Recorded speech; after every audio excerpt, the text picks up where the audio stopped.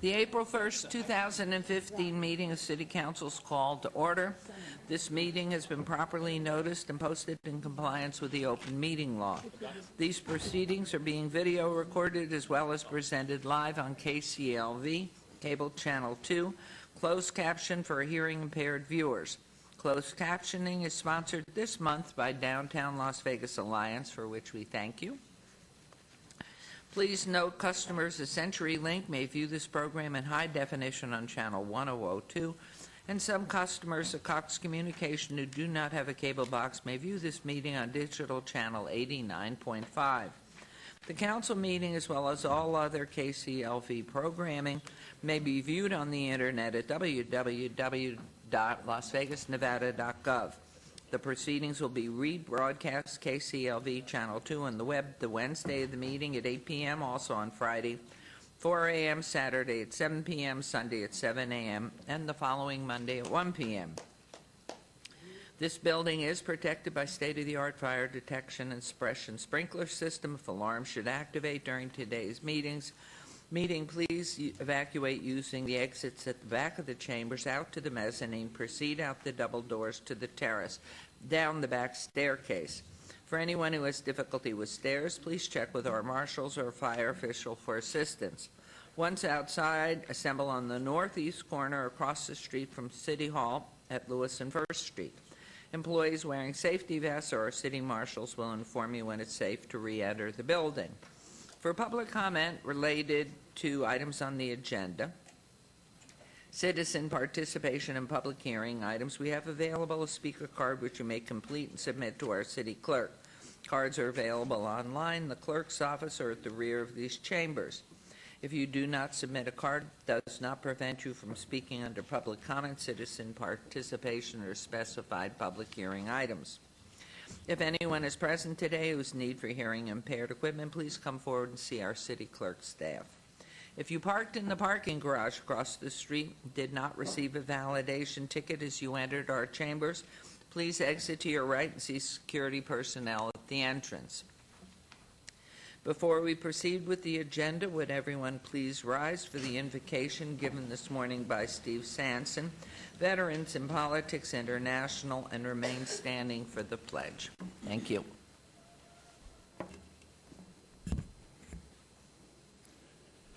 We gather here today to reaffirm our commitment of service to our city and the people who live here. Give to each member of this council a strong and abiding sense of the great responsibilities laid upon us. Guide us here in our deliberations. Give us a deep and thorough understanding of the needs of the people we serve. Help us to use power wisely and well. Inspire us to the decisions which establish and maintain a city of prosperity and righteousness where freedom prevails and where justice rules. Inspire our community to come together and vote for community leaders that will best serve our city. Have our judges enforce laws and not rewrite them while on the bench. Have our legislators vote on laws that are for the betterment of a community and not the betterment of themselves. Have our law enforcement keep us safe from criminals with a humble state of mind. Have our lifesavers and the people we entrust to keep us safe to do so with the highest honor. Guide us into educating and inspiring our future generation. Lord, we need you to help us weed out the people that are in elected office that are not for the betterment of the people. Lord, we cannot leave you without talking about the men and women that keep this country free. The ones we swore to protect when they return home, but some of us never live up to that fulfillment. The ones that keep this country safe. Many people from foreign lands would do anything to come to our great nation. This is only because of our military veterans. Lord, there's so much going on in this world, from wars to poverty. Please keep our troops to do the right thing for those in need around the world. Give them the strength and courage to protect and serve our country and bring light to those living in darkness. Help them to build homes and schools, protect mothers and children, and encourage those to see that there is hope in the world. Also, help them to keep us safe in our homes. Let them know that they are appreciated for all that they do for us, Lord, and let us be respectful to those that return home from service to their country. Protect and guide them through their missions and go before them to shield them, Lord. Let your hand be upon them as they carry on in our nation's name. Thank you for all you do, Lord. Amen.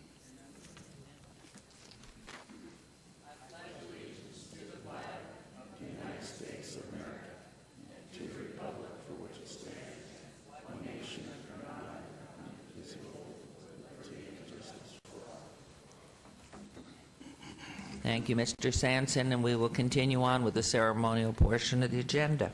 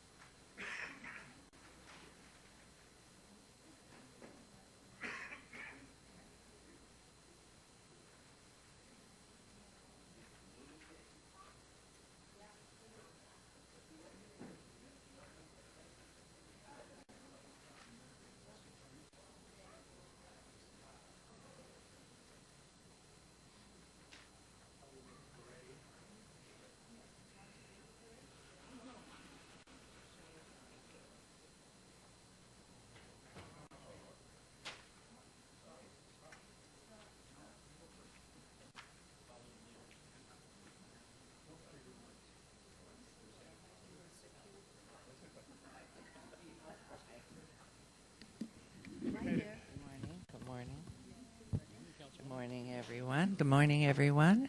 1, 2, 3. We have excused Councilman Anthony, a member of our wonderful city family, not the city staff family, but our community. Mr. Flank has passed away, and there's memorial services and funeral this morning, so he will be in attendance there.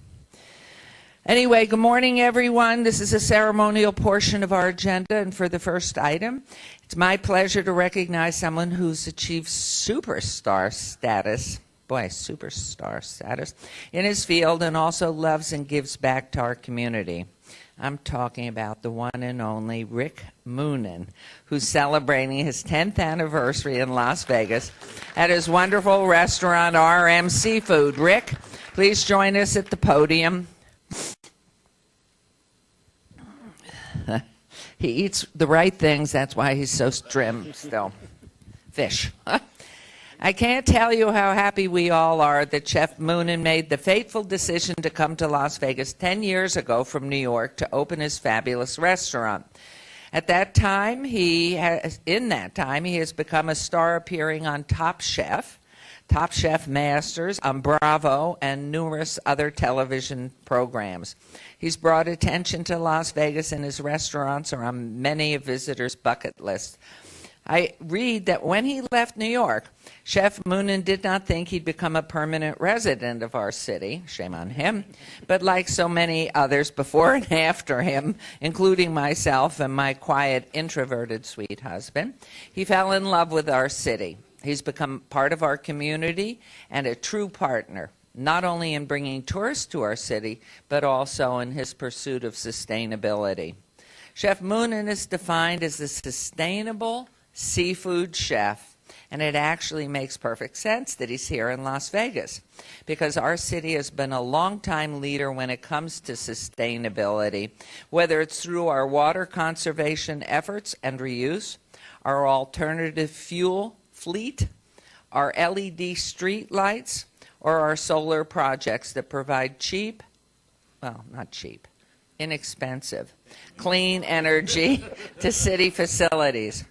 All this meets the needs of our residents and visitors without compromising the needs for future generations. That's the true definition of sustainability and a priority in Las Vegas. which is why the U.S. Conference of Mayors awarded this city, our city, the 2014 Large City Climate Protection Award for the whole country. It's great to be a, oh, we got a cheer. Where is that? Back row baby. You, wonderful. We appreciate that. Climate Award for us. It's great to be a partner with Chef Moonen because he embodies our commitment in the food world. How fabulous that he's creating great food in our city in Las Vegas with an eye towards sustainability. Chef Moonen also cares about our community, so look no further than 3 Square Food Bank and his partnership with that great organization as an example. He believes in taking care of people, and as he said in a special video presentation that we premiered at the State of the City address, he envisions a city where no one goes hungry. Chef Moonen has also been a part of many community events, such as our Life is Beautiful festival right here in downtown Las Vegas. He also pulled together our culinary community to assist local restaurant critic Max Jacobson and his family in their time of need after Max was involved in a terrible accident. So we want to thank you, Chef Moonen, for all that you've done in our community, and I'm proud to proclaim today, this today is April 1st. This is not a joke, folks. This is real. This is Rick Moonen Day in the city of Las Vegas, and we have a proclamation for you, and we couldn't be prouder. You're just the best, and you photograph well, and I know everything that you do is just great. Darius, I give you the microphone since you're so shy. Okay, I am a little. Wow.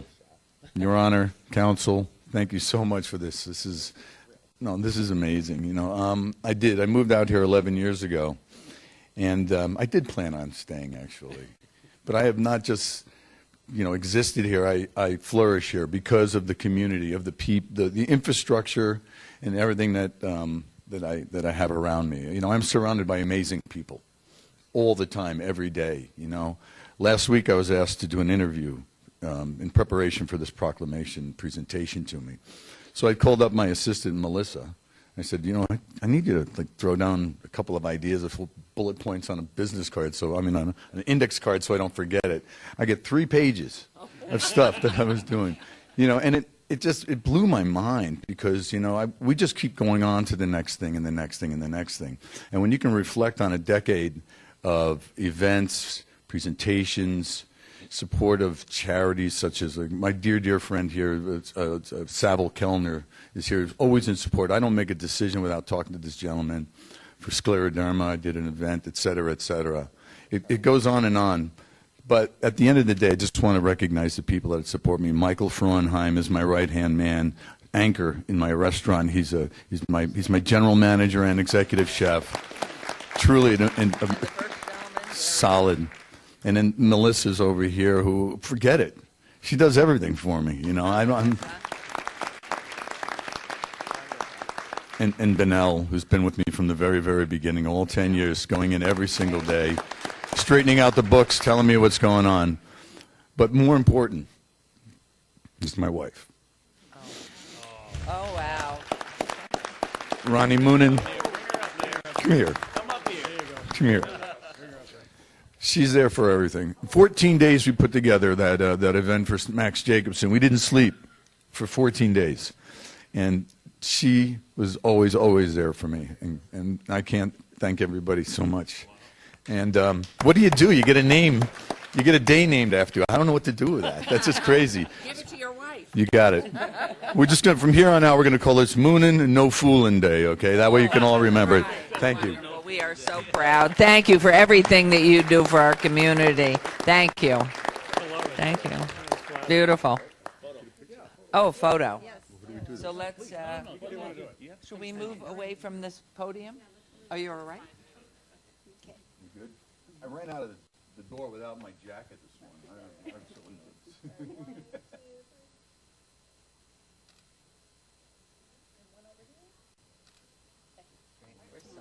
Thank you We so love you. much. Thank you. Thank you. Thank We're you. honored. Thank you. Really great to be a part of this community. Are you from New York? We accept Florida. Florida's okay. Okay. Our next item, Councilman, uh-oh, I'm scared. I always get nervous asking you, is this a legitimate thing? You're next up. No fooling.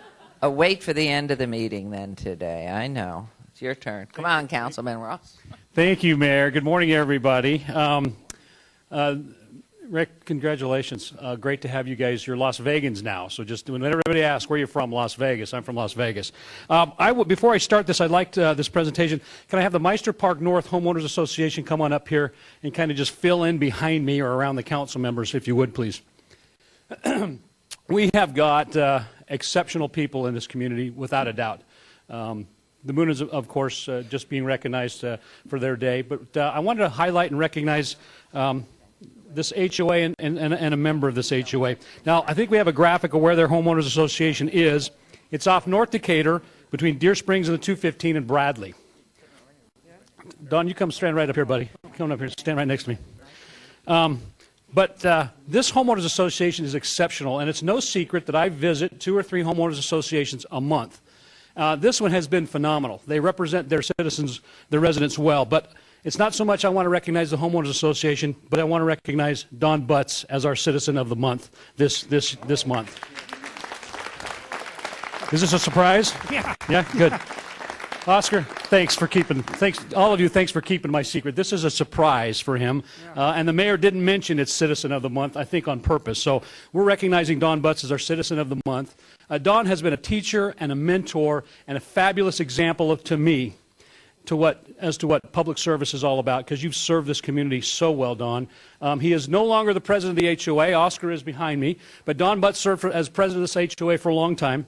He improved communication with the neighbors through an HOA newsletter and a Facebook page. Now, I'd like to see hands. How many of you have a Facebook page? Raise your hand. Social media. Yep, I know you do, Mayor. He initiated and maintained contact, certainly with me as their city councilman, about ongoing resident concerns, as well as established direct communication with the Code Enforcement Department and the state ombudsman. He organized a Veterans Day celebration, which I got to get to come out to every year, which is a fabulous event. And he also served in the United States Army. How many years? Total of 30. 30 years as a colonel in the United States Army. Am I correct? Give him a round of applause for that service. I think we got your picture up on the screen, don't we? Somewhere, maybe? Don also revitalized the Neighborhood Watch program, which is significant. This is the most active homeowners association that I associate with and visit frequently. I can't tell you, Don, how much I appreciate your leadership, your service to this country, and your service to your neighbors. It is an honor to represent you today as our Citizen of the Month for April 2015. Everybody give Don a great big round of applause. And Don, not only do you get this, but there's a sign that's going to be sitting on Main Street with your name on it for the entire month as being recognized as Citizen of the Month. Let's go over there and get a photograph of you and then the council and then the rest of the HOAs. Does that sound good? And all of you, thank you very much for keeping this secret from Don, because I know it was tough to do. Let's go get a picture.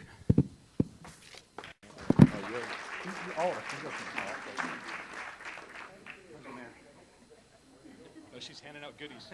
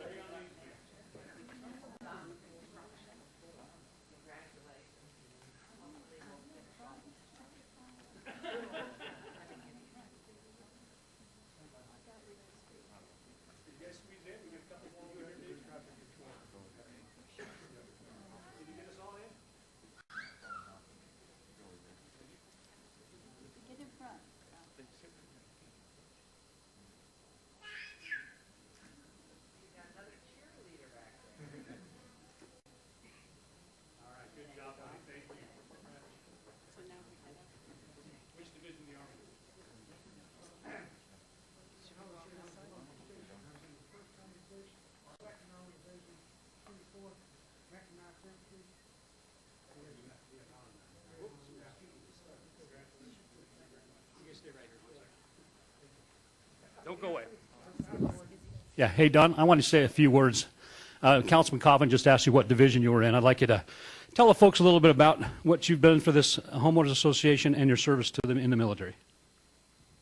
In the military, I was in the Ordnance Corps, and I was in the 1st Armored Division, the 2nd Armored Division, the 24th Infantry Division, and I served 12 years in Germany, a year in Vietnam, and the rest in the United States.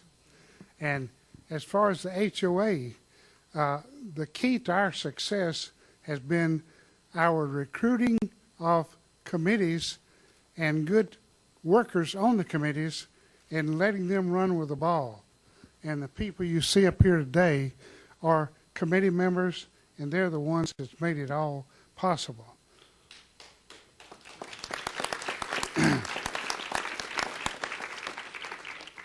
And thank you very much, sir, for this honor. Madam Mayor. Thank you. We're so proud. Thank you, Of your ma'am. service and Thank you all grateful very much to for coming. that. Thank you, sir. Thank Good you. man. Give him another round of applause. What a guy. Thank you. Thank you very much. See, Thank you. You guys are great. You guys are rock stars. Thank you so much. Thank you so much for keeping the secret. you. You guys Yes. are great. Thank you very much. Thanks. Look at that.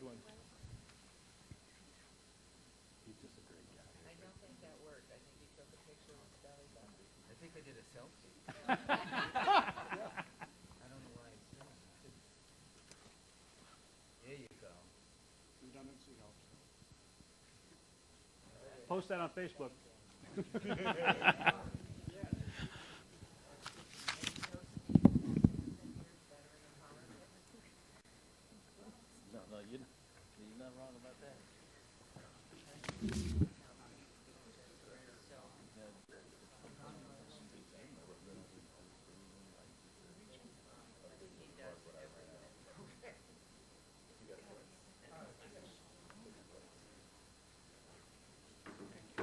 Thank you. Thanks, guys. You know something? Did I hear correctly? Is there a bill up at the legislature to do away with homeowners associations? Oh, was that April Fool's? I know, it's a bill. It basically repealed Entrance 116, which is kind of like the legal piece around which all of the contracts between residents and their HOAs have been built. So it wouldn't invalidate those contracts, but it has lots of little things that have been inserted over the 15 years, like you may recall during Oscar's time, the basketball hoop. Oh, of course. Oh, my gosh, yes, with Jamis, what's his, Kevin? That's in state law in 116 amongst a whole bunch of other stuff. But it's not to do when. Okay, that's no right. Pre-filed by the chairman of the Judiciary Committee last session. It was not the chairman. Woke you up. See, it's all about doing for your community, and look how wonderfully he's represented, and look what he's done for our country. It's wonderful. Okay, for our next item, I'd like to invite Deputy City Manager Orlando Sanchez to join us at the podium. Where are you, Orlando? Didn't you just have a birthday? February. Boy, time goes by. Okay, the Action Team Award recognizes a team of employees who strive to be superheroes in the workplace, meeting our values of action, which stand for achievement, creativity, teamwork, integrity, and ownership. Now, this month's team is our Friday customer service team. In 2011, the city went into a 4-day work week at the cost-saving measure, but we wanted to ensure that we were still providing high levels of customer service still on Fridays. This particular team we're recognizing today, worked hard to find the gaps in the city's Friday coverage and to make recommendations on how it could be improved upon for our customers. They've been very successful. Since September of 2014, the Friday customer service team has assisted more than 1,200 Friday walk-in customers at City Hall and the Development Services Centers. This team is comprised of more than 60 employees from every department within the city. We recognized all of these team members at an earlier ceremony, but today we have the leads who helped to ensure this program was a success. Please come up and come forward here to the podium as I call your name. These are the leaders: Erin Keller, Berenice Ramirez, don't be shy, Juan Lopez,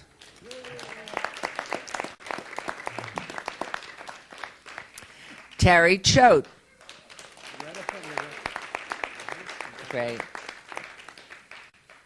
Becky Ferrara,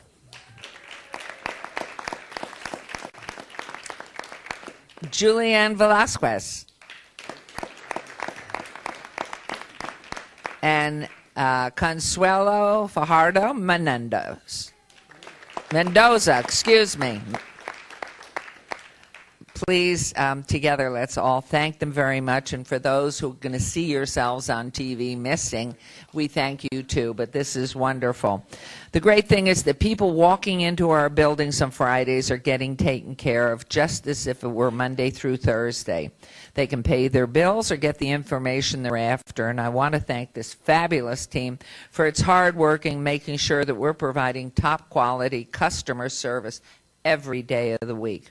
I'd like to ask wonderful Orlando to tell us a little bit more about the group, and then we'll hear from Erin, who's going to be the group's spokesperson. Mayor, Council, thank you. First of all, I'd like to thank the team, of course. I've been with the city 26 years. It's an honor. I've been working for the city 26 years. Each and every day I come into this building, the employees are incredible. I'm amazed by how much talent we have and the dedication to this city. When Betsy assigned this to me, she goes, Orlando, like she always does for assignments, we need to improve our customer service level at the city of Las Vegas. So I took this on, and the first thing I did is reach out to our core group of people, our customer service team, which some of them are here. Erin Hernandez is Erin Keller, she is my co-chair on this. She took this on, and I believe when we first started this process, we were about responding 20 to 40% of our customers that came into the city. Today, we're able to help 82% at the Development Services Center and over 91% here at City Hall. So they've done a fantastic job, and it's a credit to their hard work. So all I have to say is, like I said, we have incredible employees at the City of Las Vegas. We're proud of the work they do each and every day, the dedication. They're always here to improve the quality of services and the experiences you have at the City of Las Vegas. So I thank them, and without them, we wouldn't be the city that we are. So I'll turn it over to Erin. Thank you. Thank you. Okay, Erin, go. Thank you guys for this action team. Is actually, I'm standing here, you see me, but it touches every city department, and everybody works so well together. So although my name's on it, the city, hats off to them, because there's over 60 people that really put their heart and soul and sweat into this. And Maria Jimenez, she works in business licensing and should be up here because she works on Fridays. Yeah. So really, the people that you have up here are the face of Fridays. They work at the Development Service Center. We have parking enforcement people, Public Works, DSE, and WAN. They're fabulous. They took ownership. They really come in and do their job. And I am rambling because I'm nervous. So just thank you guys for this recognition. It's awesome, but really it's a testament to city employees. Well, it's wonderful. We love that you love working here, but she just created something. We are all about ideas and ingenuity. The face of Friday. I like it.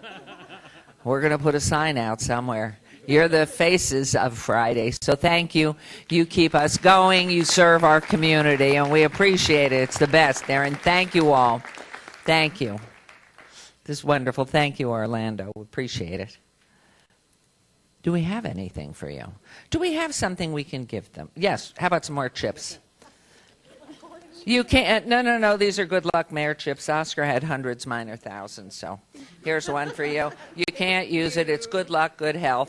And for the few on our city council here, some of them are mistakenly golfers. Are you a golfer? No. She does tee up. I know this gentleman here and probably that one and Councilman Anthony are all golfers. Oh, come on, let's get close for a picture. Come on in. You have to let Councilwoman, she's small. Can she get sort of getting close there? Okay. 1, 2, 3. I'll take 2 just for good measure. Good. Yes, come on, hop in. Oh, okay.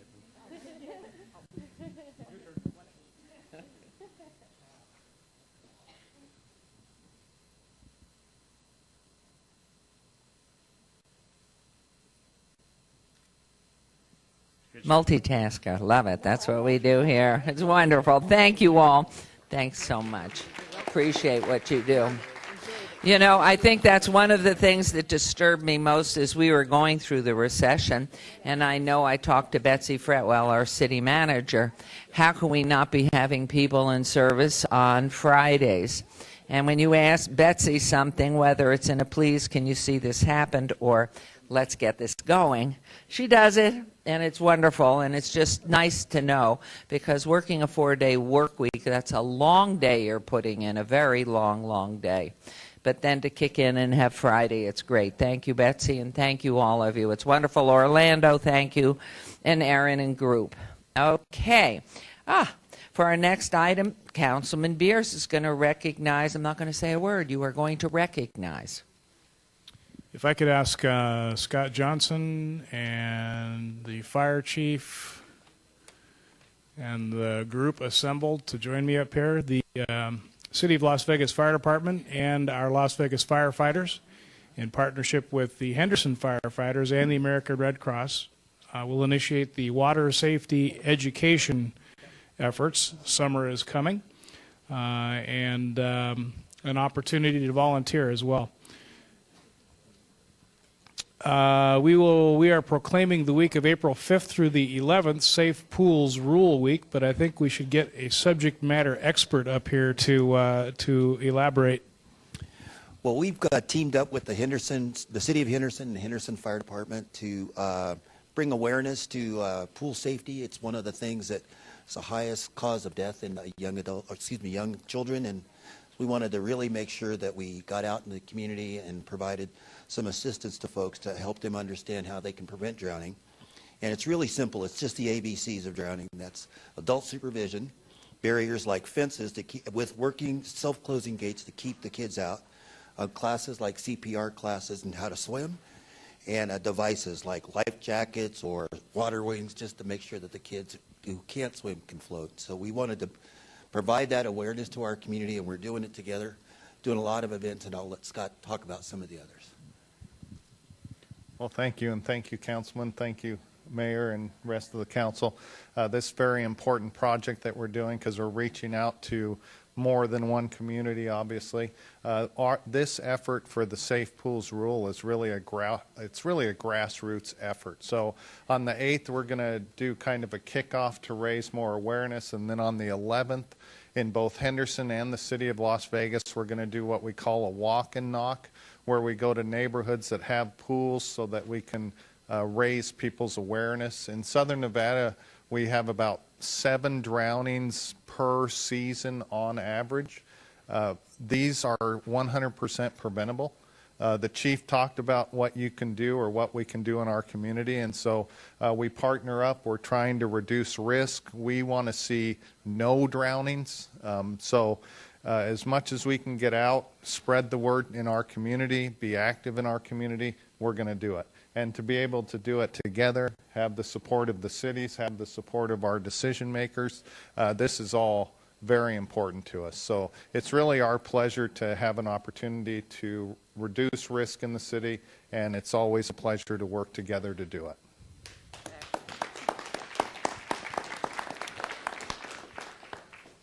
And so let it be that April 1st, 2015 is Safe Pools Rule Day.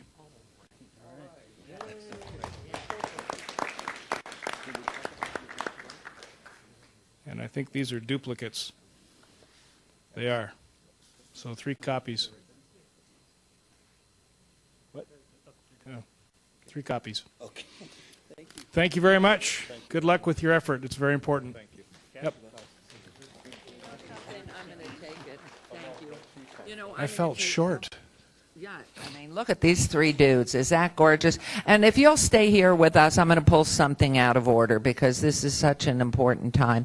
Councilwoman Tarkanian, let's go ahead and have your commendation here, please. Thank you. We had a big tragedy this last week here in the southwest part of our county. It's something that happens too often within our county. A 6-year-old boy drowned in a pool in his backyard with several adults present in the backyard.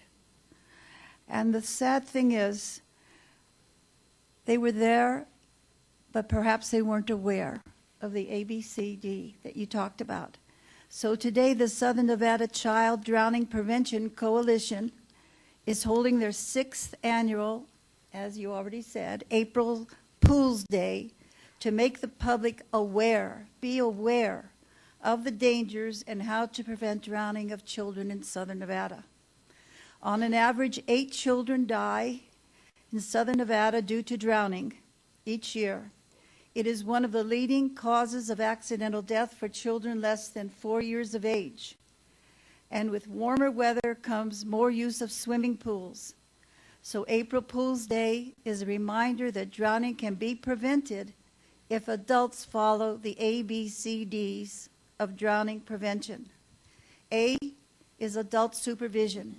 Anytime children are in or near water, they should be watched over by a responsible adult, not someone just lingering in the area, but someone who serves as a lifeguard and is watching at all times.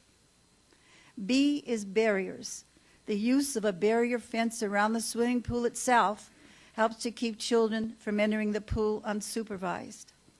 C is classes. Having children take swimming lessons to learn what to do in case they fall into the water, and CPR classes for adults in case of a drowning. D, as already has been mentioned, are such things as the personal flotation and other such devices which should be worn by all children when they're in or near the water. As a mother myself of 4 children, as I look back, I sometimes think perhaps I wasn't as aware as I should have been. You know, as a mother, as a father, you get distracted, and we have to keep that on our minds all the time when young children are near water. And it's important to remember that drowning does not only occur in swimming pools, it is anywhere there is water. And this includes bathtubs, toilets, buckets of water, fountains, rivers, lakes, all places where we have had children drown. And so today I'm going to give later in the afternoon a certificate of appreciation for all that is done on April Pools Day to Greg Blackburn. And I'm inviting all of you and all who are watching to the April Pools Day event today at 2 p.m.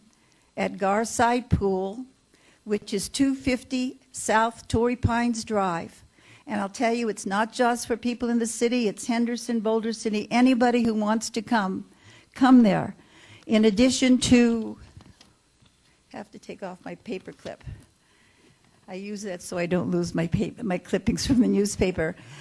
But in other words, in addition to safety information at the event, there will be a simulated drowning rescue, and it will be demonstrated by City of Las Vegas Recreation lifeguards and members of the Las Vegas Fire and Rescue. So I ask you all to attend. You can read about what to do if there's a drowning. Somebody can show it to you, but to see it actually occur and what to do if someone is drowning, that's a greater way to learn, and that's a memory that keeps you in mind better. So please, all of you that can come, think of the little children that we've lost in the last few years here in Southern Nevada, and come today to Garside on Torrey Pines at 2 p.m. Thank you very much. Thank you, Councilwoman Chief. Mr. Johnson, thank you. You know, it's an interesting concept when you think about it. You have your children, and when they're young or even teens that really don't swim or don't swim well, and you let your children go to other people's homes for a party, for a barbecue, It's the same thing. You need to know where your children are, and you need to go if they've been invited to a party. See how that place is set up, if there's a fence around the pool. Is there somebody going to be home? Because we always trust other parents to have the same knowledge we have when our children are in school and they're invited to a birthday party. But all you need to do is have your child run off into, because they're playing with somebody else, trip and fall, and it's finished. So it's a very comprehensive program that we're really reaching out for. And just thank you both so very much for all that you and your officers do. It really makes a huge, huge difference. So beware. And Councilwoman, thank you. Thank you. And on one more note to this, you know, we all have pets. And the same water bodies, and whether they're small, only 2-3 feet deep, or whether it's a lily pond or some other place, you're going to a park and there's water. Dogs sometimes see something, and cats as well, and they can drown as well. There's nothing as heartbreaking as to see a loved pet also fall in the water and drown, because generally some of those animals don't know where steps are to get out and how to do it, so where to find the way out. So just make sure as you and your families go out and about, you know what your children are doing and where they're visiting. Okay, for our next item, I wanted to invite Randy Gabe, who is the chairman of the Grant a Gift Autism, up to the podium. This is where are you, Randy? There you surprise! I saw somebody over there get up. So how nice. This is the Autism. Grant a Gift Autism Foundation is a 501c3 not-for-profit organization which helps children and their families fight autism by providing diagnostic and treatment funding, support services, vocational training, and education. It's an outstanding organization that's working so hard in our city to help our families and our residents. The group's working to bring attention to those who are impacted by autism. And I have a proclamation for Randy today in recognition of World Autism Awareness Day, which is tomorrow, April 2nd. And there it is, and it reads, thank you, Councilman Ross. From the Office of the Mayor and Council, proclamation, whereas April is National Autism Month, and 1 in every 68 children is now affected by autism. And whereas Grant a Gift Autism Foundation is being recognized for its community involvement for serving the children and families living with autism in Las Vegas. And whereas Linda Tash and Randy Gabe, Linda being the founder and president, started Grant a Gift Autism Foundation in Las Vegas in 2009 to help families in Nevada like her own get connected to services and treatments to improve the quality of life. Now, therefore, I, the mayor of the city of Las Vegas, county of Clark, state of Nevada, hereby proudly proclaim April 1st, 2015 as Grant a Gift Autism Foundation Day. And we give this to you on behalf of our thanks and the community's thanks. And hopefully you'll say a few words. I must commend also former First Lady Gibson. What have I lost her name? Dawn Gibson, who has been an absolute huge advocate for recognition, treatment, diagnosis, and help for autism. And so, but this particular proclamation today to Linda, and we thank you, and we thank you for your involvement. And might you say a word or two, please? You gave me instructions, yes. Oh, wait, here we go. Here come the instructions. Thank you. Thank you, Mayor. I did Gibson. Gibbons. Okay. Thanks. Since I'm over 40, I need these. Oh, isn't that the truth? That did happen at 40. But it's short, I promise. Okay, no. Thank you, Mayor. On behalf of our founders, Linda and Grant Taché, the Grant a Gift team, and the families we serve, we are honored to accept this proclamation in recognition of Autism Awareness Month. We also invite you to join us on April 25th for our 6th annual 5K Race for Hope and Fun Walk to help continue our programs and services for local families. As you may know, autism is the fastest growing disability in the U.S. and now affects 1 in 68 children. Nevada alone has over 7,000 children and youth living with this mysterious disability, and that number does not include the undocumented cases.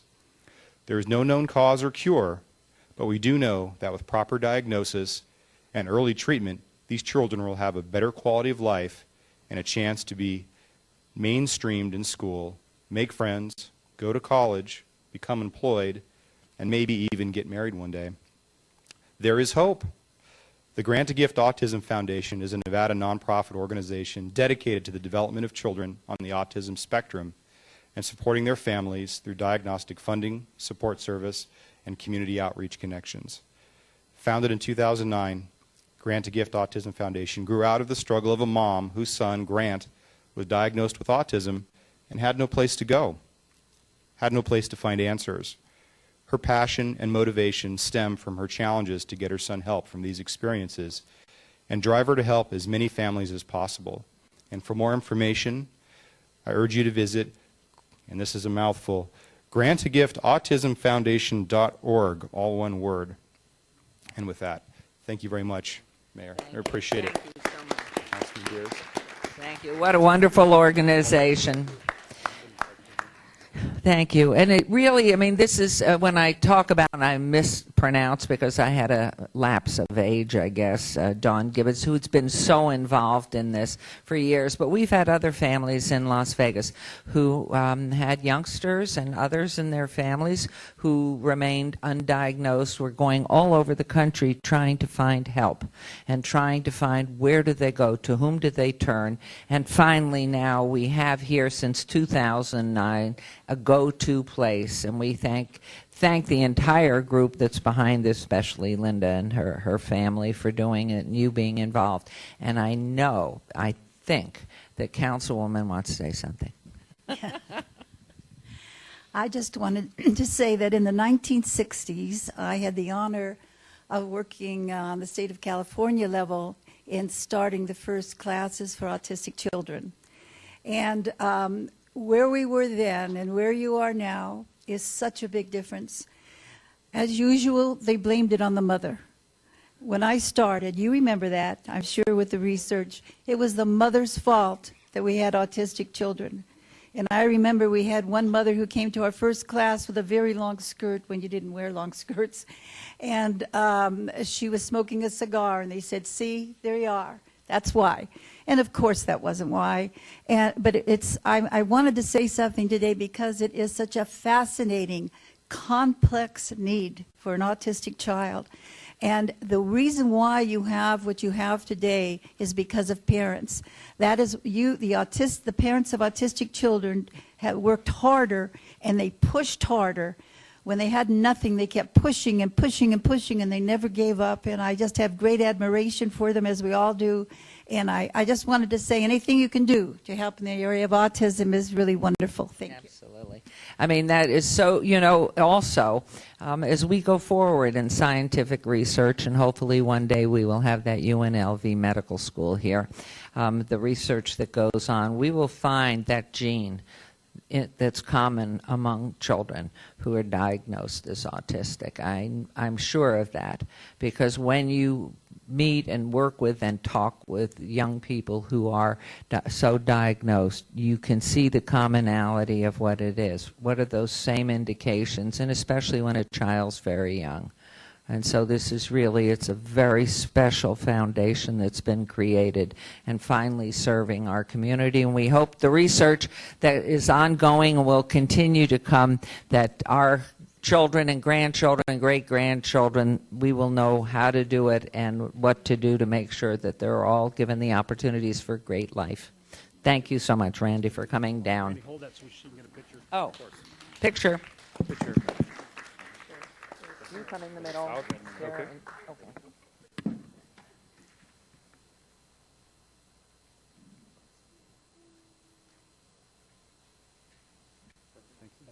Thank you. Thanks very so much. much for coming down. Thank you. Please. Okay. We did that. Okay. I think Now, did I miss something? Councilman Coffin? Yes, ma'am. This is the wrap-up, gentlemen, today? Okay, Councilman Barlow, you are wrapping up today. Thank you. Thank you, Mayor. I appreciate that. Not Bob? We good?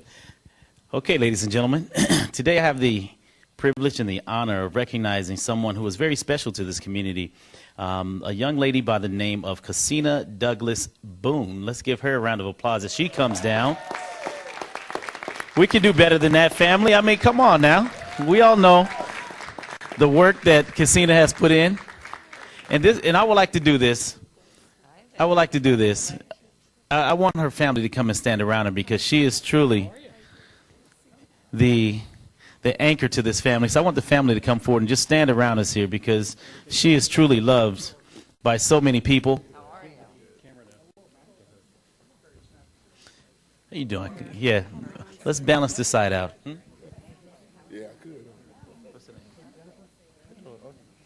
Sarah? Miss Auntie Sarah, come on up here. Mama Sarah. Come on up.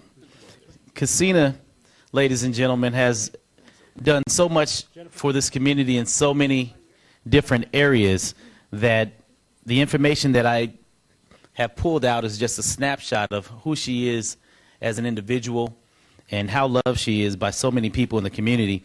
I stand before you this morning to recognize Cassina Douglas Boone, a native of Las Vegas, wife to Anthony Boone, my buddy. All right, thank you. Thank you for being here, family. And the mother of 5 children. Raise your hand, kids. Raise your hand. She is an outstanding and unselfish citizen who offers her time and service to the youth in Las Vegas. Currently, Cassina is employed at Legacy High School as a student success advocate and earning her master's degree in family life. So as you can see, she's getting a master's degree in what she already knows how to do best. So I'm pretty sure you're scoring A's in every category, Cassina. I wish her the best as she seeks more learning tools to better serve her students and the community. Cassina uses her resources and true passion for success of her students. She reached out to the City of Las Vegas Batteries Included program to get Legacy students involved in the program. The program is successful and has a strong focus in career development, education, health, and safety. In addition to her assisting the students at Legacy High School, Cassina also provides assistance to students across the valley.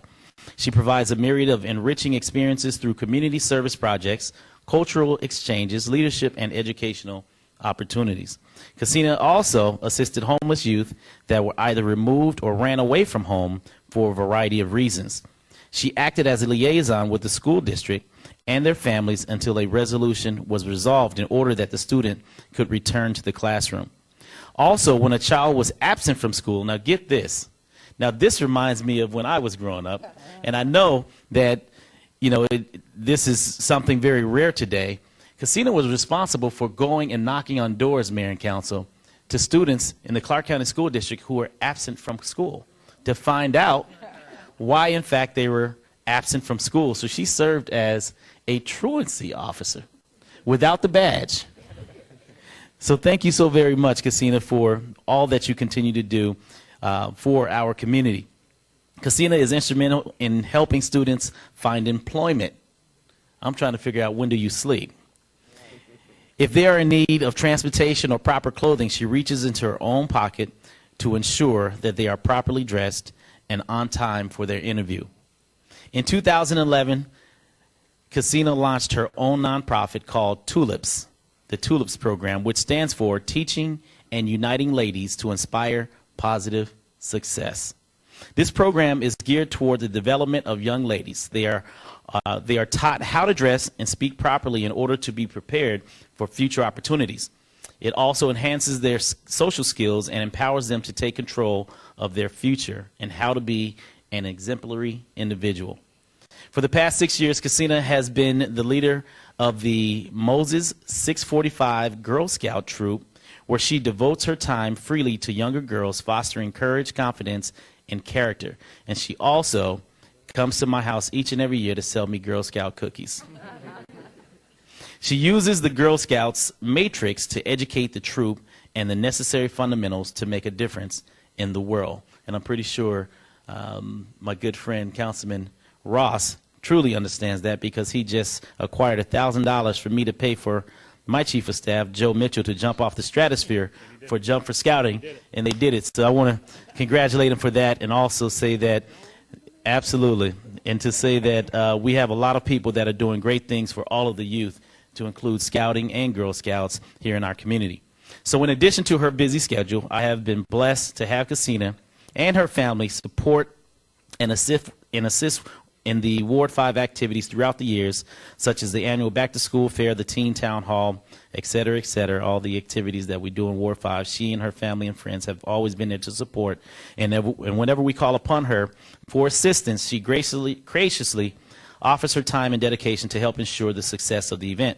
I'm proud to stand before you this morning, ladies and gentlemen, as well as give a well-deserved recognition to a wonderful individual who is not only a friend to me, but a friend to this community by touching the youth and the families that she has touched in the very short time that she has been here as a graduate of Western High School in our community.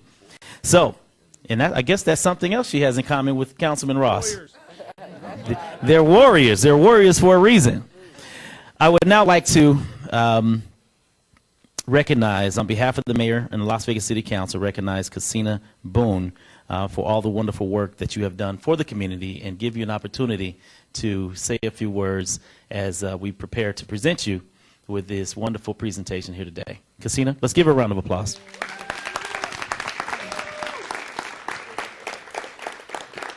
Good morning, everyone. First of all, I want to say thank God. I want to thank God, who's the head of my life, and I want to thank the mayor and the city council for this awesome opportunity to speak in front of my friends and family. One of the things that came to mind when he was speaking was, like, gosh, I do a lot. I never even pay attention to the things that I do. I just do it. And one of my mottos is that I tell my students and family and friends that they say it takes a village to raise a child, but what happens when everyone in the village is crazy? So it is my job to go out and find people and bring them into our village to be able to help bridge the gap between home life, school, and the community, so that our students can have a chance at their future.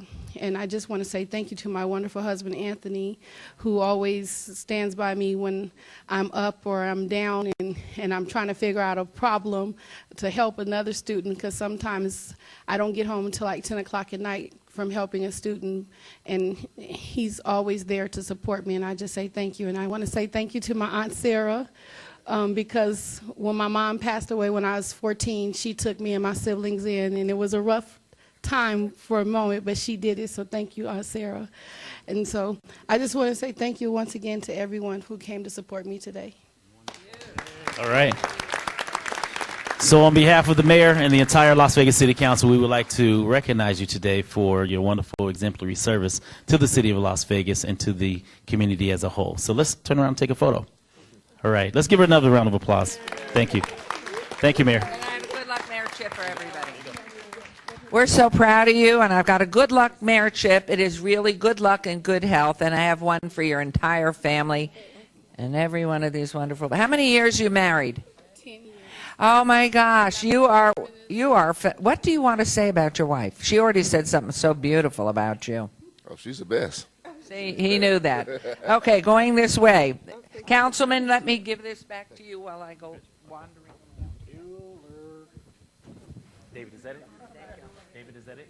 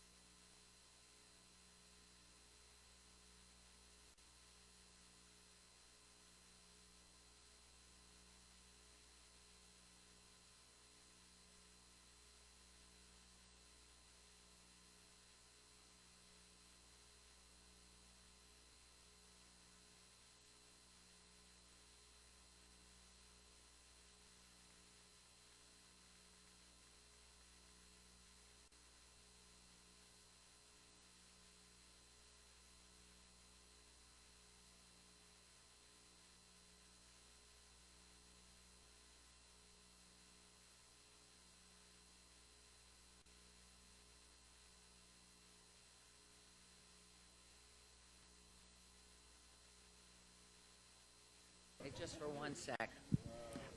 Councilman, this one.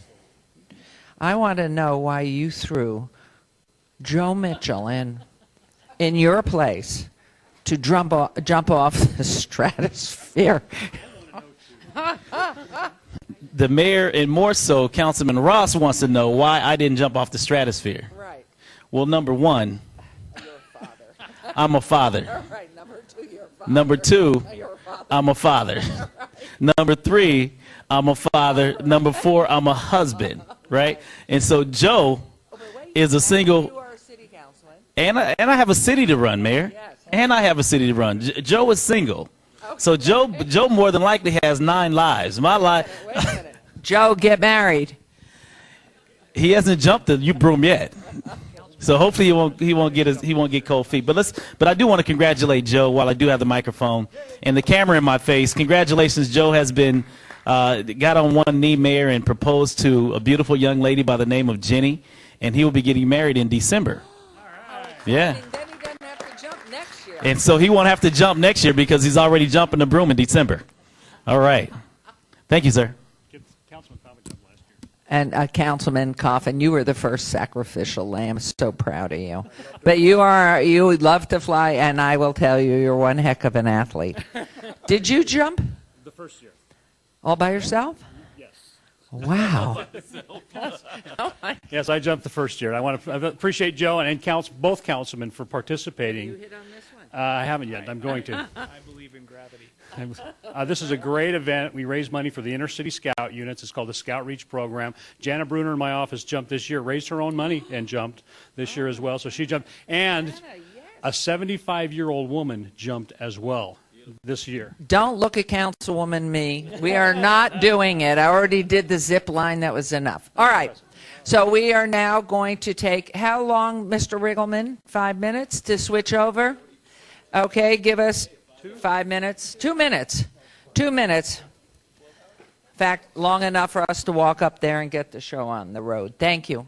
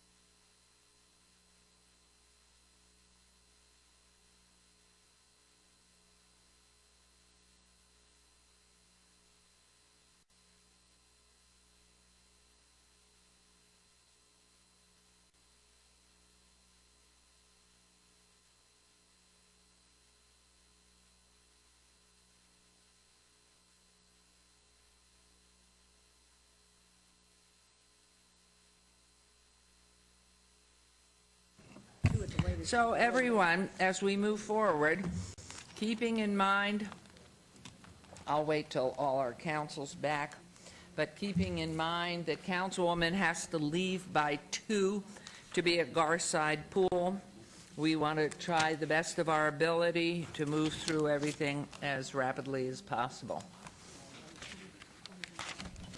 So agenda item 11, and again, I just mentioned, Councilman Barlow, that Councilwoman has to be at Garside Pool by 2, so we may just run right on through just to keep it going. Okay, so here we go.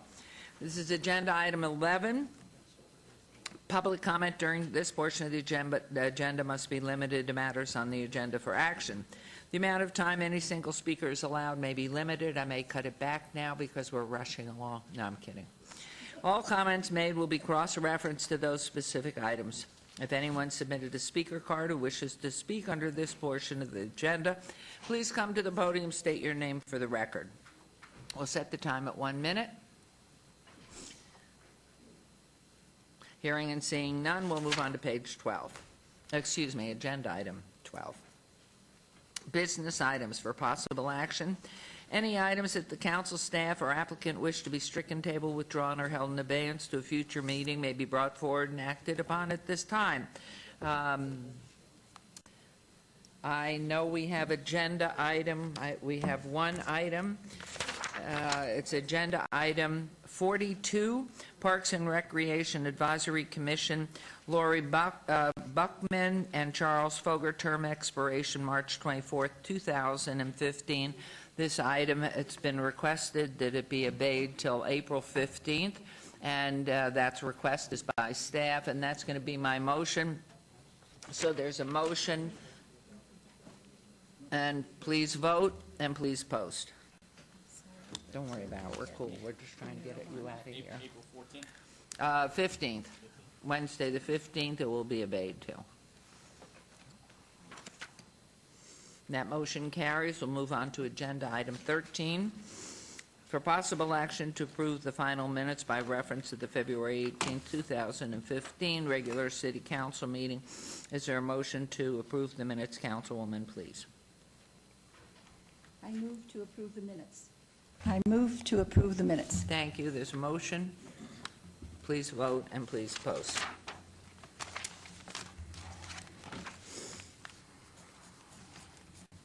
Motion carries. Items 14 through 32 on the consent agenda are considered to be routine or recommended for approval by the departments and may be enacted in one motion. We have a correction on item 29. An updated exhibit has been submitted for the record to change the horizontal and vertical location of the pipe in relation to the UPRR right-of-way. Are there any council items council wishes to bring forward? Yes, Mayor. Yes, please, Councilman Barlow. Item 18. Okay. Councilman Coffin? Any? Councilman Beers? Item 32. Item 32. Councilman Ross? Nope. And Councilwoman? I have none. Okay. So may we have a motion to items 14 through 32, items 14 through 31, with the exception we're pulling forward 18 and 32 on the consent agenda or routine, and could we have a motion to approve? Move to accept items 14 through 32. Excuse me, you said 14 through 31. Right, because we're going to pull 32 forward. We're pulling 32, that's right. And 18. Items, yes. Move to approve items 14 through 31 with the exception of 18, and of course, we're pulling 32 also. Thank you. There's a motion. Please vote and please post. Thank you. Those carry. We're pulling forward now agenda item number 18, Councilman Barlow. Yes, Mayor. Mr. Arndt?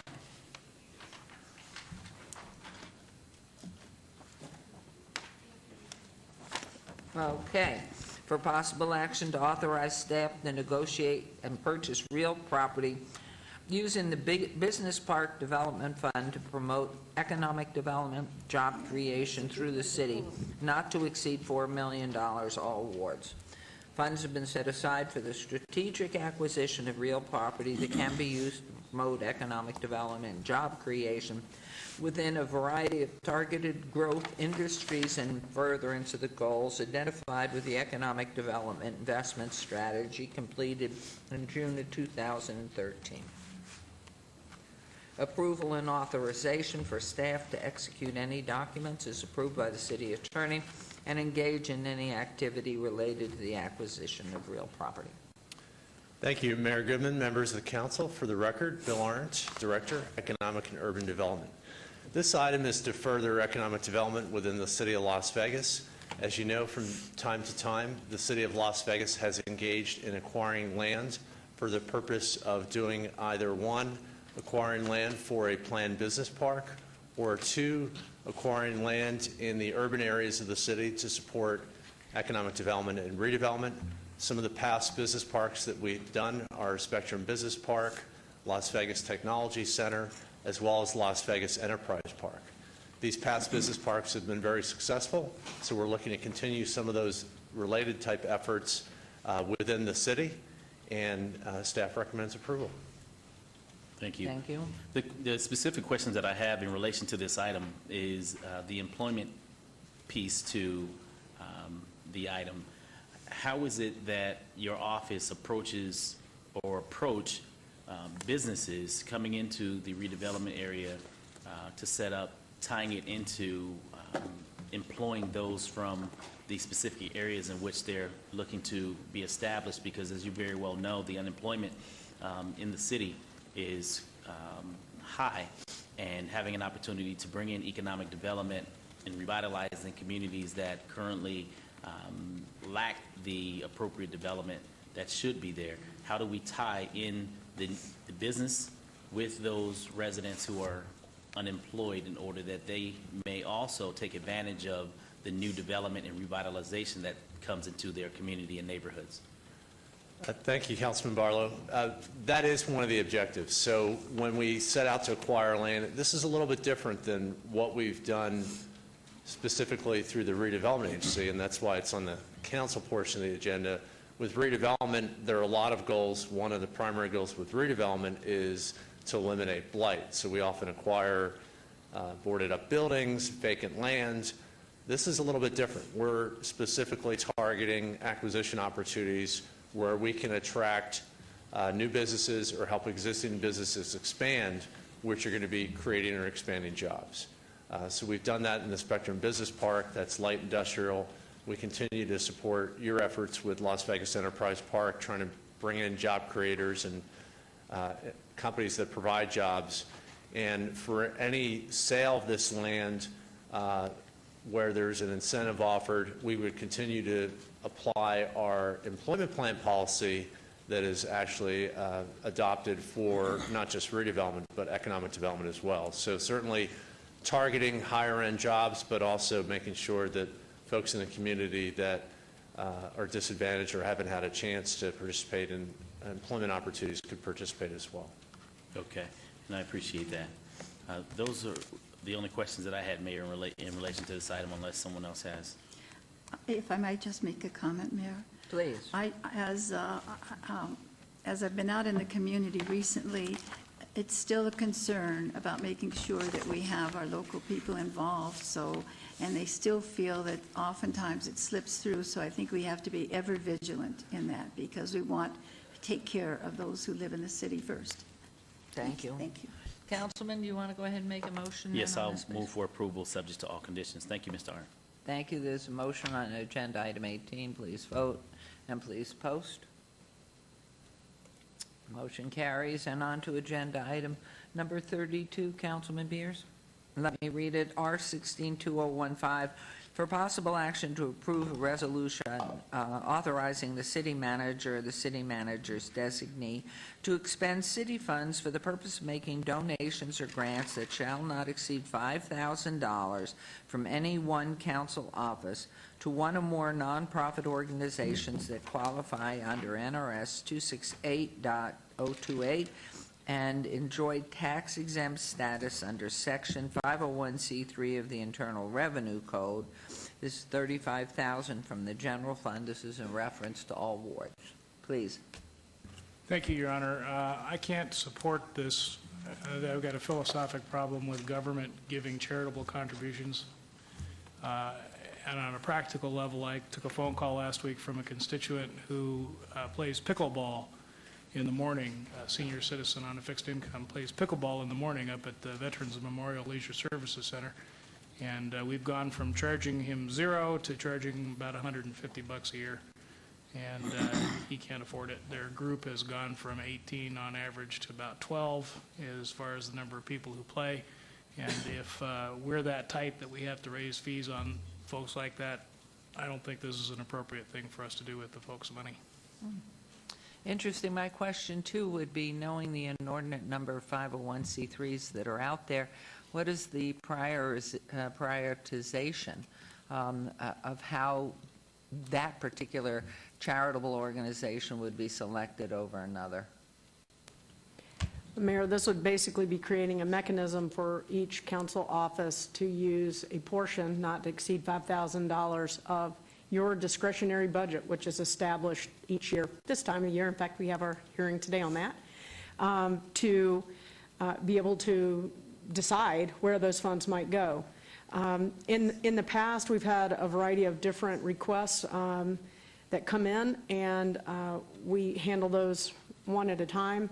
Any corporate donation on the city's behalf has to come back to the city council unless you adopt this resolution, and then that would allow me, under those criteria, under this resolution, to be able to use those funds in those council discretionary budgets up to $5,000 for those 501c3s that each of you individually saw fit to meet the needs in those wards or throughout the city. Just as a point back, and I'm agreeing with Councilman Beers on this, to the history of this city that I know, council persons and the mayors have used their PAC accounts, their own personal political action committee monies, if they saw fit, from their particular ward or globally. And I'm going to agree with Councilman Beers. I don't think this is wise spending. So thank you very much. Yes, I will say Councilman? just very quickly that sometimes we get kind of unique requests that aren't like table purchases or things like that, that oftentimes you all are requested to buy.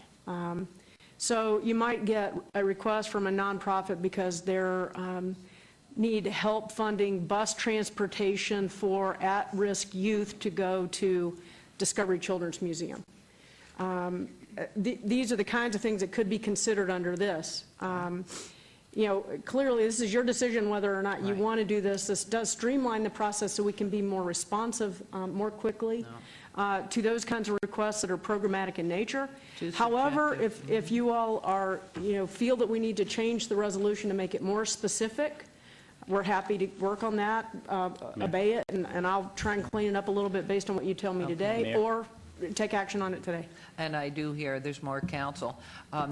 Where did this emanate? From where did this emanate? Who put this forward? I did, Mayor. Okay, thank you. Let's hear from Councilman you. Coffin first, and then Councilman Barlow. Okay. Councilman, he wanted to say Well, something. I'll support an advance until we get the language right, and then we can think about it, because this is new to me. Yes. Mayor, if I may? Yes, please. Okay, yes, I asked Betsy to tee this up for discussion for the mayor and council today because I received, I've been working with, for example, the Las Vegas Natural History Museum and others like the agency, and there's a number of schools that in our community we try to educate and broaden our children's horizon by providing them with opportunities to visit places such as the Las Vegas Natural History Museum or the Children's Discovery Museum. And I asked the city manager if, in fact, I would have an opportunity to sponsor the youth to visit these places because they would not otherwise have an opportunity, specifically the kids in the urban core in which I represent, have an opportunity to visit these places. And so she and I have basically tried to figure out how to best do that. And so if there's a level of discretion within my office budget, I wanted to at least sponsor a bus or two for students to have an opportunity to visit some of the cultural and science fairs that exist in our community as it relates to field trips. And so that's how that's the impetus of why this is before us today, to try to figure out how to best do that on behalf of the children in my ward and for who are attending the Clark County School District. Well, thank you. I mean, that's certainly worthy. I know that I would, because I know you and I know your philosophy and how you act and have been acting all these years on city council. Rather than put this in for... But I'll be happy to, for example, I mean, I would take so it out that of my PAC. I mean, I would help you, because I think what I use our PAC for or personally donate to is just what you're talking about. And Right. I agree again with what Councilman Beers had said, and it makes me nervous because what we're trying to do is, it's a very subjective, and while I trust you for making the right subjective, I don't know who's coming in behind you as the next city council, and so I'd hate to have that there, because it's you that I trust for making then a what I would collegiate do decision. then what I would do is ask that we obey this so that we can continue to work out the structure that will be palatable to bring back forward for further discussion. So at this time, I'll move for an abeyance. I'll just say a 60-day abeyance. Okay. That'll be my motion at this time. Okay, Mayor, could I just Please. make sure I understand this? What this would do is whatever the amount is of our discretionary fund, it's being said that we could do it for these types of activities, but again, you're saying then we would lack the objectivity that we have in other ways. Am I understanding this correctly? The concern is that, and I would agree with that concern if that's what it is.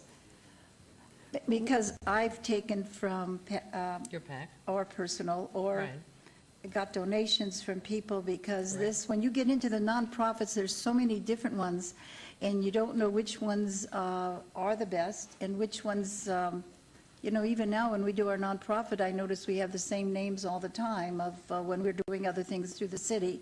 I just would think it'd be better if we did explore it more, so I would support the variance. Okay, Till we thank work you. it out, because I don't for it either. Thank you, Your Honor, for a second opportunity to speak. I would remind the council that we have already several existing processes that seek particular behaviors and actions in our community, to which 501c3s as well as non-501c3s are welcome to apply and have their application vetted through boards that we appoint. And we do this every year on several different levels: the youth grant program, the larger grant program, even the federal block grants that we get are awarded for specific behavioral goals that organizations come before us and promise to do. That makes a lot more sense to me than this, as far as galvanizing action in the community and positive outcomes. So as we go forward with the request on the 60-day for further examination, you would be allowed that to happen? Oh, yeah, I'll vote for the abeyance, but I probably won't vote for the final product if it involves discretionarily giving away money that we've just Okay. taken from my guy I talked to last week who plays pickleball at the Vets Memorial Leisure Services Center. Thank you very much. Okay, there's a motion. Please vote to obey for 60 days on agenda item 32, which is R16-2015. Please vote and please post.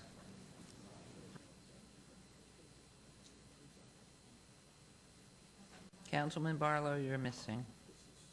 This is your motion to obey for 60 days. And that motion passes. Thank you. And at this time, what happened to Joe Mitchell? Was just back here a moment ago. Where are you? Out there. In the corner. Oh, see, you were back here, and I wanted you to stand up in front of the camera. Come here, Joe. Joseph? No, I mean, Are his- I just want everybody to see this wonderful man. Are his legs a little longer than they used to be? Did he go, or is he going? Is he going to jump, or he did? Oh, he will be in December. Oh, my gosh. I want you all to take a look at you. Face the camera, please. This is Joe Mitchell. Joe Mitchell, who's the lucky intended to get married in December. And thank you. Thank you for sacrificing yourself. Okay, agenda item 33, public hearing on local improvement district for special improvement district 1, 485 Alta Drive, Rancho Drive to approximately 275 feet west of Lacey Lane. Landscape maintenance, fiscal year 2016. This is in Ward 1 with Councilwoman Tarkanian. It's a public hearing, which I declare open. And Mr. Pavelka, good morning. Good morning, Mayor and Council. You might as well re-announce yourself, please. I'm Alan Pavelka, City Engineer for the City of Las Vegas, and with me I have Dan Muirhead. He's our SID Manager with the Department of Public Works, City of Las Vegas.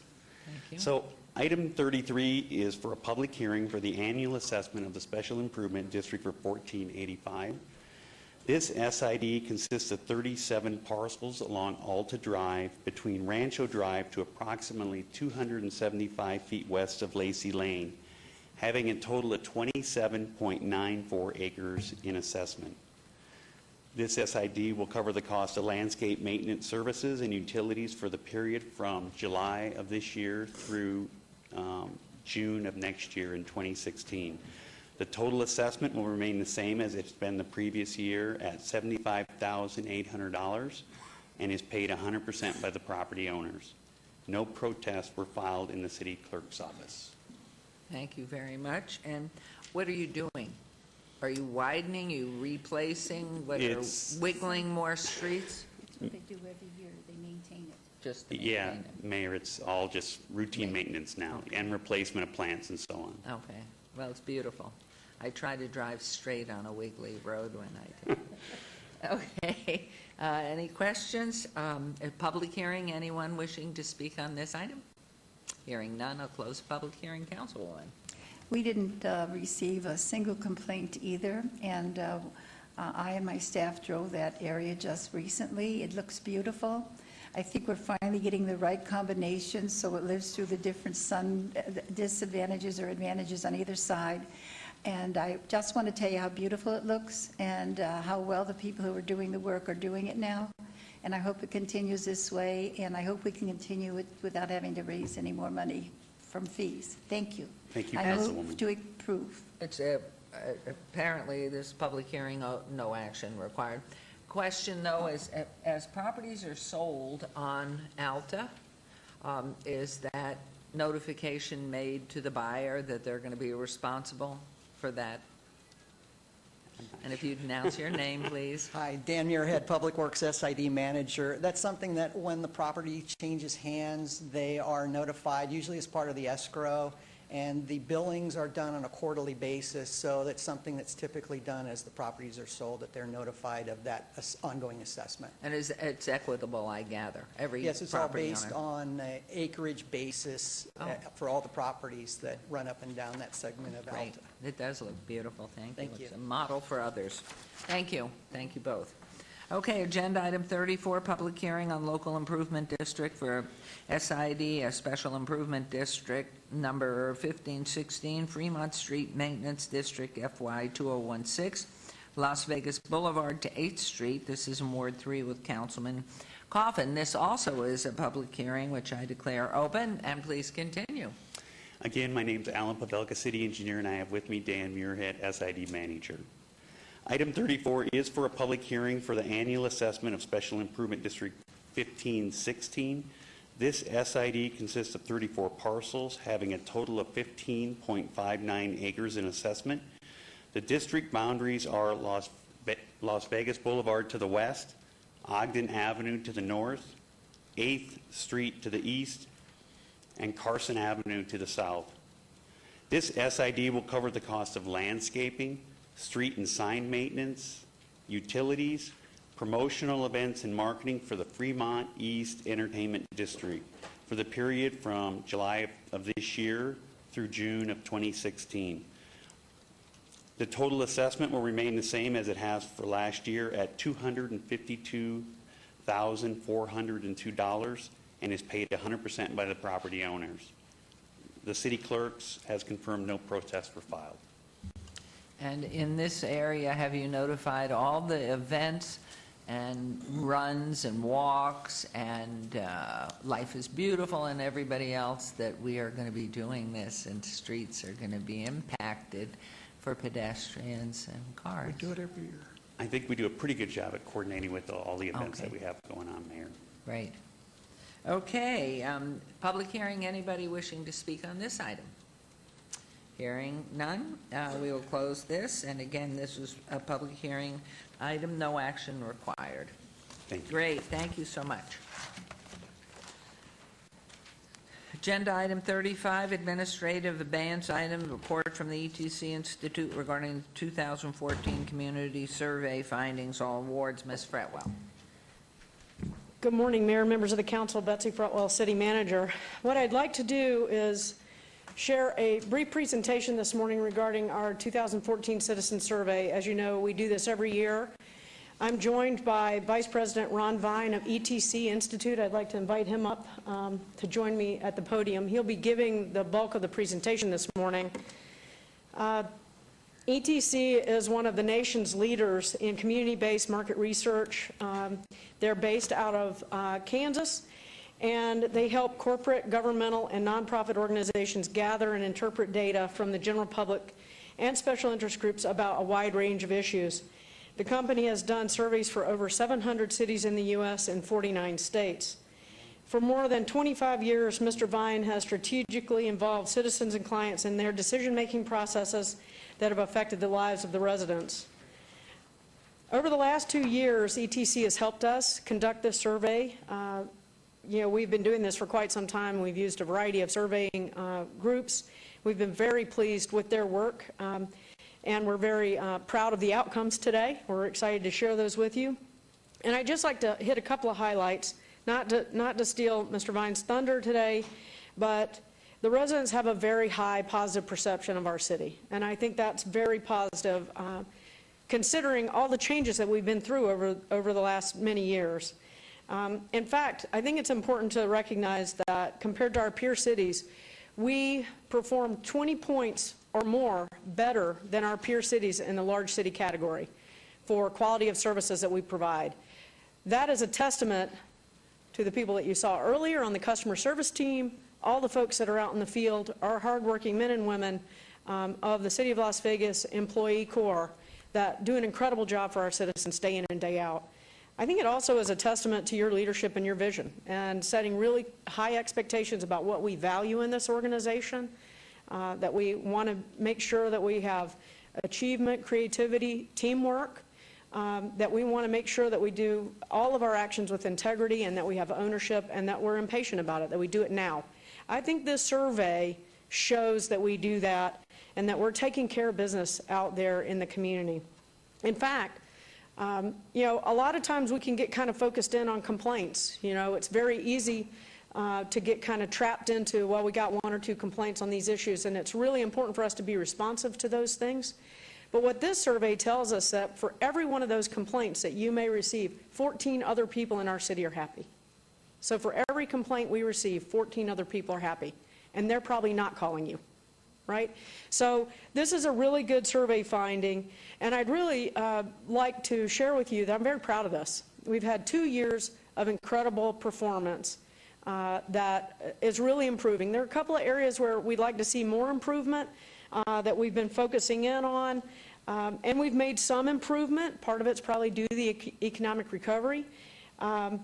Our rating in 2013 as a place to work was below our peer average fairly significantly, but we've made major improvements by 6 points in that category this year.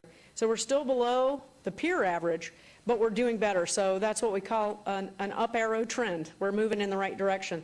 The same thing with our youth programs.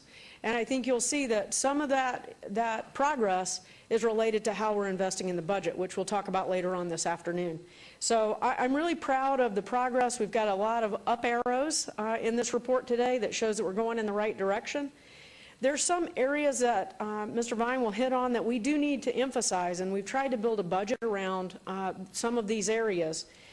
Things like economic development still dominate the responses that we're getting back from our citizens. That's very important.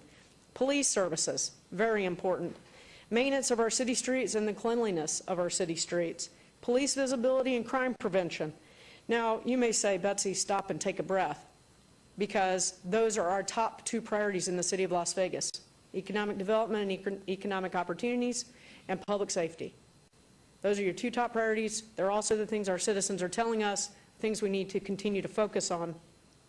Simultaneously, they're saying, hey, let's make sure that we're cleaning up graffiti, that we're not letting junk and debris clutter our streets and our rights of way. Let's make sure that we're cleaning those things up.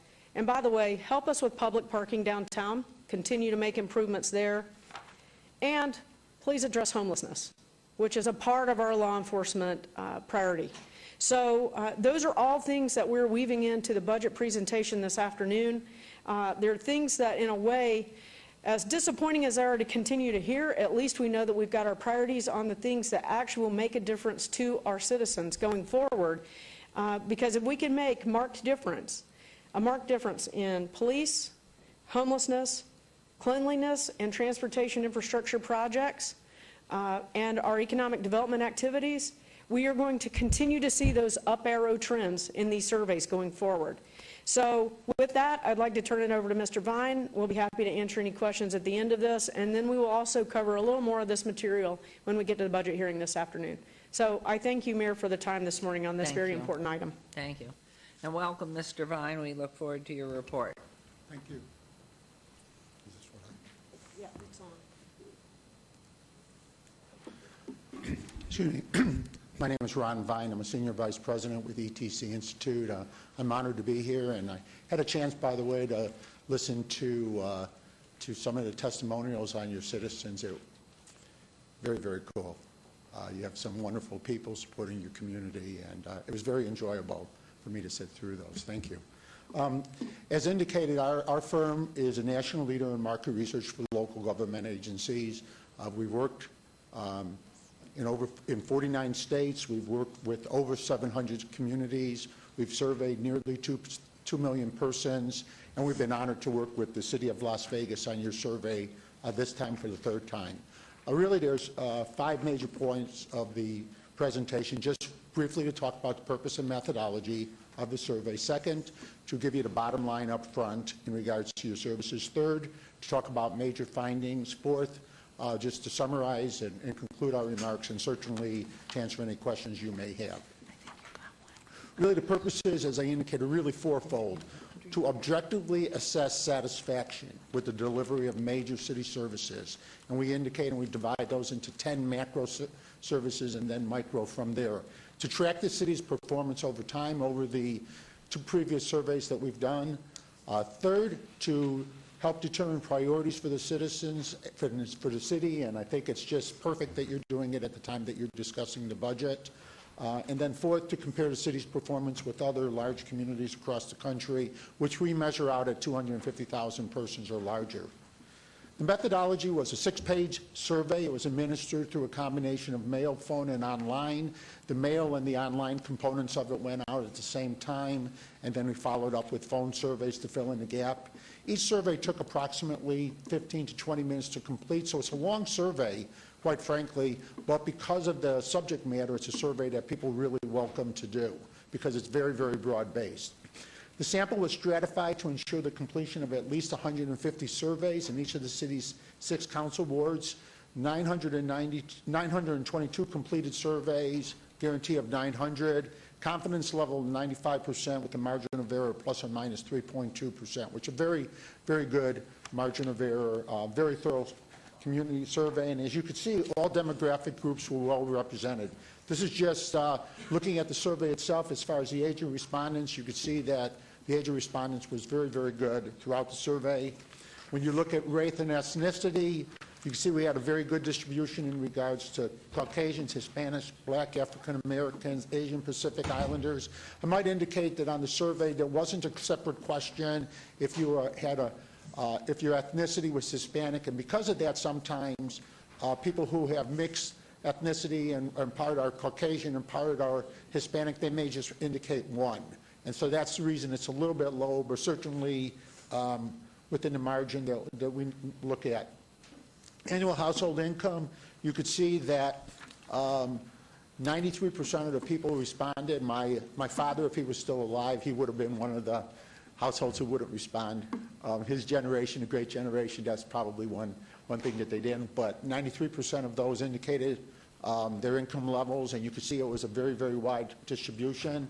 Very, very good distribution in regards to gender.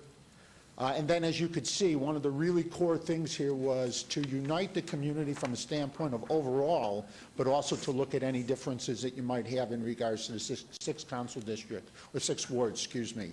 And so you can see the distribution of survey respondents that way. So bottom line up front, residents have a very positive perception of city services, and you're going to see that in a minute, and it's pretty evident.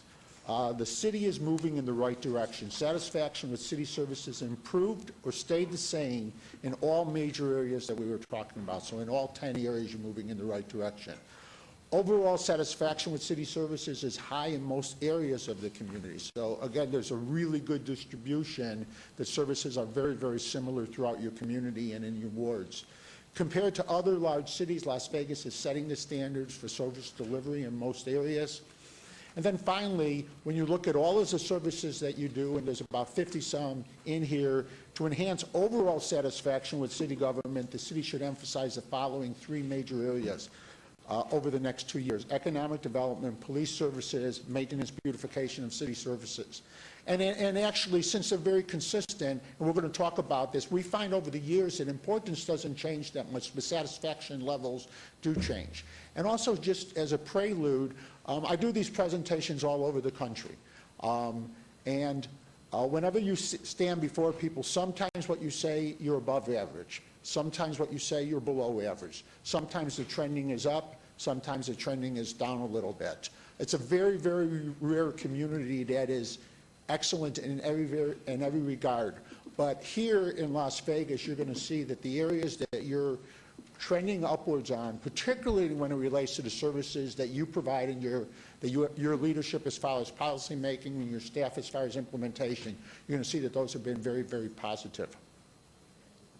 So let's talk about major finding number 1. Residents have a very positive perception of city services. And so if you look at the top, at the very, very highest is the quality of services provided by the city of Las Vegas. And as your city manager indicated, when you look, 19% of your citizens said they were very satisfied with the quality of services, and 52% said that they were satisfied with it. Neutral is about a quarter of your people. So most people, most residents had an opinion in regards to the quality of services, which is really what you would expect. If you look all the way to the right, only 5% indicated that they were either somewhat dissatisfied or very dissatisfied. So you have a relationship of 14-to-1 of people saying they're very or somewhat satisfied to those saying that they're very dissatisfied or somewhat dissatisfied. If you look at the chart, always to the left, which is dark blue, always represents something that's positive. If you look to the right, anything that's red represents something that's negative. What you always want to see is the combination of the blue and the teal being at least 3 times as high as the combination of the red, which is 2 things. And you could see you really rate that way in everything that you're doing, that there is at least a 2-to-1 ratio, if not a 3 or 4 or 5 or 6, or in cases of quality of services provided by the city of Las Vegas, with the exception of the overall quality of public schools. And the overall quality of public schools, you say, is dramatically different than any other service or perceptions that people have. If I might, Mr. Vine, and it's probably not in here, but maybe it is. Do you have this divided up into wards? Yes, we do. That do. the more challenged wards obviously would speak in different ways than the more affluent wards? Yes, we do. Within the total document, we have it you. divided that way. Thank you. That's the macro level. So when we look at the macro level, the overall quality of city services, you can see is very, very positive. Then we take it from the macro level and we bring it down to the micro level. So we start talking about the overall quality of fire service. You could see even higher. 52% of households are very satisfied less than 2% are not satisfied, either very not satisfied or not satisfied. Reliability of sewer service next, overall quality of emergency medical services, overall quality of cities, sewer utilities. You could see very, very high ratings in all of those areas. Again, also, if you look at the white is neutral. And so you could see from a standpoint of overall quality of fire service, less than 10 people don't have 10% don't have an opinion.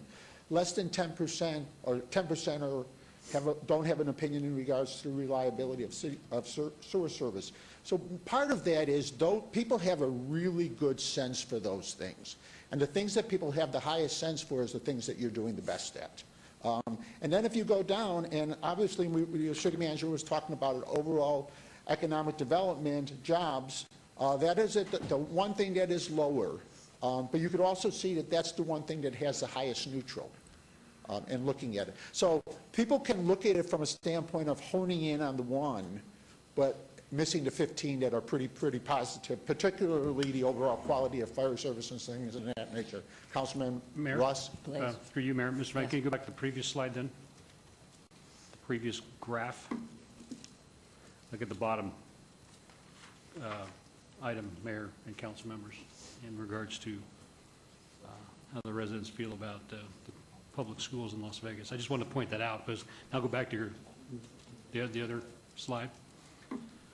That's significant as well. I see the 43% on the job creation don't have an opinion. They need to have an opinion, because it's a very important topic for us as a mayor and council.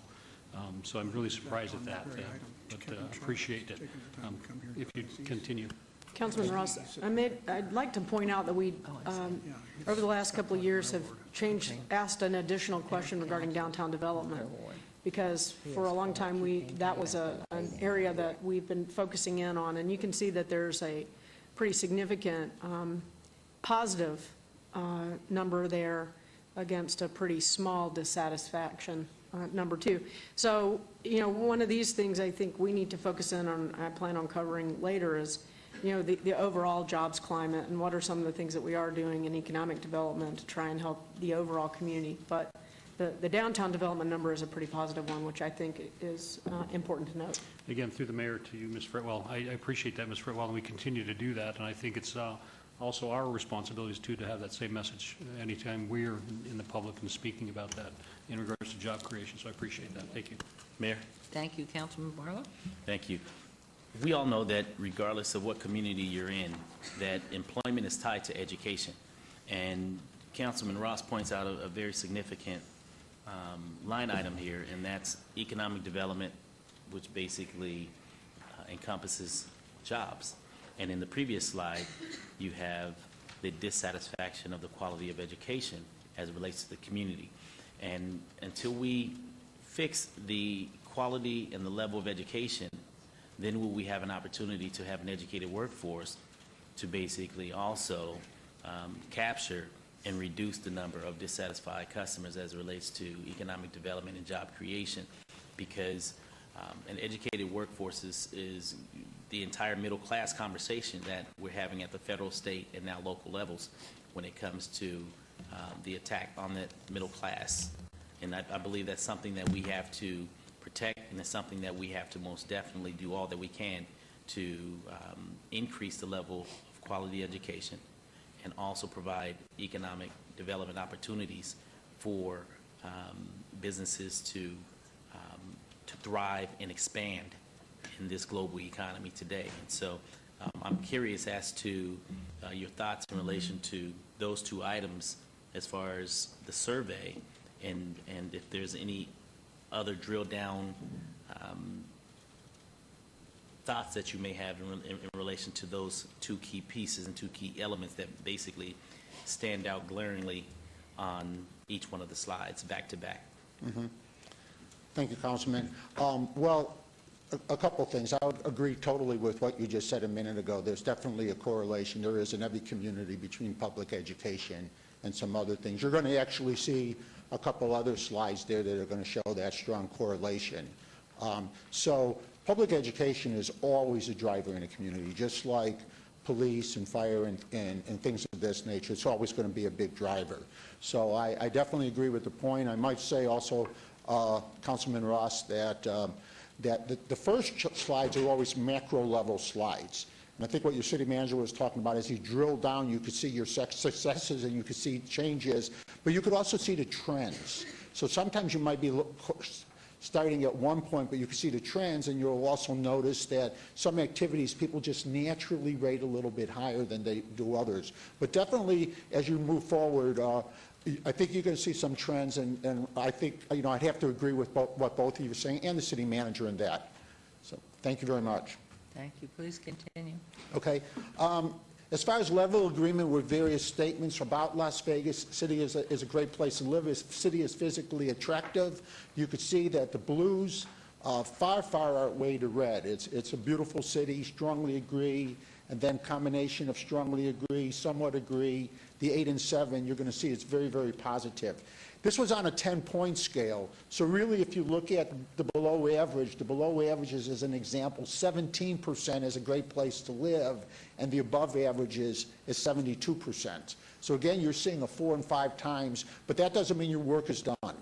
It doesn't mean your work is done, but it means that you're accomplishing that work as you move forward. Same thing, how likely would you be to recommend the community as a place to live? And we're asking this question a little bit different, but it's interesting that if you look again at the 4 to 3 below, not at all likely 7%, and then not likely at 7%. That's 14%. We just looked at 17% earlier as far as, an answer to the question. It's very similar. But on the other hand, where this is 14%, not at all likely or not likely, below average, you've got another 71% who are very positive about the community. So what you said earlier, Councilman Barlow, you kind of look at the relationships to see if people are answering consistently, and I think they are. Yes, sir. Go back to the previous slide. If you go back to the previous slide, and you mentioned the 17%. Where are you pulling that number from? Because are you not taking into consideration the 8 and the 3% that exists there for the strongly disagree? Yeah, I'm looking at the combination of a great place to live and then the city is physically attractive, and you could see that 11% between the strongly disagree and the 4 to 3 rating, that's at 11%. And when you're looking as physically attractive, you're looking at 14. So then when you look at the next one, at not at all likely and not likely, you got a 14% there. So you have a strong relationship between those. Your margin of error plus or minus 3.2%, that's within the margin of error. Mm-hmm. Okay. Please, Councilman Ross. Mayor, I think we should get the names of those 14% and speak with them personally. Excuse me, Oscar. Okay, so you could see that there's nothing really at the beginning when you're looking at a macro level and the perceptions that you wouldn't be overall proud, but I appreciate what all the council is saying, that you could always be better, and that's why you're in the positions you're in, because you want it to be perfect. So the city is moving in the right direction. That's number 2. When you look at every single service that you have, the 10 macro levels, reliability of sewer service, quality of fire service, quality of emergency medical, Parks and Recreation, maintenance of city streets, enforcement of city codes, economic development, downtown development, quality of Metropolitan Police Service, adequacy. You've risen in every single one of those areas or stayed the same since we did the survey last time, which is, amazing type of thing. Usually when we go to a community, out of 10, they may have risen in 7 of them, they may have gone down in a couple of them, and those are the good communities. Those are the communities that really well, and I have communities that are just the opposite with that. I think in echoing what your city manager has said, if you look at economic development between when you started in 2010 at 3.3 and where you are 6.2 now, you've almost doubled satisfaction levels in that. You were below average before, now you're really pushing towards the higher end. In downtown development, you could see again you've gone from 6.2 to 7. So you have very positive developments in the micro levels of job creations, but it's a macro level is still obviously an area that you could continue to improve. Major finding number 3. So we're going to go again into. Could I just point out something here?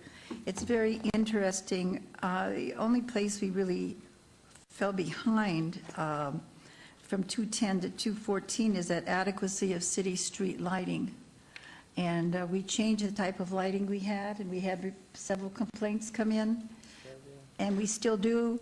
And we've had a philosophy that it isn't the city's responsibility to have the lighting shown on the private homes, for example, their lawns. Yet, for safety's purposes, the perception of the resident is that we are not doing as good now that we've pulled back. And this, what I'm just saying is this confirms what we've seen from complaints and people who have come here that have mentioned this in our meetings. Councilwoman, it's interesting that you bring that up. We had a pretty lengthy conversation in our team discussion about that very thing. And so one of the things that Mr. Cervantes is going to be working on is really taking a good hard look at this data to see if we can figure out what areas these results are in. These are actually kind of flat results. And so it could be related to the new lighting that we're putting in, the new LED lighting that saves quite a bit of money but looks very different to people from what they're used to.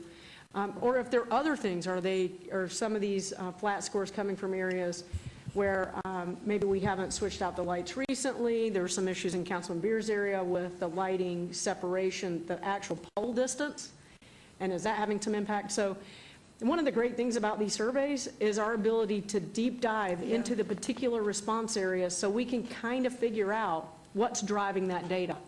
And then it helps us build better plans to bring to you in our capital improvement program, for instance, to be able to say, this is how we're going to adapt to these survey results. So I think your point is well taken, and we're working on that right now. And I would add to that, I had asked Jorge Cervantes, when he was head of Public Works, to please look at the lighting and what the LED was doing. And we continue in the mayor's office that's responsible to all the wards here, definite complaints. They understand it's a sustainability issue, but the LED lighting is continuously an issue brought up specifically for the beam of the light, the spread of the light path, and two, the intensity of the light. And wherever I go, when I meet people at comments and wherever I'm speaking and they come up to me and complain about the LED lighting, that it used to be so much better and the candlelight so much stronger, that this has been in an effort to for the sustainability of the entire globe. We're doing everything in that area. They're satisfied with that but not pleased. And I know you did the study because we talked about it on Main Street. Main Street, right in front of Casa Don Juan in particular. But that is going to be ongoing, I believe, and it's about the spread of the light. They don't feel it does as well as what was before, number one, and then the intensity of that glare, or whatever you call it. So it's going to be there, I think, for a long time, and has nothing to do with poles next to each other. It's the intensity and the spread, and that's what we get. Yeah, exactly right. And remember, when we had the complaints come in, our individuals went out in the field and they checked the power of the light, and they kept bringing us back reports that it was just as good, the power of the light. So since then, I think it's more, as you're hearing, the spread of the light. And then when we talked with personnel who work for the city, they said, well, it isn't our responsibility to light the lawn, but we need to light the edge of it sometimes because there's hedges, there's other things there. It's just necessary, and I think that's one of the big things. And it is up and down Charleston, and up and down Charleston in particular, going as far west as you can go, where that main, it's dangerous, especially when you have people in dark clothing and you don't see them because of the difference of the candlelight. So it's just something that really is of concern to citizens and for the drivers because they can't see people walking across the streets because of the different flow. Yes. So you're caught in a hard place, I think, but thank you. But isn't this good that we have this information, as you said, because it'll help us pin it down. We're pinning it down better and better. We haven't gotten it right yet, but we're getting closer. Okay, overall satisfaction, the question was asked in regards to different wards. You've got in the survey document itself more than 100 maps in regards to this, but let me just show you a few of them. When you look at overall map, overall satisfaction with the quality of city services, and this is the entire community and the 6 wards, you could see that all areas are blue. That's the second highest level. So that means that consistently people, when they're thinking of the overall quality of services, they rank those services very, very similarly no matter where they live in the community, which is really what you want, because that's the key one. That's the overall quality one. When you get into fire services, you can see a little bit better. You can see that overall, throughout the entire community, they rate it very satisfied, between that 4.2 and a 5. So there's no ward, there's no really large area within the entire community that they don't feel that they're getting very, very good fire service. When you look at emergency service, you can see a little bit different, but it's all satisfied, because the dark blue is the most satisfied, the lighter blue is satisfied. So again, you can see you're doing a great job throughout the entire community, every place satisfied. Parks and recreation programming, very, very similar to overall quality. You see really good things throughout. And I do a lot of parks and recreation surveys. And, you know, one of the things that you get into is the quality of parks, regardless of the community. And here you can see that they're very, very similar. Mayor, if you Please, may. Councilman Barlow. I just seen something that stood out gravely, and I think this is a very important point to bring forward at this time. If you go back to the previous slide, the dark blue basically represents the very satisfied as far as the city of Las Vegas as a whole, and then you have the lighter blue that are satisfied. That's correct. And overall. And so what I pick out from this, and I don't see the fire chief here, but I see Betsy. Just for a second, if you can help me with this, as far as Ward 6 and Wards 3. Specifically, let's just start with Ward 6 as far as how spread out a lot of the developments are in the acreage of land that exists there. Fire services in that area, Councilman, where's the northernmost fire station in your ward as far as Cross Street? Mayor, through you, if I may respond to Councilman Barlow, I would say farthest northern one would be, I actually have two pretty far north, 41 and 48. 48 is on the west side of US 95, and 41 is on the east side of US 95 by the Centennial Hills Community Center. So they're both kind of the same distance north, if you will, right? But they serve those respective areas. Right. And no, go back to the previous slide. Where did he go? Yeah, this one here. Councilman, you were talking about fire services, so he had gone back to the fire service slide. This is EMS. Oh, this is EMS. Yeah, fire was the earlier slide. Okay, I'm sorry. We'll go back to EMS. Yeah, the reason I went back to this is that this is actually the value of the micro management, because you could see overall very satisfied. Then when you drill down to a specific thing, you're seeing some differences. Right. Because what I want to point out is that we just recently brought in, for example, fire station, what is that fire station on Pecos? Fire station 108. And I'm wondering, due to the donut holes that existed as far as now implementing last year, these fire services as far as EMS and fire services, if in fact we would see a change next year as we basically bring more services and resources to the number 1, Ward 3, where it was non-existent for a long time, and then Ward 6 due to the growth and expansion of what's taking place out in the Great Northwest. And it's just from a color disparity standpoint, where the majority of the resources exist within the heart of the city. And so I'm just looking at it from, that technical element of services as far as the interior of the city is concerned, as far as the two color separation. Although they're still high, satisfied and very satisfied. Councilman, I think your last point is really well taken. If you go back several slides and you look at the overall satisfaction with fire services, I think there were like 4% that were dissatisfied or very dissatisfied. It was a very, very, very small amount. And that's why you see what I would describe as the sea of blue.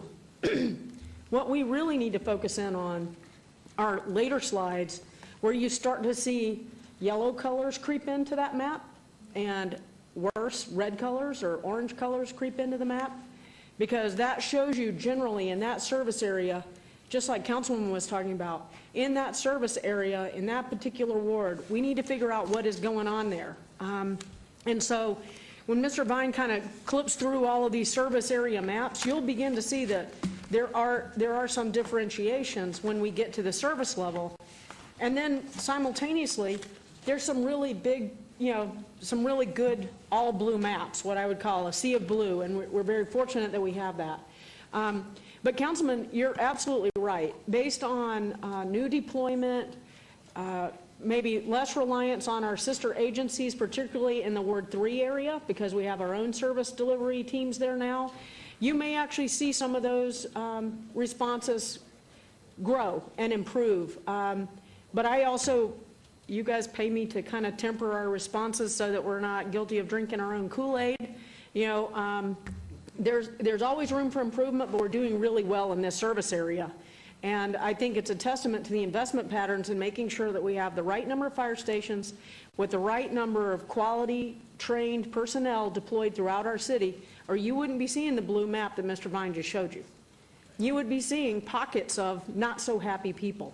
And so I think this is a really good report for our fire and EMS services. And you'll see later there's areas where we can improve. Mayor, if I can come. Thank you, Councilman. Please.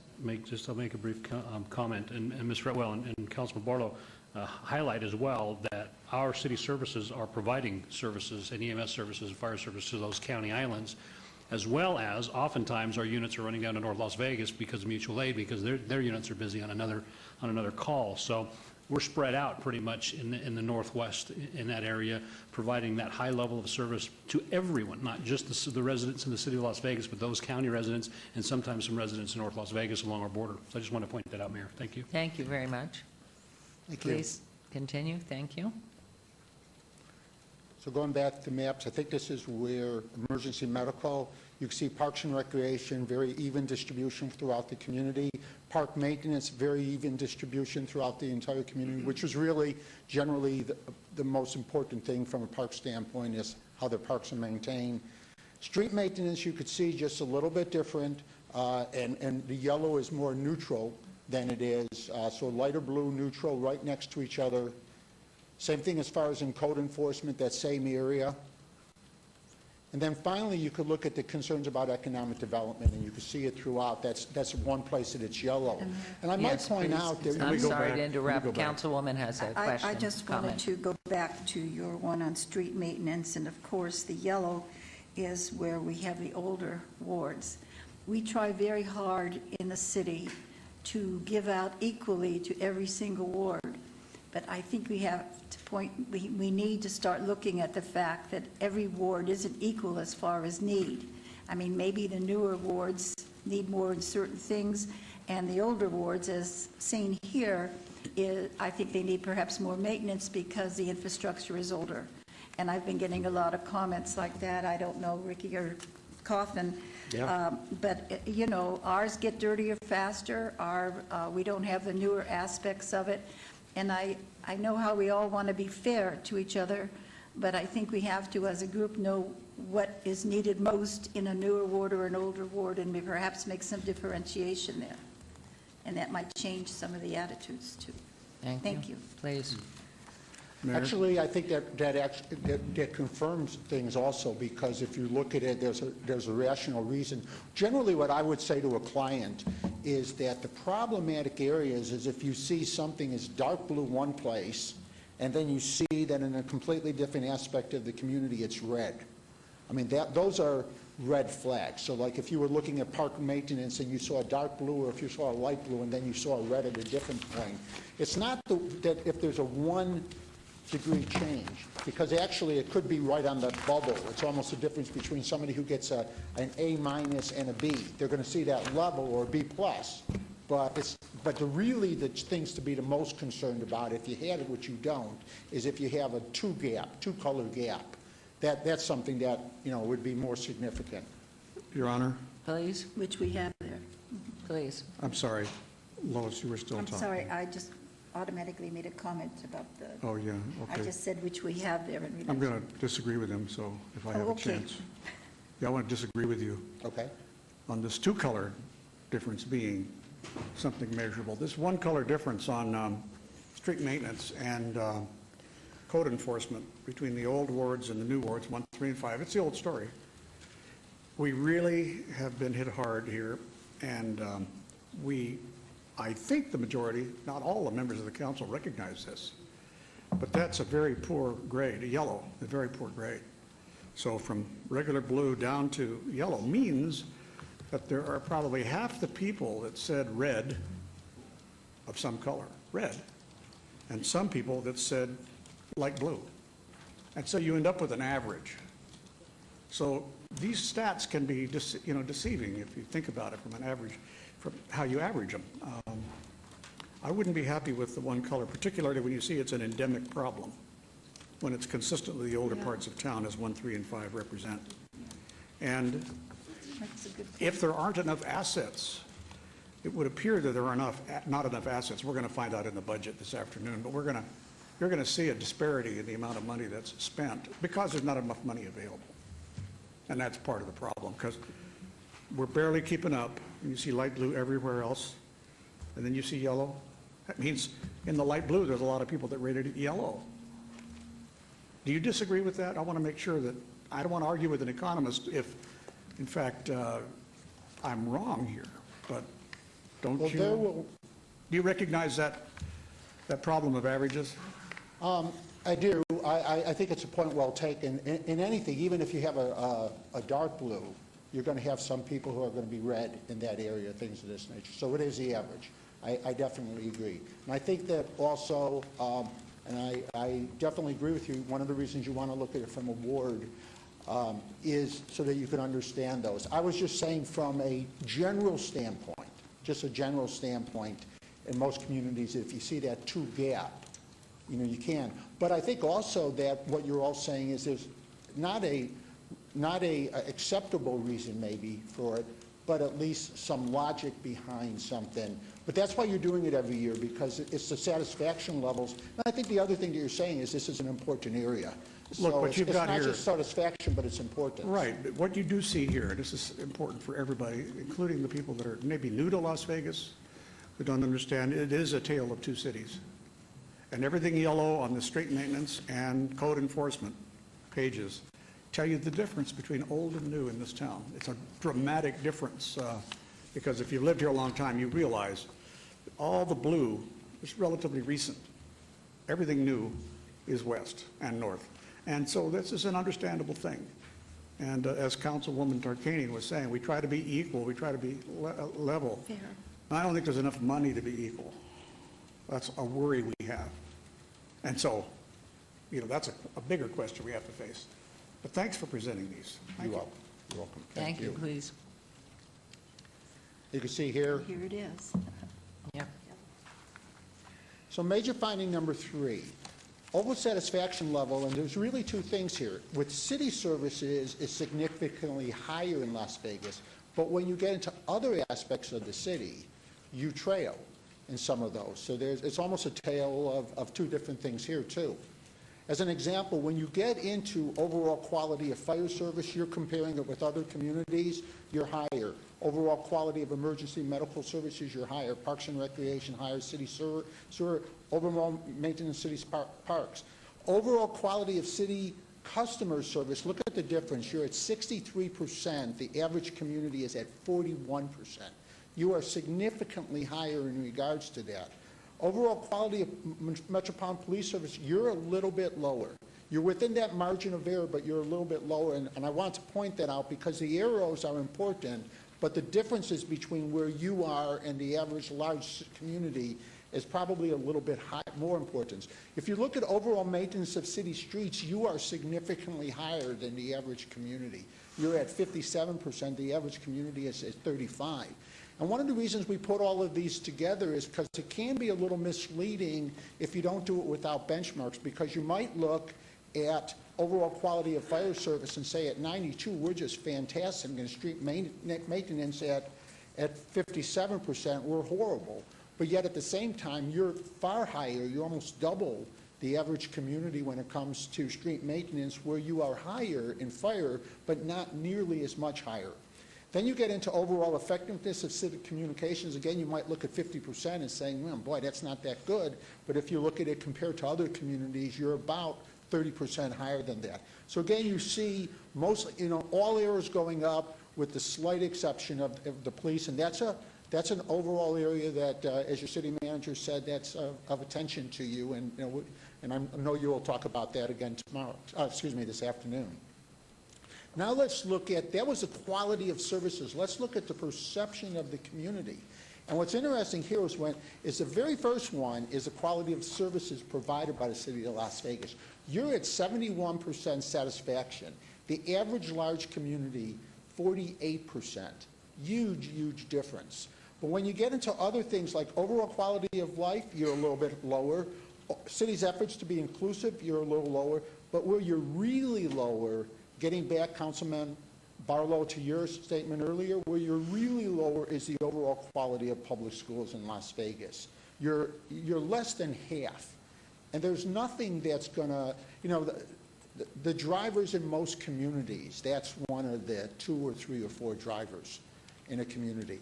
And so that's a very significant thing. And you're going to see in a minute that it affects other things. There's no question about it. And here's one. If you look as a place to retire, you're significantly higher than the average community. If you look at it as a place to work, you have really made a lot of strides, but you're still a little bit lower. You're going in the right direction. But as a place to raise children, you are less than half, or you're just a drop more than half. And again, I would say that probably when you look at city services, you're on the uptake. When you look at the perceptions of the community, you're kind of equal, if not, but where you're driven down is as far as like as a place to raise children, that's a direct correlation with schools. How safe do you feel in downtown Las Vegas? Tremendously safe. In your neighborhood at night, tremendously safe. In downtown Las Vegas at night, during the daytime. In city parks, a little bit lower. But you can see a big gap in the communities as far as, a big gap as far as in your neighborhood at night. Here's the thing that really stood out in my mind. When you look at overall satisfaction with customer service, you got that they were courteous and polite, where you're higher than others. They gave prompt, accurate attention. They were knowledgeable, technically competent. They helped resolve issues to your satisfaction. What really is key to me in this is where you said, did what they said in a timely manner. I've had other communities where people said, they were very, very courteous. They were very, very polite. They just didn't do what they said they were going to do. Here, in your case, they said they were courteous and polite, and they did what they said they were going to do in a timely manner. Those are the true things, and I think you would agree when any of us are going out to service, you want people to be polite with you, and you want people to do, what you ask them to do. And you're above in those 2 very, very important areas. So major finding number 4, to enhance overall satisfaction with city government, the city should emphasize economic development, police services, and street maintenance over the next 2 years. And what we do here, and I don't know if you remember this chart from before, but this is what we call the important satisfaction. And important satisfaction really ranks when people, the first thing that they do on a survey is they say how satisfied are they with something. So if you look to the middle where it says economic development, 31% said that they were very or somewhat satisfied in that area. That ranked 14 out of 14 services. When you get down as a contrary, when you look at overall quality of fire services, 92% said they were very or somewhat satisfied. That was reversed. Reliability of sewer service, 87%, that came in second. So that's the first part of it. The second part of it, though, is on that scale of 1 to 14, what was rated the most important to people? And you can see economic development, 1 out of 2 people rated that as one of the 3 most important priorities to them. And that was second. Overall quality of police services, 55% rated that as one of the 3 most important things. So that was first most important. And then overall maintenance of city streets. So you could see there's a direct correlation then when you multiply the, and this is where we're really looking at kind of paying attention to the things that are most important to people and they're the least satisfied with, that combination. And when you make that combination, the 3 things that really stand out is first, economic development is by far the highest. There's that's 0.3% and 0.35, and the next is 0.19. And then you say priority, overall quality of police services, overall maintenance of city streets. And then you have a lot of things that are medium priority. When you really run into problems, quite frankly, is when you have a lot of things that are very high priority and high priority. What's nice here is you really do have three things to concentrate on, in particular, although you have to concentrate on everything. Now, this is at the macro level. Again, now when you get into this is a different way of looking at it. Same exact information, but what it does here is take, if I may just take a second on this, but what this does is it breaks down these 14 services into 4 quadrants. Those quadrants being at the top left, exceeding expectations. Those things are things that people are really satisfied with, but it's not at the average of importance. And you can see that in many, many cases, you are exceeding expectations with people. The continued emphasis are the things that are higher in satisfaction than average and higher importance than average. Downtown development is key there. And then opportunities for improvements, those are the things that are a little bit lower than little lower in satisfaction, but high in importance, because importance is to the right. So you can really see the economic development plan jobs, maintenance of city streets, and the quality of metropolitan police services. Those are the 3 things that are an improvement. But there's really one thing that's key there that's different. If you look at quality of metropolitan police service, that's very, very close to being in continued emphasis.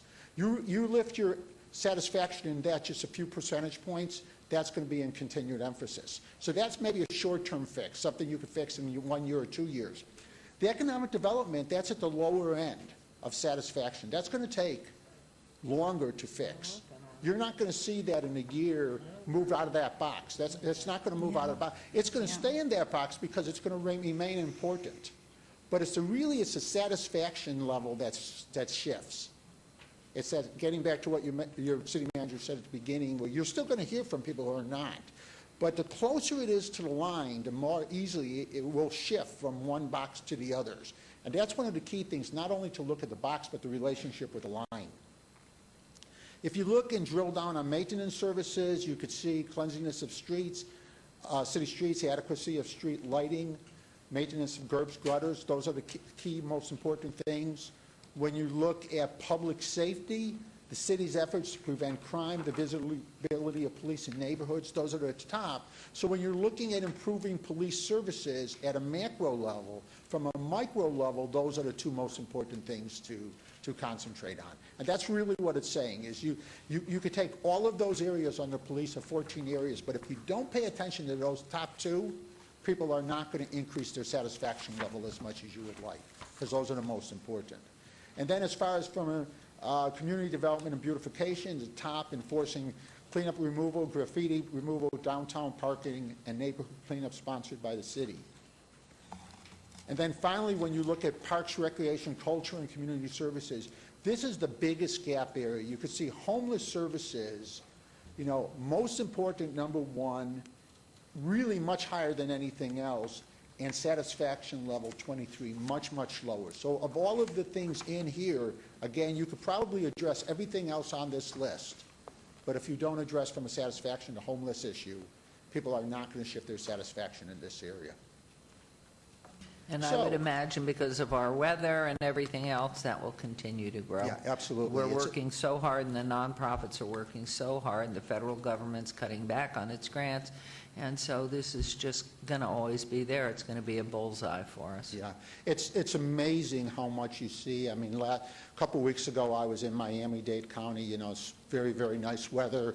You see much more homeless people than you do like when you go to a city like I was in Detroit. It's cold. You just don't see it. And so you're absolutely right. It's a much bigger problem for people that are in good weather climates, unfortunately. So when you look at the descending order, and this is really the combination of importance, satisfaction, and you say these are the 9 big rocks in a sense: economic development, homeless service, cleanup of junk debris, efforts to prevent crime, visibility of police, graffiti removal, cleanliness of streets, downtown parking, and neighborhood cleanups. Yeah. And then finally, summarizing, you've been very generous with your time. but just residents have a very positive perception of city services. The city is moving in the right direction. You saw out of 10 service areas, you were higher or equal in every one of those to your trends in the past. Compared to other large cities, Las Vegas is setting the standard for service delivery when it comes to city services.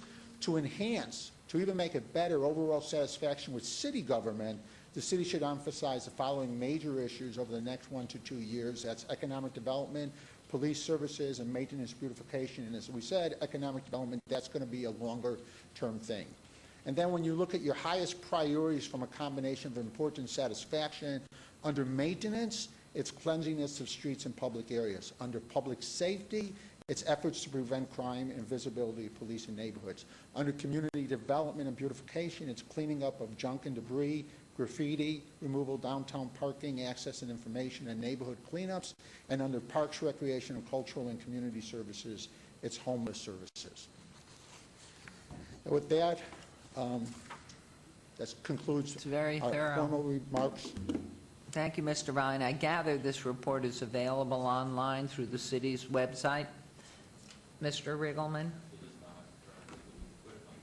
I think it would really, unless there's an objection, I can't imagine, since this is a public forum, I'd like to see it online.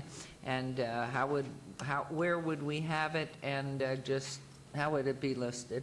So, on the front page, that would be wonderful. We thank you very much. And, thank you very much. Any comments, questions? Yes, ma'am. Yes, please. If I may, through the mayor, Mr. Vine, thank you very much. And Ms. Fretwell, thank you very much. As you started this presentation, you talked about our leadership and our priorities. And Mayor, I noticed a couple of these slides, just go back to 2010, and you became mayor 2011. It says a lot about the leadership up here, certainly in the mayor's leadership and what our priorities are as council members. But it also says a lot about your leadership, Ms. Fretwell, and your executive team, and how you have gotten the message all the way down in the rank and file members of the employees that work at the City of Las Vegas. This is telling, and I concur with the mayor in regards to putting it online for all to see. It is also a fabulous roadmap for us, and we're kind of blessed today, Mayor, because we've got a school board member, Kevin Childs, here, and James Dean Levitt, who's one of our university regents, as well as here today as well. So it's good that you guys get to hear this coming from this report, to kind of give you guys an idea of what the City of Las Vegas is doing and the direction we're headed. So I think that's significant. Do we have some education extra part. copies for these two gentlemen before they leave? Do you have any extra copies Mayor, available? I already sent Kevin his, and I'll be happy to send Mr. Levitt one today. Please, if you would do that. And then for everybody else in the world that's interested in this great city and how it's continuing to move forward, when will it be online, Mr. Riggleman? Oh, wow. Well, that could take till tomorrow. That's what's called prompt service, what we were talking about before. Prompt service, nothing better than that. So we certainly appreciate this. It is, I think it really is a deja vu for us in a way, because I think we have a sense of what these issues are, because we hear them in all the wards, and it's because how beautiful it is here. San Diego has similar issues, and we all need to pick up after ourselves, but we've been screaming for more cops for a long time, and so as that happens in the days to come, I think a lot of these issues, as we continue to work together, will be remediated. But it's a great report. Thank you. When do we see him again? Mayor, we conduct this every year in the fall, and so it usually is out in the field in early November. We try and get it in the field before holidays really start happening. And then over the intervening month and a half, they do all of their analysis and prepare this very nice thick report that I provided to all of you. And then we bring it back to council in usually February. But as you know, we had to delay this item based on some scheduling issues. So this is our normal time to be presenting it, so you can use it in your deliberations as we're developing For the final budget. Budget is and your wonderful. priorities every other year. Where's home? Is it Detroit, Chicago? I was born and raised in Chicago. I could hear it. I know it's Chicago. Yeah. So, but we thank you very much. At least you're midway in the country, so you can get here quickly when we need you. But we appreciate this, and I'm sure I speak for council. This is just, it's grand. And this, while Betsy has given us a huge report, this is really very quick and easy to read. Thank you so much. Thank you very much, Thank Mayor, you. members of council. Thank you. Okay, Jace, is it up?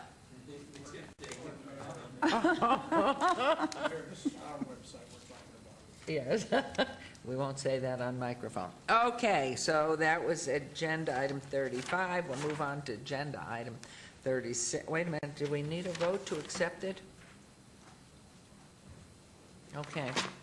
Agenda item 36, report from Steve Wiskomierski, project manager. Did I make a mess of that name? Okay, I'm so sorry.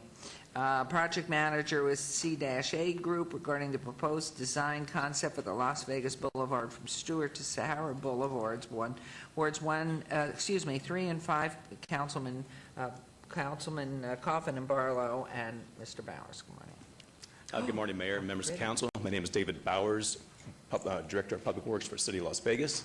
And this presentation this morning is basically here to introduce you to a new project we're getting ready to design. We don't have construction funding for this project yet, but hopefully next year, in 2016, there's going to be a vote of the community to approve the fuel revenue index tax.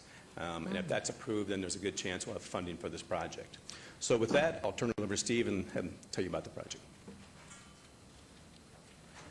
Hi, I'm Steve Wiskomierski with CA Group, and as Dave mentioned, I will be talking about the Las Vegas Boulevard Improvement Project from Stewart to Sahara. I just wanted to touch on, excuse me, some of the highlights. Las Vegas Boulevard worldwide. Everybody knows Las Vegas Boulevard, so it's a iconic corridor.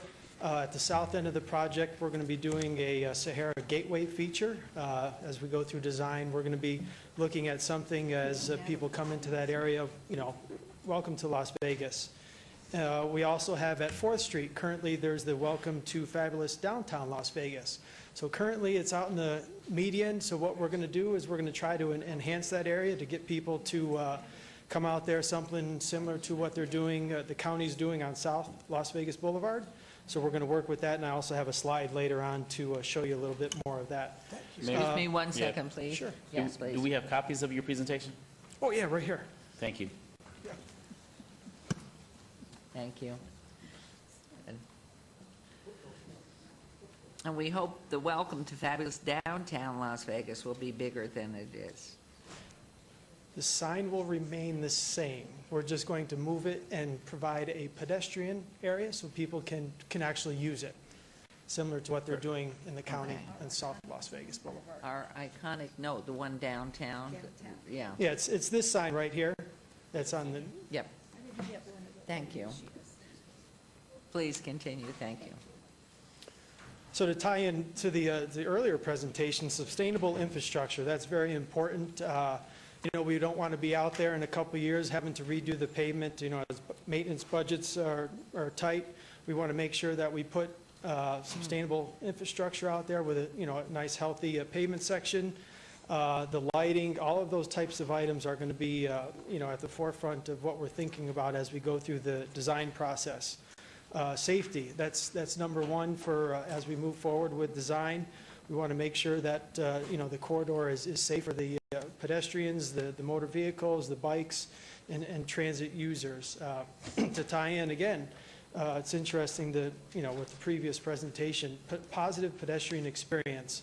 As people use Las Vegas Boulevard, it's a great corridor to downtown. We want to make sure that as people walk through the corridor, they have a good experience. So we're going to provide enhancements to make sure that they have that experience. Some of the design elements, what we're going to be doing, we're going to be redoing all the sidewalk from basically right-of-way line to right-of-way line. We also are going to be widening the sidewalk. We're going to capture some of the existing roadway lanes that are out there. We're going to move the curb in a little bit closer to the center line so we can widen the sidewalk and create a pedestrian environment as wide as we can. Within the sidewalk, we want to minimize obstructions. Currently, there's either a fire hydrant or some other type of utility box. We're going to make sure we're going to move that out of the way so we can again, provide as much of a usable pedestrian space as possible. Enhancing the sidewalk and landscaping. We're going to put in trees. We're going to put in benches. We're going to put in bike racks. We're going to put in trash containers. All those things will be up and down the corridor, again, to enhance that, the sidewalk and the landscape. ADA improvements, very important. A lot of the ramps in the area may not meet the current standards, so we're going to upgrade all the ramps along the corridor. And what we're going to try to do, I'll show you on one of the other slides, is provide a shorter crossing distance, again, to create that better pedestrian environment.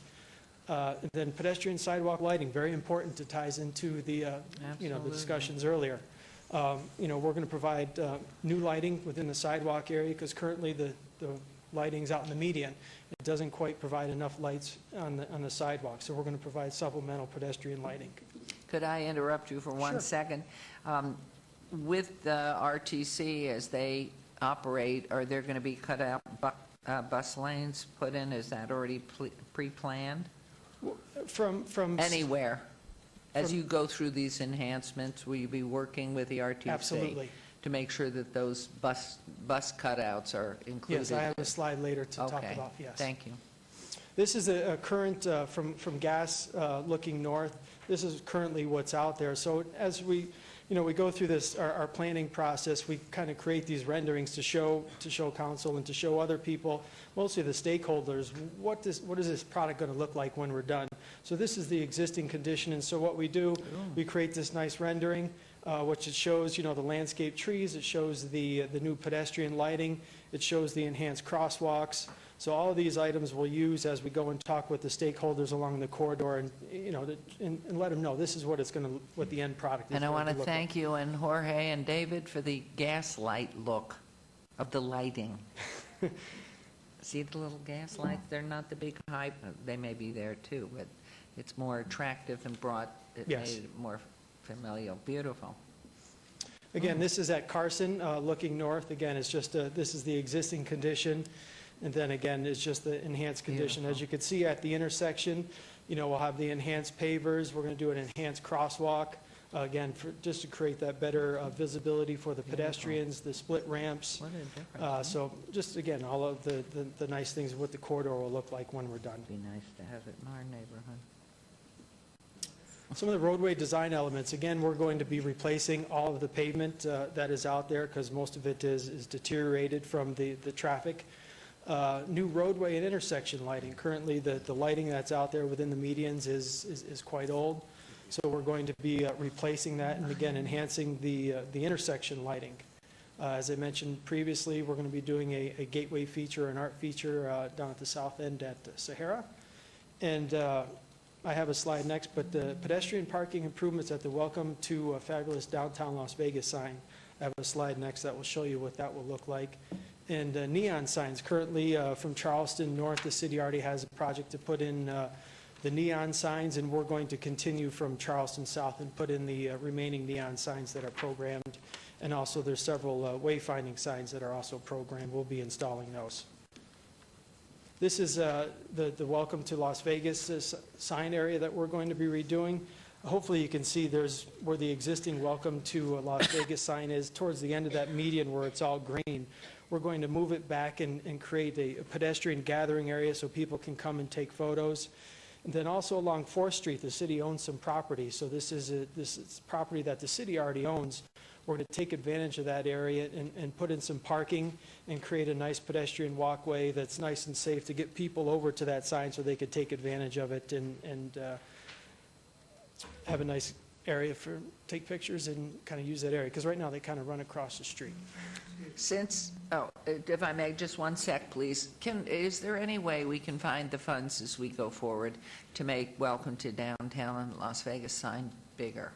Well, we can try to work with Public Works. Really, it needs to be the size of the one that brings you into Las Vegas down at the southernmost end. It's a little Sure, puny Mayor. We'll sign. definitely keep that in mind, take a look at it as the funds become available, and they're available for that type of Because, spending. you can hardly see it when you drive down there. No, that's true. It's not as large. And once but you have the trees, it's really going to be small. Sure. We'll take a look at that. Thank you. Councilman Coffin? Thanks. It's just an explanation needed here. And it's hard for me to tell where the welcome sign will be when it's done.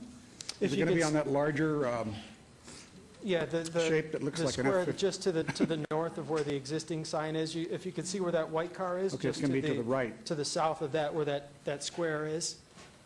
Okay, so it'll be visible from all the roads then, the boulevard yes. and forth. Could you point to it there? Does it show, or can they point back there? Where? Oh, you can't There's some possibly. text. It says relocated, welcome to Las Vegas sign on there with the arrows pointing, hopefully. Oh, I see. Okay. Well, is Thank that, you. when you say relocate, does that mean that is the place it is going to end up? Correct. Thank you.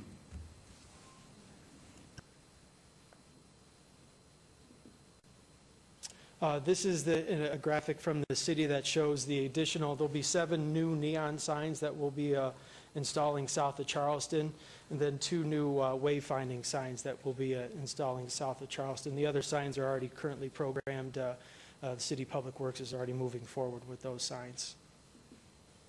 Transit. Transit's it's a big deal. We've already had several meetings with the RTC regarding transit. So what, they're aggressively moving forward with upgrading all their transit stations, and we'll be doing the same, working with them to, move the transit stations as far back from the curb as possible. At 3rd Street, we're going to be putting in 2 new transit stations as part of their 3rd Street system. And I got a graphic that kind of shows, hopefully you can see the 2 new blue long rectangles will be 2 new transit stations as part of the ending of the 3rd Street system. And what we're also going to do currently, as the buses come down 3rd Street, they have to make a whole bunch of additional turns to get back to Las Vegas Boulevard. So what we're going to do is we're going to provide connectivity to Las Vegas Boulevard for the buses coming down 3rd Street, so they will no longer have to make additional turns and make their route a little bit longer. This is going to streamline their route and make it much more efficient to them, for them, and also provide opportunities with the 2 new transit stations. It's going to provide ridership, as this area redevelops. People will be able to use those stations to, access the redeveloped area. Again, this is another graphic, the existing condition at Sahara looking north. And then this is the proposed condition. Currently what we're doing as part of that 3rd Street improvement, we understand how much bus traffic there is out on Las Vegas Boulevard. So what we're currently showing is some type of concrete pavement out in that outside lane for the buses. We know how much wear and tear they put out there. So right now we're looking at the idea of putting out concrete pavement just so it doesn't deteriorate, and just try to save some future maintenance dollars, because we know, every 15 minutes there's those big buses going up and down Las Vegas Boulevard. This is the 4th Street area. Again, it's just the existing condition, and then the proposed condition. So you can see we're going to be moving in the sidewalk a little bit, putting in the landscape trees, and again the dedicated or the enhanced transit areas to handle those vehicles. And I think I just kind of went through quick. And Beautiful, and of course that will be 3 times the size. Yes, we'll blow it up and make it real big. That's beautiful. Pardon? You're starting next week, you Well, we're said? starting design right now, so we've already done a 30% feasibility study through Public Works. So we already have a good understanding of our path forward, which I kind of showed you. Oh, wow. So then we'll continue design all the way through the final design. That'll probably take a year and some change, and then as soon as funds become available, we'll move forward. Can I make a request, Mayor? Betsy, put it in the budget for next year. Actually, I was going to say, it's going to be a nightmare when this goes under construction, so I would highly suggest that communication be one of the key elements with all of the stakeholders on the boulevard there. Yeah. And trying to get that message out to the residents, so it's not a secret that this is coming. Oh, Get absolutely. ready and start seeking alternative routes. Yes. It's going to be ugly. Thank you, Councilman, through you, Mayor. Yes, that's a very big prerogative of ours now in Public Works is public outreach. So this being one of the prime corridors within the city, we're going to have a very extensive public outreach effort. So. Madam Mayor, Please, Councilman. and from where are you getting the money for this? Your donation. The, I Is don't that a have look that at me? much. I believe that we're hoping that some of the fuel revenue indexing funds will become available for this project. That's something that the legislature's working on right now, and then there'll be a question placed on the ballot next fall. We're trying to get the design done so that we're ready for those kind of funding sources should they become available. And meanwhile, if they don't become available, then that would be built into our capital improvement plan using the funds that we do have as we can afford to add it in. But there's a year's worth of work to do just to get the design done at this point. Good. Thank you. What a great Thank you. report. Councilman, your microphone's on. Did you want to make a comment? Yes, I do. We have questions, and I'm glad the subject of diversion of traffic was raised because it will be huge, and it's our neighborhoods that are on either side flanking the boulevard. And I represent Ward 3, which is nearly all of this project, along with Councilman Barlow. Because these are residential areas, we're going to really need some serious investment in traffic control, not just barriers and directional signs, but real traffic control, because speed control in these residential areas will be critical. I just know, that'll be a problem, and you know it too, and so we better be proactive on this one. Thank you, Councilman. We'll definitely take a look at that. It would be helpful if we get the word out in a printed form to all those folks out there, and I can give you the names of the subdivisions and, of course, how far you have to go on each side, but we really need to also keep a continuous, biweekly, for example, report to neighbors to let them know how it's going. It's not just the businesses, but neighbors, on both sides, particularly to the east. Sure, and like on our major projects, Main Street, for instance, we're meeting with the people that front the streets as well as those affected by the work, and especially in these residential areas. So we'll continue that effort on this project as we have on the past larger projects. And like we said, even the small ones drive people crazy, depending on how much notice they did not get. Well, there's another question. This reaches out a bit, but it's something that's on everybody's mind, and that is, what if we expand the monorail? What if we extend the monorail downtown? It's there. It stops at Sahara. That was held up by politics and stopped at the city line some time back. But I think it's in everybody's best interest to have it come all the way downtown or beyond the downtown area. So when you're developing this, is it in mind that the expense of relocating things like trees and other stuff can be done without a minimum of impact? Yes, Councilman, it is. In fact, we have two major transportation studies that are occurring right now, one through the RTC, one through the City of Las Vegas, that's looking at those possible connections. And then we'll hopefully meld those together, as those projects get designed. And if there is an opportunity, to maybe place something within Las Vegas Boulevard as part of that corridor, we'll explore that opportunity as we continue with the design. Are we narrowing the traffic lanes a little bit to help control speed? Yes. I'm very worried about pedestrian safety along that boulevard. When I think about just north of Charleston, too, the huge number of people that congregate right next to the right-of-way. Well, they're in the right-of-way, really, like at the Pawn Stars location at Gold and Silver Pond. I cannot believe someone hasn't been injured, or a whole bunch of people haven't been injured. We worry about this happening at bus turnouts, and my God, there's sometimes 100, 200 people standing in line there. So, will we be able to make the sidewalk wider north of Charleston as well? Yes, we are, and we're also looking at those areas specifically as part of the feasibility study that we did. We wanted to, spend a little bit of extra time on those areas because we acknowledged where those stores are and where those people gather. So we actually have looked at some special treatments in the sidewalk and also in the median to address those issues. Okay, thank you. One last, maybe a suggestion as you finalize and move along, looking at these gorgeous trees, lampposts, whatever, benches, wonderful opportunity for our community to get involved. And we could do an adopt a tree and plaque it with a stone or something, or put a sign on a bench given in honor of or whatever. And I think it's a wonderful thing to do. I've been involved in a lot of fundraising over the years, and that has been very successful. And it's a way for community members to honor somebody that they appreciate by, if you can designate that this bench is $500 or whatever it costs to put a little something on it as you go forward. Those are a lot of trees. I hope they don't have the rats on them that they did when they did Spanish Trail that ran around the city, but wherever you buy your trees. But I really do think it would be a wonderful opportunity in a way to at least bring in a little bit of support from the community for this. Thank you, Mayor. We'll consider Thanks. Great report. Anything else, anybody? Thank you. Thanks so much. Thank you. Okay, this was a report, and, okay, I have an instruction, so we keep going.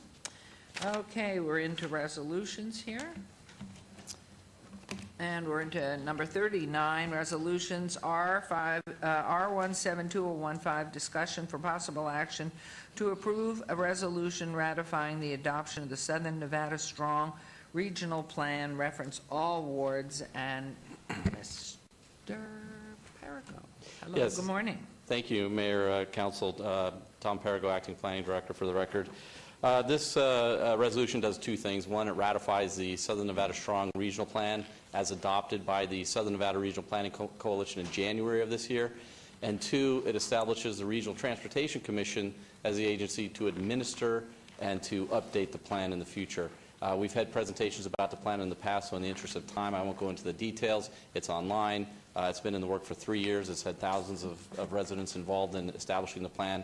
It has been ratified by all the other local government agencies. And I would like to point out that staff from the RTC is here in the audience today in case there were questions and to show their enthusiasm for carrying the plan forward. Thank you very much. With that, I would recommend approval. Thank you. Any questions, comments? Okay, how about we have a motion, Councilwoman? Move to approve. Thank you. There's a motion.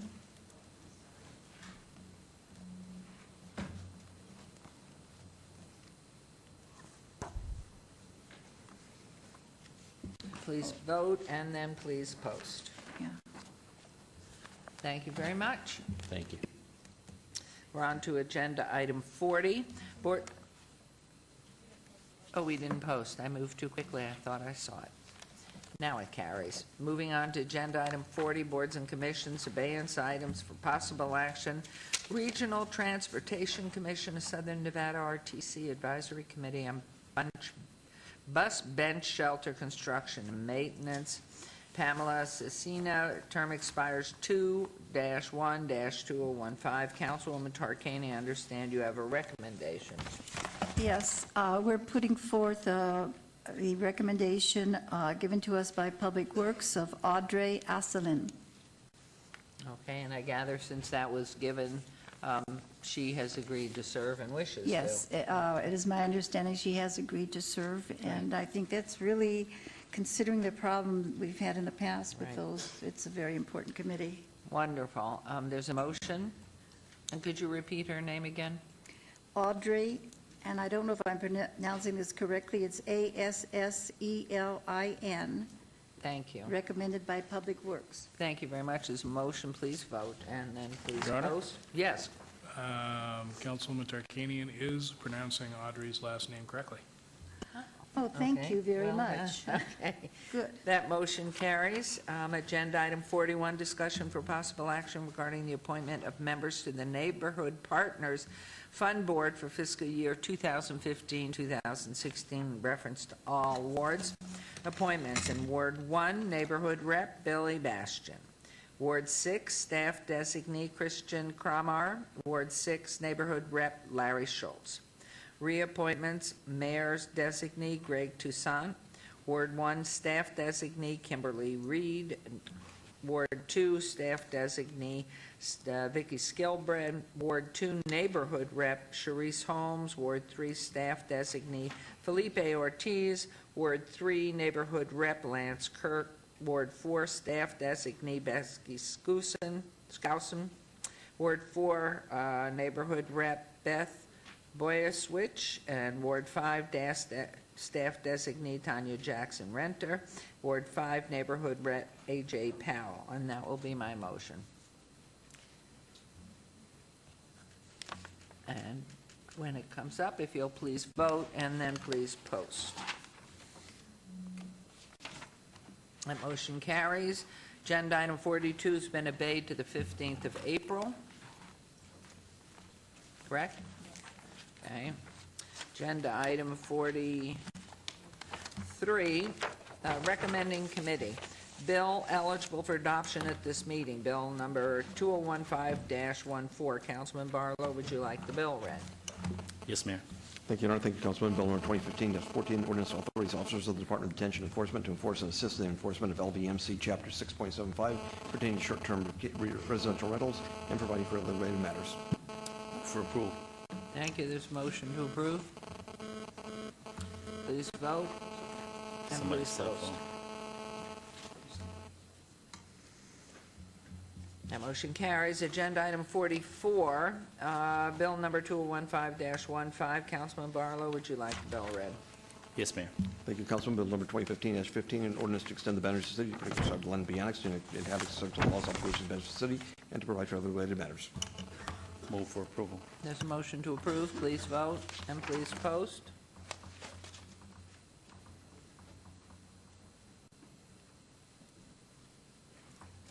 That motion carries. Agenda item 45.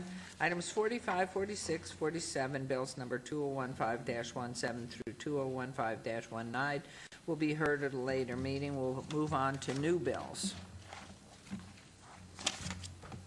New bills. Items 2015-20 will be heard at the recommending committee on Monday, April 13th, 2015. City Attorney, please read the new bills. I'll be happy to, Your Honor. Bill number 2015-20, an ordinance to update the city's Title VI alcoholic beverage licensing regulations and Title 19 zoning regulations by adding new regulations regarding nightclubs and cinemas and other related matters. Thank you very much.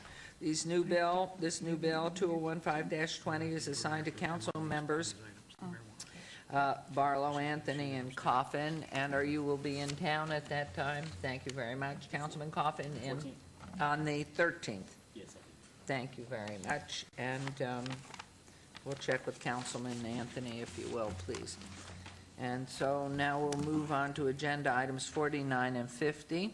Number 49, SUP 55290 is a request for a special use permit, for proposed, I will be stepping back, but I'll read these through, for proposed 6,600 square foot medical marijuana cultivation facility, M Industrial Zone, number 50, DIR 56380, compliance permit for medical marijuana establishment, cultivation, Compassionate Team of Las Vegas, LLC, DBA Compassionate Team of Las Vegas, LLC. This applicant is Compassionate Team of Las Vegas, LLC.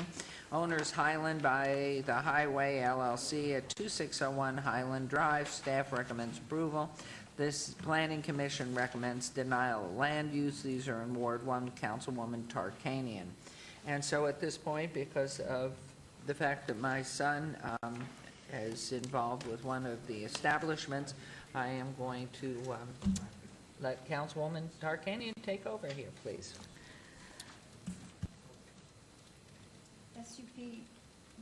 SUP 55290 is a request for a special use permit for a proposed 6,600 square foot medical marijuana cultivation facility in M Industrial Zone.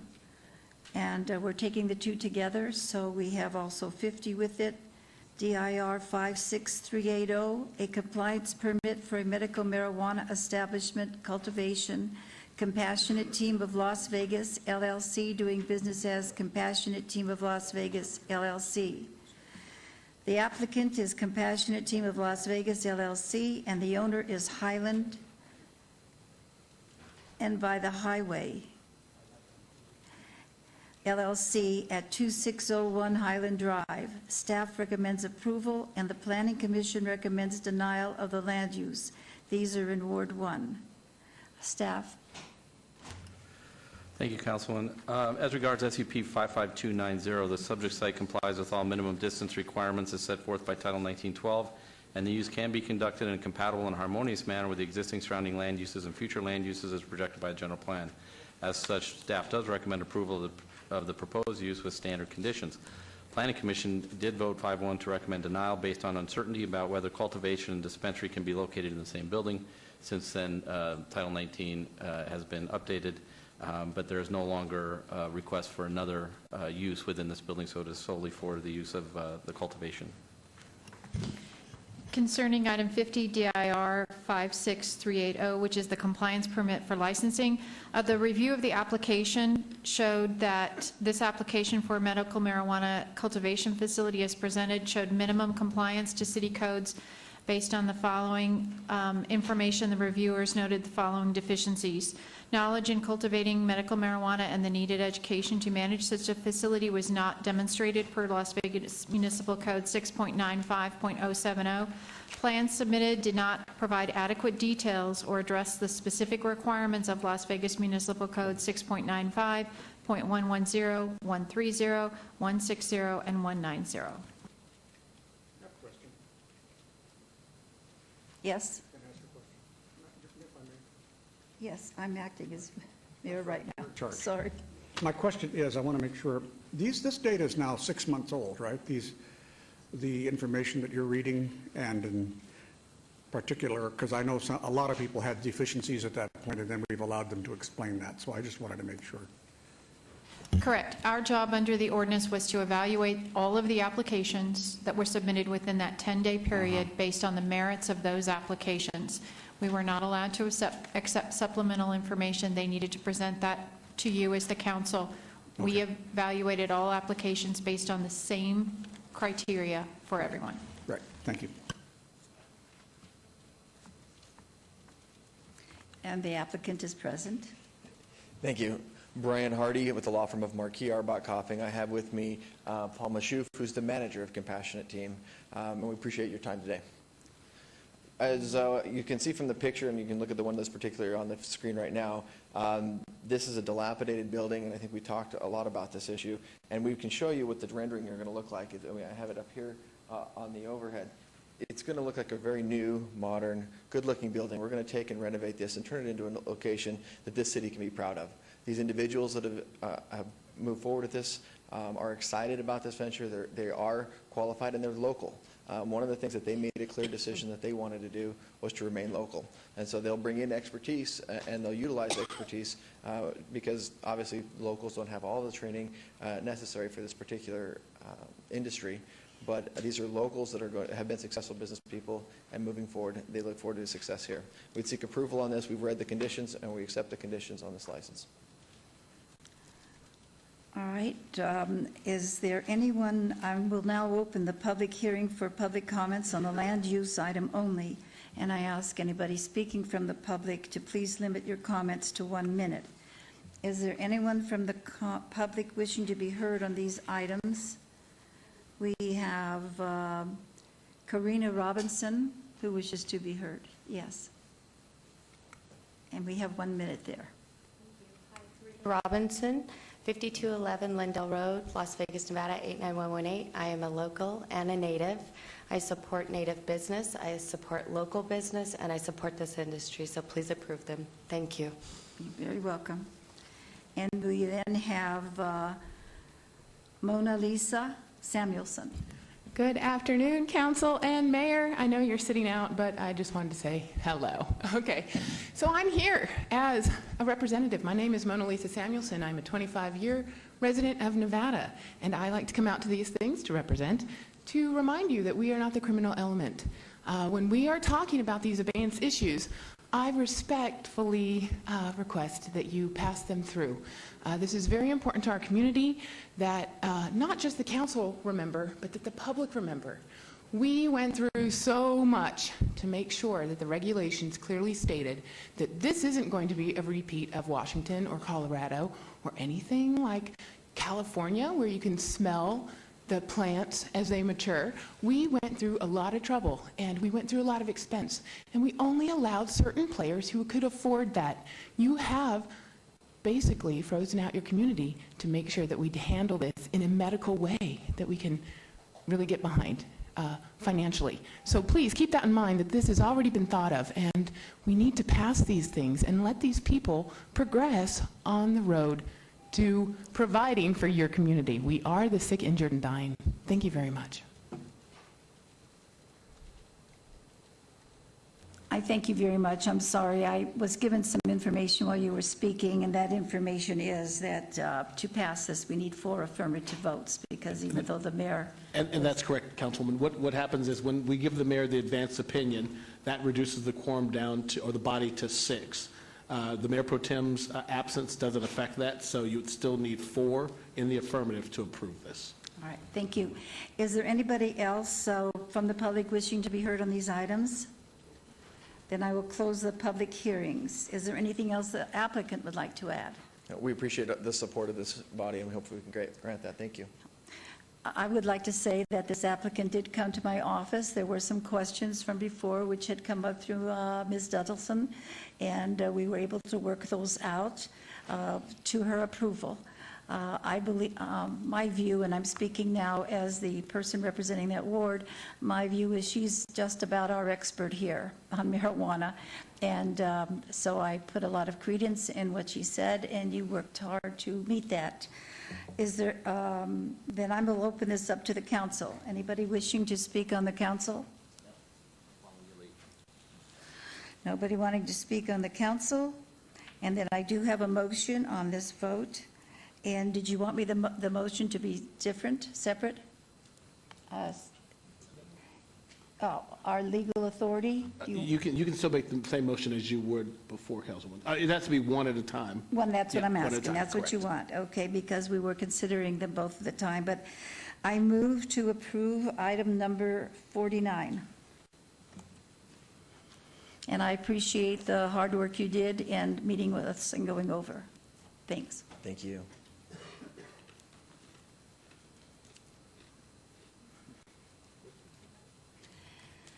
Have we posted? Yes, we have. Then I move to approve item number 50.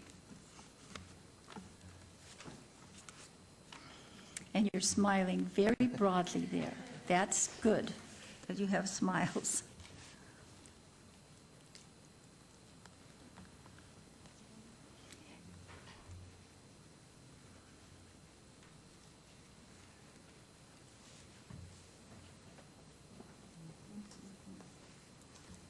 Would you put me down as an abstention on both? Thank you. It just left it blank, and it looked like, good. Well, that also has passed, so you have been approved, and please live up to what you've told us. Don't have any smell around there because we have people watching. We may have official smellers on the list. Anyway, thank you very much, and good luck to you. Thank you. And Thank you. I do want to say that the comments that were made here about our trying to keep this as high as possible, our speaker, that's it. That's what we want to have, do this the best way. We want to have medical marijuana, but do it the best way, and I thank you very much. Thank you. Councilman Tarkanian, members of the council. Thank you. Okay, I'm going to read into the record and give it back to Councilwoman Tarkanian on 51 and 52, as we have been doing, and will abstain on either of these items. 51, SUP 55313, a request for a special use permit for a proposed 7,070 square foot medical marijuana cultivation facility and industrial zone. Note a waiver to allow another use which is not a medical marijuana facility under the same roof of a medical marijuana facility. And agenda item 52, DIR 56412, a compliance permit for a medical marijuana establishment cultivation, DBA Infinite Wellness, Inc. The applicant is Infinite Wellness, Inc., and the owner is NYP Corporation at 2750 Highland Drive, Suite East. Staff and the Planning Commission recommend approval on the land use. These are in Ward 1 with Councilwoman Tarkanian, and I am turning this over to Councilwoman. All right, I will move and ask staff to please present. Thank you, Councilman. As regards SUP 55313, the subject site complies with all minimum distance requirements as set forth by Title 1912, and the use can be conducted in a compatible and harmonious manner with the existing surrounding land uses and future land uses as projected by the general plan. As such, staff recommends approval of the proposed use with standard conditions. Planning Commission voted 7-0 to recommend approval following staff recommendations subject to all conditions. I will note that there are at this time other uses within the same building, and therefore there would be that are non-medical marijuana establishments, and therefore a waiver would be required in order for those to remain there. And the applicant did request a waiver to have non-medical uses within the same building. All right. Concerning item 52 DIR 56412, which is the review of the licensing application, Review of the license application recommended denial as the application does not conform to city codes due to the following. The applicant has not shown ability to manage this type of business and has not demonstrated knowledge of cultivation or the development of marijuana for the compassionate use for the treatment of medical conditions per Las Vegas Municipal Code 6.95.070. The applicant did not provide detailed plans or procedures for the operation of a cultivation facility. The applicant did not provide adequate plans for transportation, did not provide an operations manual, did not provide plans for disposal, did not provide an environmental plan, and the plans, several of the other plans did not meet the code requirements of Las Vegas Municipal Code 6.95.110, 120, 130, and 190. The accounting and inventory software was unidentified, and the plan as presented was inadequate to meet the requirements of Las Vegas Municipal Code 6.95.110. Thank you very much. And is the applicant present? He is. And you have 5 minutes now to present. You know what, Councilwoman, I do, and I'd like to make a couple of different requests today. We were here 1 month ago. It was passed, obviously, because of the passing of your husband, and I did not reach out to your office out of respect until early this week, and so I would like to address some of these issues with you in person. I am going to request an abeyance if necessary. I would like to have my 5 minutes now. I've provided a lot of information to all of you right now that addresses, I think, the majority of the concerns. But I know in speaking also with Councilman Anthony yesterday, he indicated he couldn't be here today either. So I would like to present, and if you still have concerns, then I would like to request abeyance. If you don't, then we could proceed today. That's my request. I would like you to proceed. Okay, thank you very much. And it's an honor and privilege to be here. Excuse me, I'm calling we have... you Your Honor already. That's fine. I can thank you. toss Carolyn aside. But The distinguished councilwoman. yes. I like you. I just think that we had a real reason for formality in terms of instantaneous time limits and all that back in October when we had 60 applications to consider. But maybe we could loosen that up a little bit. This is the last one, I think, of all of them, unless there's another grow coming sometime or another. I'm not aware of that. I don't know. Ms. I don't know Dawson. either, but if we could just not watch the clock quite so closely on this, because we do have the time, my point. Well, I would still like to hear him present today. Obviously, yeah. yeah. I just hate to see us watching the clock when we don't have to. Thank you. Thank you so much. And first of all, you might Excuse ask what me. these crazy folders are that I just presented to you. There are two purposes to these folders. The second is not part of this agenda item, but I've provided you with a copy of the public medical education plan that the Board of Regents is advocating within the higher education system. I'm going to stop there because that's not on the agenda, but we try and conserve with the system of higher education, so I'm using duplicate folders, and I'm providing materials for Mr. Herda and materials for public medical education expansion. Some of the concerns that were identified initially was related to Mr. Herda's... Councilwoman? I don't believe, yes. we all know who he is, but I don't think he put his name on the record. Can you do that, sir? You know what, thank you again, and James Dean Levitt on behalf of the applicant, thank you for that. Thank you. So some of the concerns that staff had initially was the experience that Mr. Herda has as it relates to medical marijuana. So Mr. Herda's interesting. His father's in the audience today. He is Herda's appliance. So for the last 6 years, and I provided a resume for Mr. Herda, and what that indicates is he has a degree in business management from Sierra Nevada College. For me, that's very, very impressive. For the last 6 years, he has managed his father's real estate properties. They have a business together, and he spent the last 6 years doing that. I'm not sure if Mr. Herda, who was not represented by me at the time, properly articulated that to the City Council, but he is eminently qualified. But just to show how much concern that he had, he went out, and if you look at another document I provided, he attended the Oaksterdam University. and received almost a 100% score, where he could learn the fine arts of medical marijuana cultivation. But that wasn't all that he did. He went out and entered into a consulting agreement with Dr. Dubin and Dr. Vu and Dr. Snipper, two of which are in the audience today. And they're going to work together. He's going to consult with them, and they are going to consult with him. And of course, as you know, you approved Drs. Dubin, Vu, and Snipper for a cultivation and production, well, frankly, a dispensary as well. They were not fortunate with the state in that regard. So as it relates to the experience of Mr. Herda, I hope that we've addressed that concern, and certainly if any of you have direct questions for Mr. Herda, but a bachelor's degree in business, he's attended Oaksterdam training, and he's now working with some of the finest medical doctors in the Valley. The other concerns listed were he hadn't provided detailed plans for the operation, transportation, environmental plans. We've submitted the majority of those things to you today in the packet. And again, I would have reached out earlier, but out of respect, I decided to wait until this week, and that's why I'm happy to come back if that's the City Council's pleasure.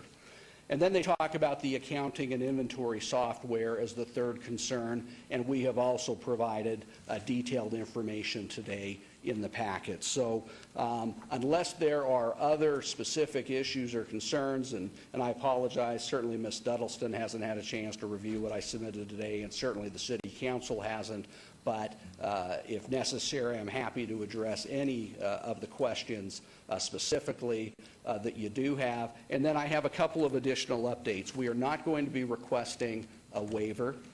This particular piece of property has a furniture tenant in it right now whose lease expires December 15th of this year. And Mr. Herda Sr., who's seated behind me, he is not going to renew their lease, which means that this property will not have any other tenants but Mr. Herda Jr.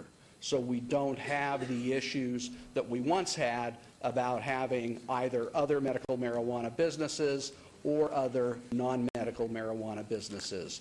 The remaining tenant is month to month, and he is sort of a caretaker for the property. He has also been notified by Mr. Herda Sr. that that as a condition of Mr. Herda's application, he will also have to vacate the premises. So we are no longer asking for a waiver at this time, and we know the city is concerned certainly about granting waivers, even for those that have signed documents. I think that really summarizes my presentation. Certainly happy to answer any questions or concerns that any of you have at this time. First of all, I would like to say that I was disappointed in how the matters that were on the request forms that were supposed to be turned in for licensing, as Ms. Duddleson reports, there was a one-page answer where usually we get maybe a booklet this thick. We got many that had nothing on each of those things. And it's very important, as we have already stated, that we have to have the highest and the best. You were on the list of the state. Do you know where you were on that list? How you were approved? Do you know where you were? In terms of the rankings? Yes. He was given approval by the state. I think they approved everybody. They approved everybody, that's correct, and they did not announce a ranking system other than for the dispensaries. Only the dispensaries. Only for the dispensaries. Well, you put me in a little bit of a situation. If I were to vote today, I have to tell you, I would recommend denial. I would recommend denial because of the non-medical marijuana uses.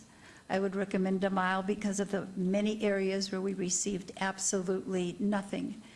And I don't know anything about this establishment of the college that you told me about. It's, what was that? Was it in Holland or something? It sounded Dutch almost. No, Oaksterdam is based in Oakland, California. But we have no background on that. Sure. And I don't know how much it would take to be able to reach a level where you would need to do this at the optimum level of excellence that we want.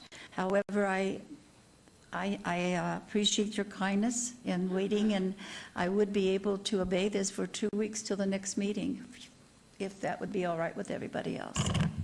And I would also tell you in the meantime that I have on my recommendations always use Ms. Dudleson's information given to us. So where there's nothing, we need to have something, and we need to have it the best we can have it for you to be evaluated. So again, I would like to obey this. I move to obey for 2 weeks. You still need to open for public hearing. Oh, I'm very sorry. I'd like to then open it for public hearing. Anybody who wishes to speak. Hi, Karina Robinson. I'd like to speak on behalf here of Mr. John Herta. I am a Lake native, as I mentioned before, and what I've learned in this industry is not everybody has the communication skills or the actual administration skills to accurately put who they are on paper. That is across the board through physicians and also the business owners. So, knowing Las Vegas, Nevada the way I do, knowing that this is a necessity, I'd please ask for you to reconsider. Also, Oaksterdam University, they gave me a chance to be a volunteer through John, and they just had a session here at the Four Queens. So they're based out of San Francisco, and they are a great university to learn from. So thank you very much. I support John Herta. Thank you. Yes, I wasn't speaking so much for him, how the information given pertained to indicating what type of person he was and his knowledge. It was the lack of knowledge of business. It was the lack of knowledge. I mean, I must tell you, anytime you have an application for something as highly competitive as this has been, and particularly, you know, in my ward, I really have tried very, very hard, and not that the others haven't, but we all have, if we're going to do this, let's do it at the top level. Yes, ma'am. And if I were a teacher grading that, I would have to give an F in it. It was not good at all. And so that's why the best I can do right now in my conscience is obey it till the next meeting. But it's nice that you spoke, and I thank you. Thank you as well. Mayor, excuse me, could I ask? Yes. I want to say I want to support your motion because, as I thought, I had a feeling, you know, these 6 months have changed a lot of things. Since we first discovered this, there were people that were very confused about what they should provide, and people that provided stuff that didn't get in our records sometimes.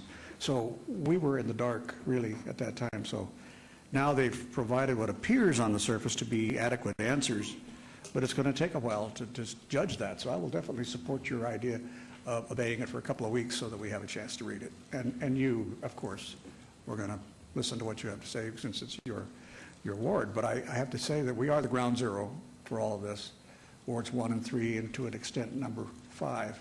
And we just really can't make any mistakes to the best of our abilities. So I'll go along with you, Councilwoman. Yes. Good afternoon. For the record, my name is Mona Lisa Samuelson, and I absolutely agree with you too. You know, I like to get behind the people in the community, and I really like the idea that we're not being put, you know, our feet to the fire. So we have, you know, a little bit of lenience. But I agree that we do have to make sure that all the ducks are in a row. So I think that's a very generous and wonderful thing that you give us in advance. Thank you so much. Well, all right. thank It'll give you. us Welcome. all a Thank chance you. to figure it out. Yeah. Thank you. Did we have anybody else that wished to speak? Dr. Dave Sniffer, how are you, everybody? Thank you for hearing us. We have agreed, Dr. Vu Liu and myself and Dr. Dupin, to help Mr. Herta.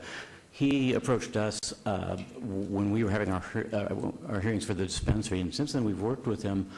He's attended our business meetings and us his to address these issues. I was not aware of the nature of his application when we first met him, and I can't speak to that specifically other than we've watched him progress, we've watched him learn, and he's learned from us already.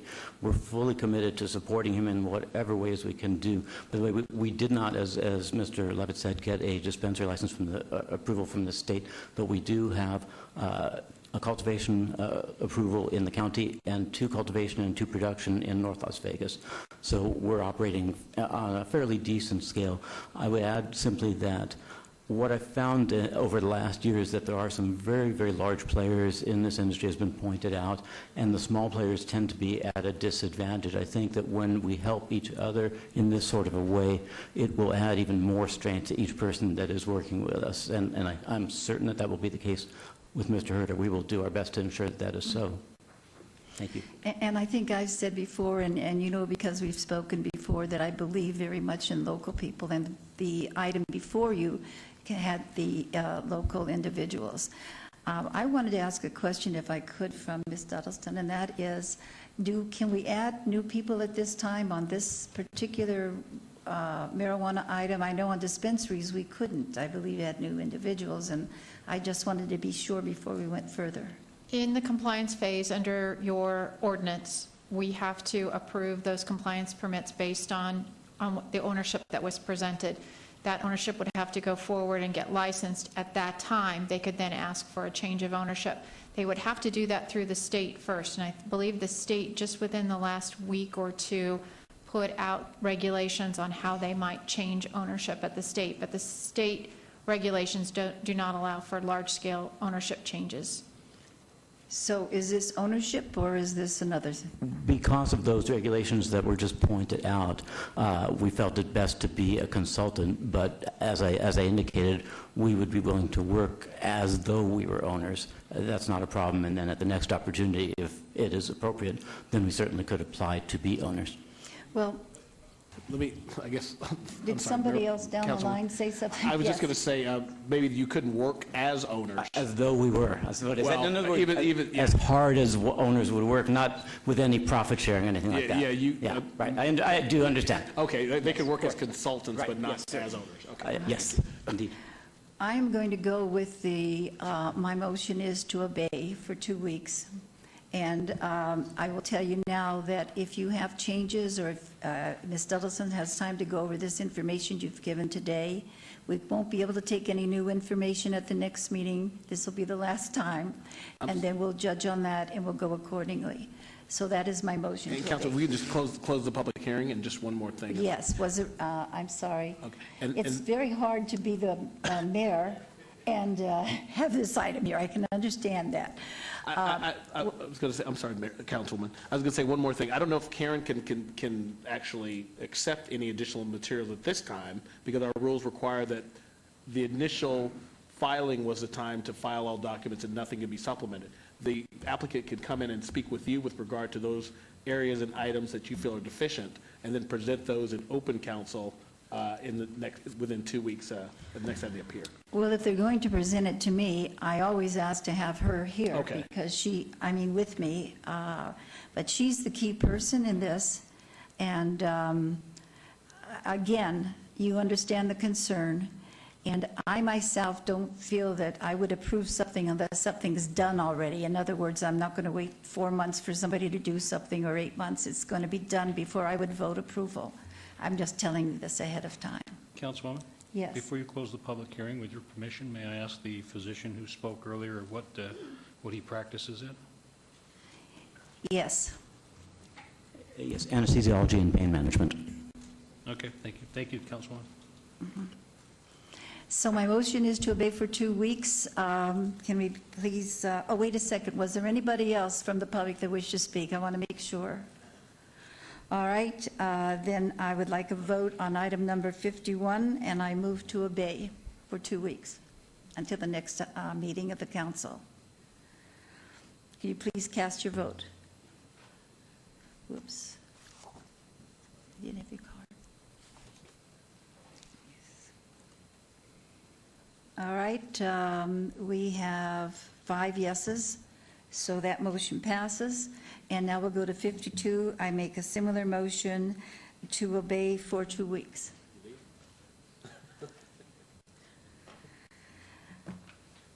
All right. Would you please cast your votes? And again, we have the 5 votes, and that passes. Thank you very much. Yeah, thank you very much.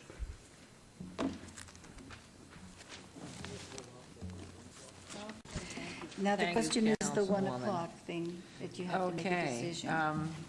the 1 o'clock item, agenda item 37 and 38.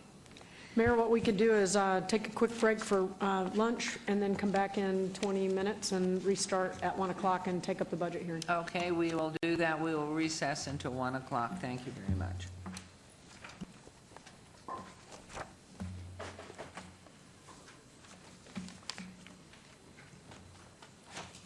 Okay. We're going to get you out of here very quickly, I hope. Yeah. Yeah. You better turn off your mic.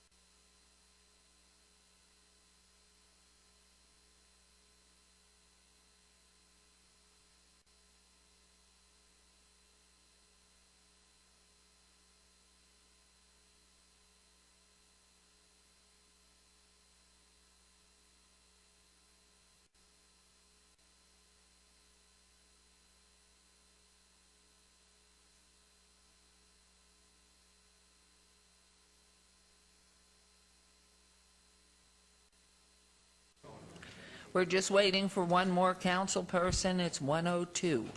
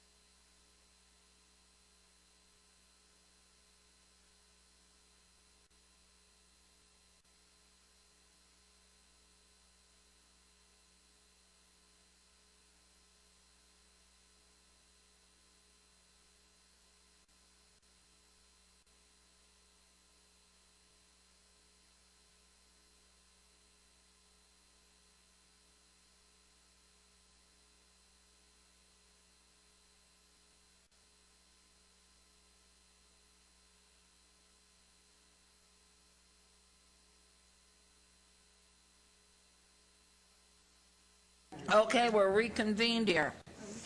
This is agenda item 37, report for possible action regarding a financial overview of the redevelopment recovery plan, wards 1, 3, and 5. Councilwoman Tarkanian, Councilman Coffin and Barlow. This item will be trailed to be heard in conjunction with item 38, will not be heard before 1. Mayor, And so, we're should I read requesting... 38 too? Sure, but we are requesting that we hold number 37 in abeyance, given the conflicting event schedule this afternoon. So if we could hold item number 37 in abeyance and then open item number 38, that'd be And great. obey it till when? Just 2 weeks will be fine. We could put it on the next Councilwoman, would you agenda. make that motion, please? I move to hold all the items in abeyance, 37, 38, and Just 37. Just Just 37. Item 37 in abeyance for 2 weeks. Okay, thank you very much. There's a motion, please vote to hold 37 in abeyance to the 15th of April, when your income tax is due. Thank you, and please post. That motion carries. Agenda item 38, discussion for possible action regarding fiscal year 2016 tentative budget for the City of Las Vegas Redevelopment Agency, all wards. This item will be heard by itself. Ms. Fretwell. Good afternoon, Mayor and members of the council. This is an item that we have each year prior to filing our tentative budget that outlines what we're recommending for inclusion in the budget that we submit to the state. I think this is a very positive report for you today. It's one I'm very proud of. Our outlook has improved greatly. We've done a really good job, I believe, of managing our budget during times of recession. Things are recovering, and we're starting to see that in our numbers. I think that our sound management practices, your leadership, and our solid fiscal management really has allowed the city to emerge from a downturn with a very strong outlook. I'm very proud of that today. This is the third year in a row that we are looking to finish our current fiscal year in the black. So even though we started the year with a deficit budget, we've been able to turn that around and end the year with a positive outlook, and one that is in the positive column, not the negative column, which is really important. During 2015, the city's been able to accomplish a great amount in our priorities, and I want to go through that briefly this afternoon with you. All the while, we've been operating with 24% less people than before the recession in non-public safety jobs. So while public safety has been a very important priority for our council and for our city, we've been keeping those positions flat or slightly growing them. Meanwhile, the rest of the general fund positions have been held at almost a 25% reduction from our prior recession peaks. I'd also like to tell you that what you're going to see in this report today is that we've been able to actually see improvements in our bond rating. I think that that's a real testament to what we've been doing to ensure that we have sound fiscal practices. That's been reassured to us by the bond raters and in these upgrades. And the upgrade has not only been for the city in general, the city's general credit rating, if you will, but also for the RDA. So I think that's a really good accomplishment. This year, for the first year since '07, we're presenting you a balanced budget.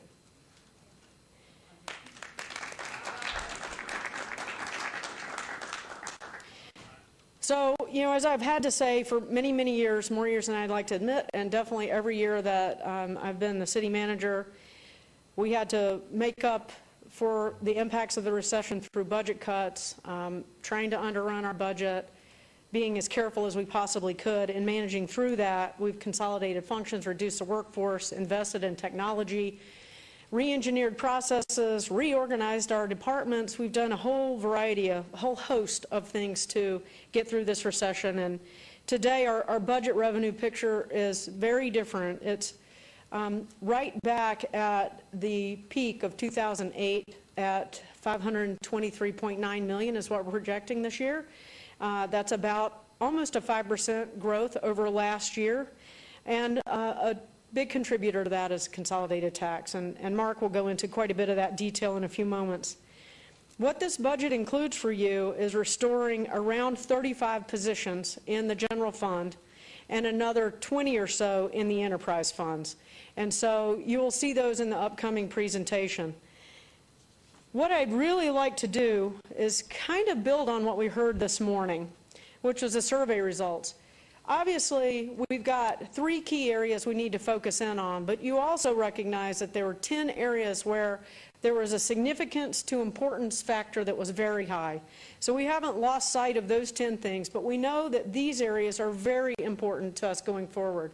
And I'll just remind you that in 2014, we also did the Parks and Recreation survey that indicated these were high priorities for us going forward as we talk about Parks and Recreation. And then finally, you know, we've continued to enhance our outreach, and we've had some pretty significant improvements in our social media offerings. As you full well know from some of the comments this morning, a lot of really incredible following here. We're one of, I think, David, one of the top followed communities, definitely in our region, and we're really proud of that, and we've got a lot of people participating with us on Facebook. So I think that those things show you that some of the things we've been doing are making a big difference, and some of the things we have planned in this budget address many of these findings. And I wanted to just remind you right up front that we never really stopped working through all of this. In fact, this year alone, we have well over $250 million in the works, in projects out in the community. And you can see that illustrated here. So you've got over $200 million already work in progress in our city, improving things like roads and flood infrastructure. And we're going to talk a few moments about that. And then you'll see that in this general fund, we're talking about significant new projects and totaling up to $273 million that we're spending on capital-related activities. So let's start with one of your top priorities, economic development.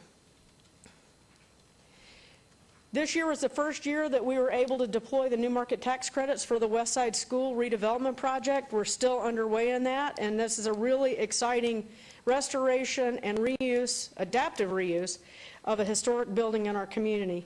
But for these new market tax credits, I don't know if we would have been able to get this project on. We have been working incredibly hard on the medical district.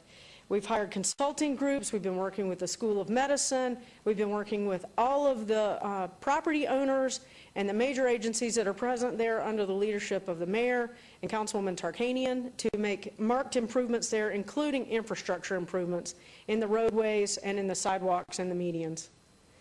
We also deployed what we've been calling the 5 big plans that now we've rebranded as City by Design. So our downtown plan, the medical district plan, the plan for Cashman, and a variety of other mobility plans that are really important to the future of our city as a direct result of your strategic planning workshop last year.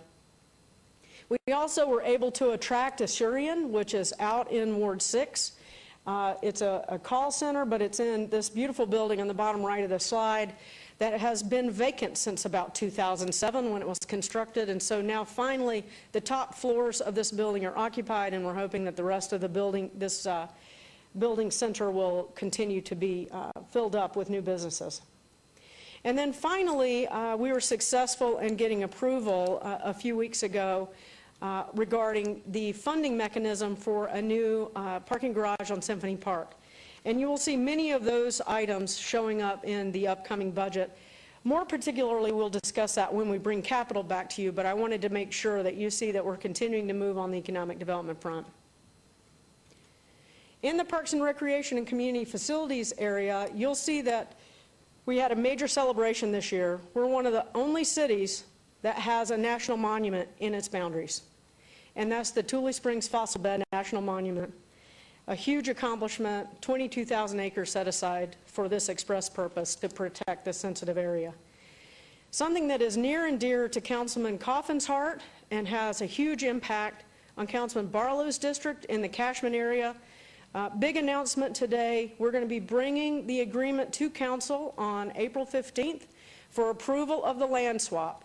And what that will do is it will be basically a 3-way deal where the current library that's downtown that you see the picture of up in the right-hand corner will be moving either to the old Variety School site in the Sunrise area, or to 28th and Bonanza, depending on what we can work out with the Housing Authority, right?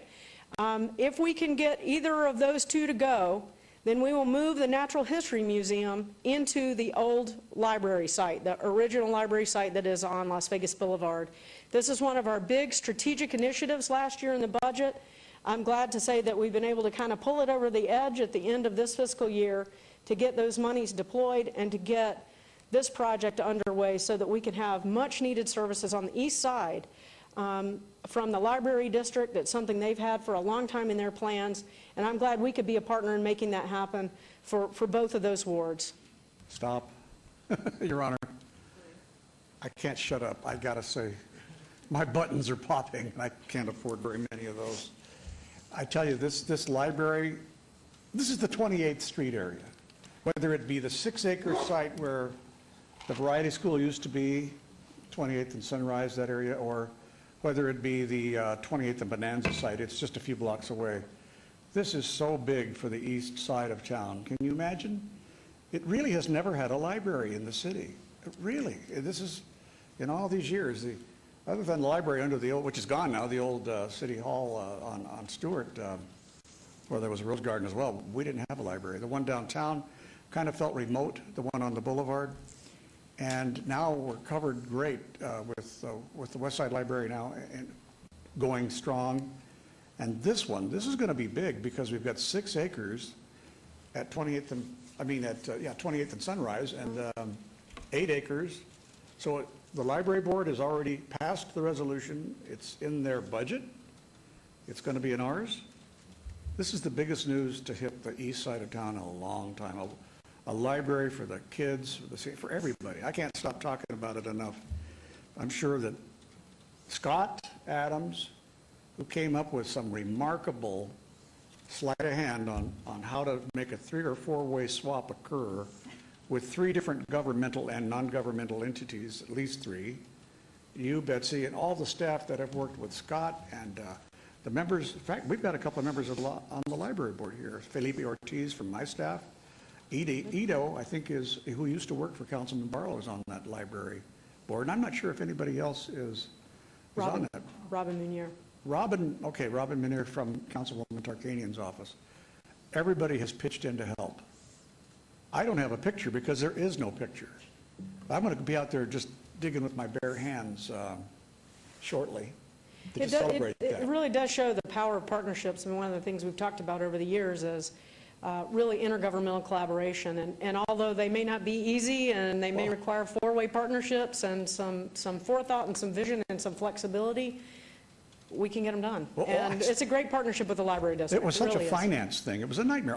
It's way over my head. These are the kinds of things that your development guys and Scott are very familiar with, and they just see those things that I can't see.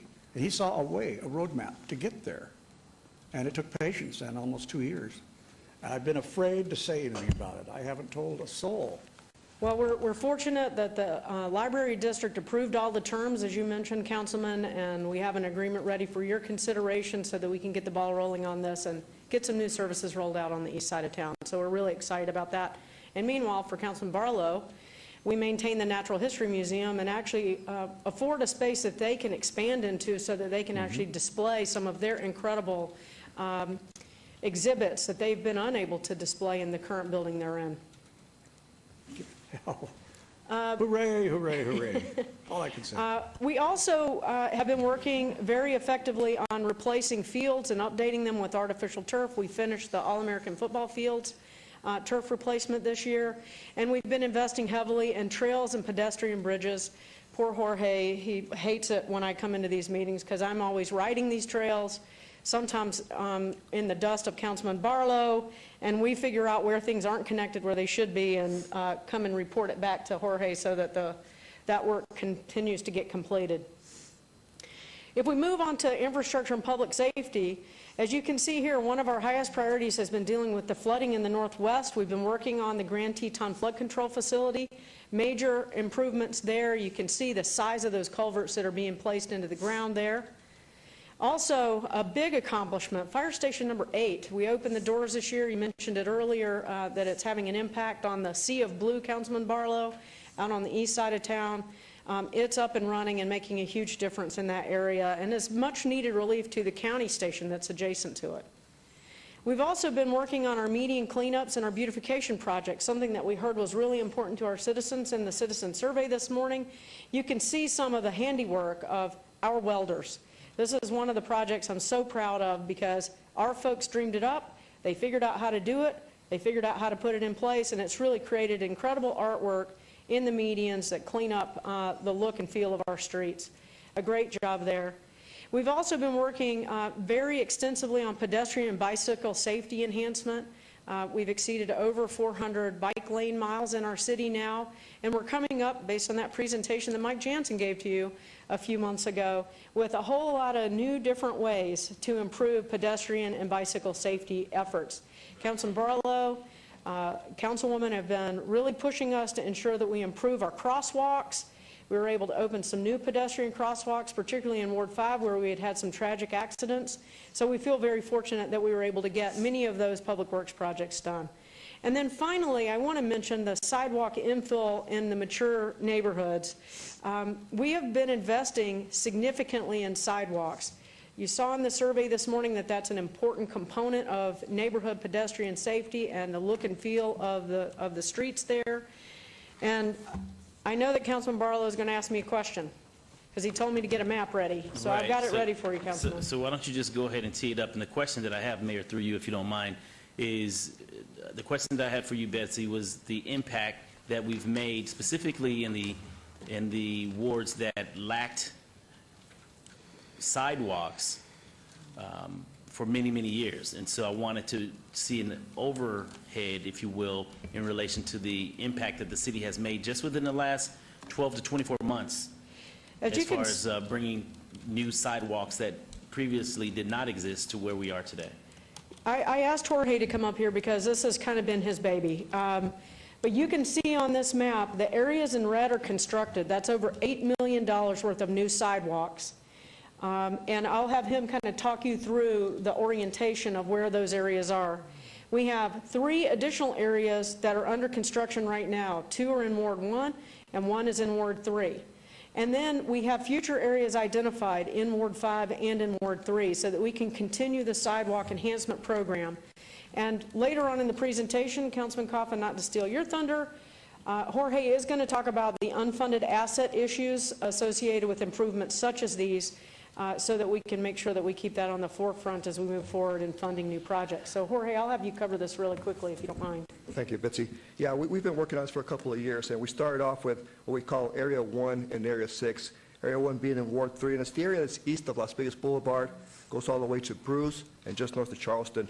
You know, these are parts of our town that homes were built probably in the 40s, 50s, when back then some codes didn't require sidewalks. So we have a lot of folks that with homes that didn't have sidewalks. We had kids that had to walk to school in the street. And so we started with those critical areas first. Completed Area 1 and Area 6 probably about a year and a half ago. Working our way further east, we're working on what's called Area 2A, which is shown here, and Area 2C, which is here. We're also working within the medical district between Rancho and Shadow Lane. And then we're doing Arville and Hinson in this area here. So those are designed. Another about $8 million worth of investment we'll be making in sidewalk infill there. And as we progress, we're going to progress eastward to Area 3, and then kind of northward and come back in the opposite direction to really get our mature area of town where we don't have sidewalks, where there's a need for them, while we're there, put in handicap ramps where required, and then fixing those that may be broken and need a repair.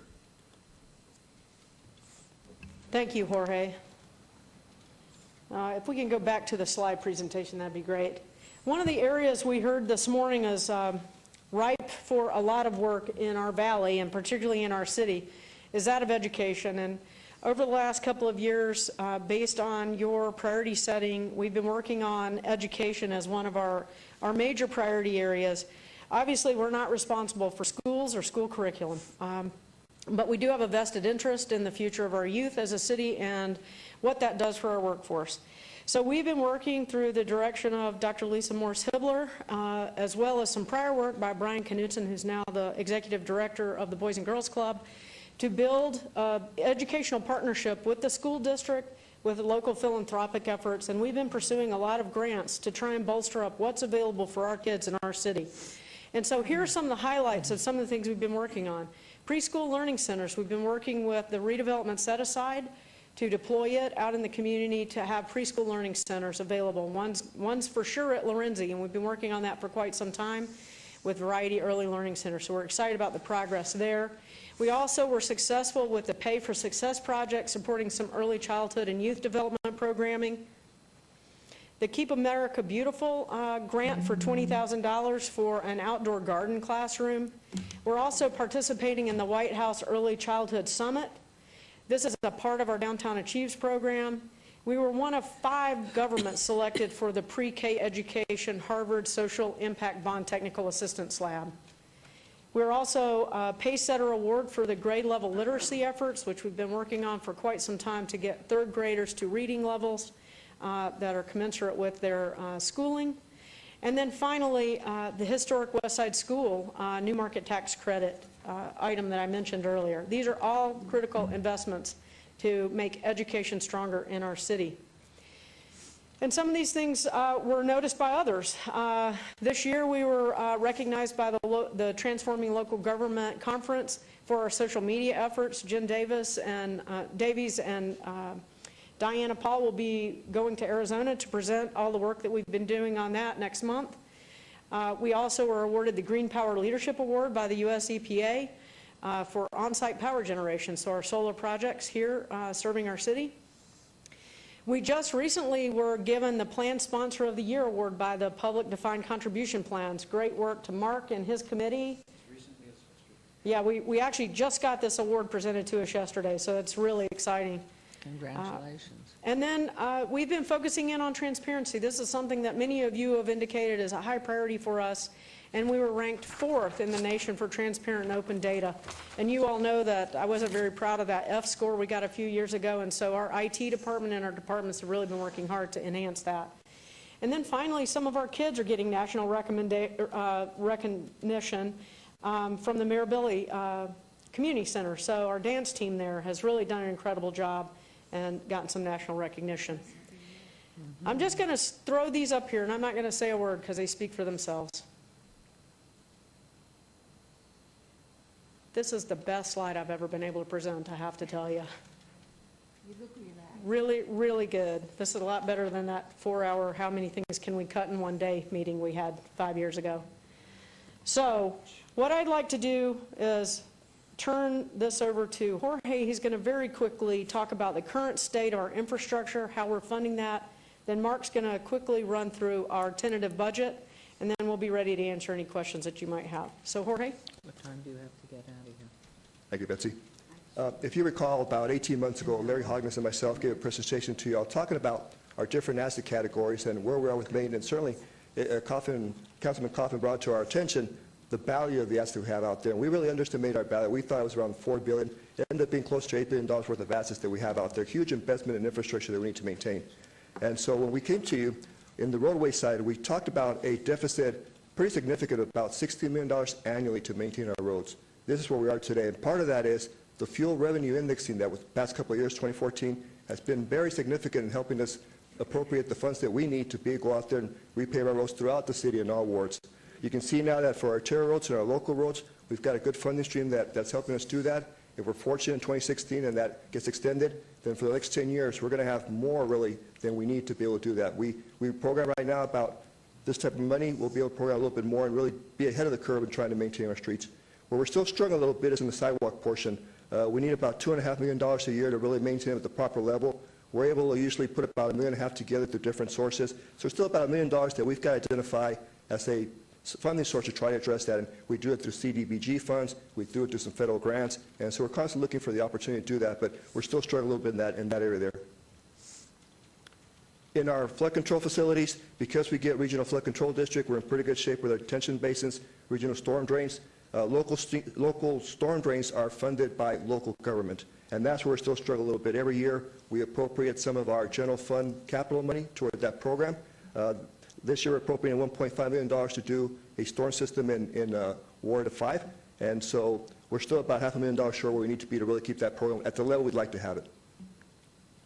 Our sanitary sewer system, because it is an enterprise fund, we're fortunate enough to be able to fund the needs that we have there, so we're in good shape.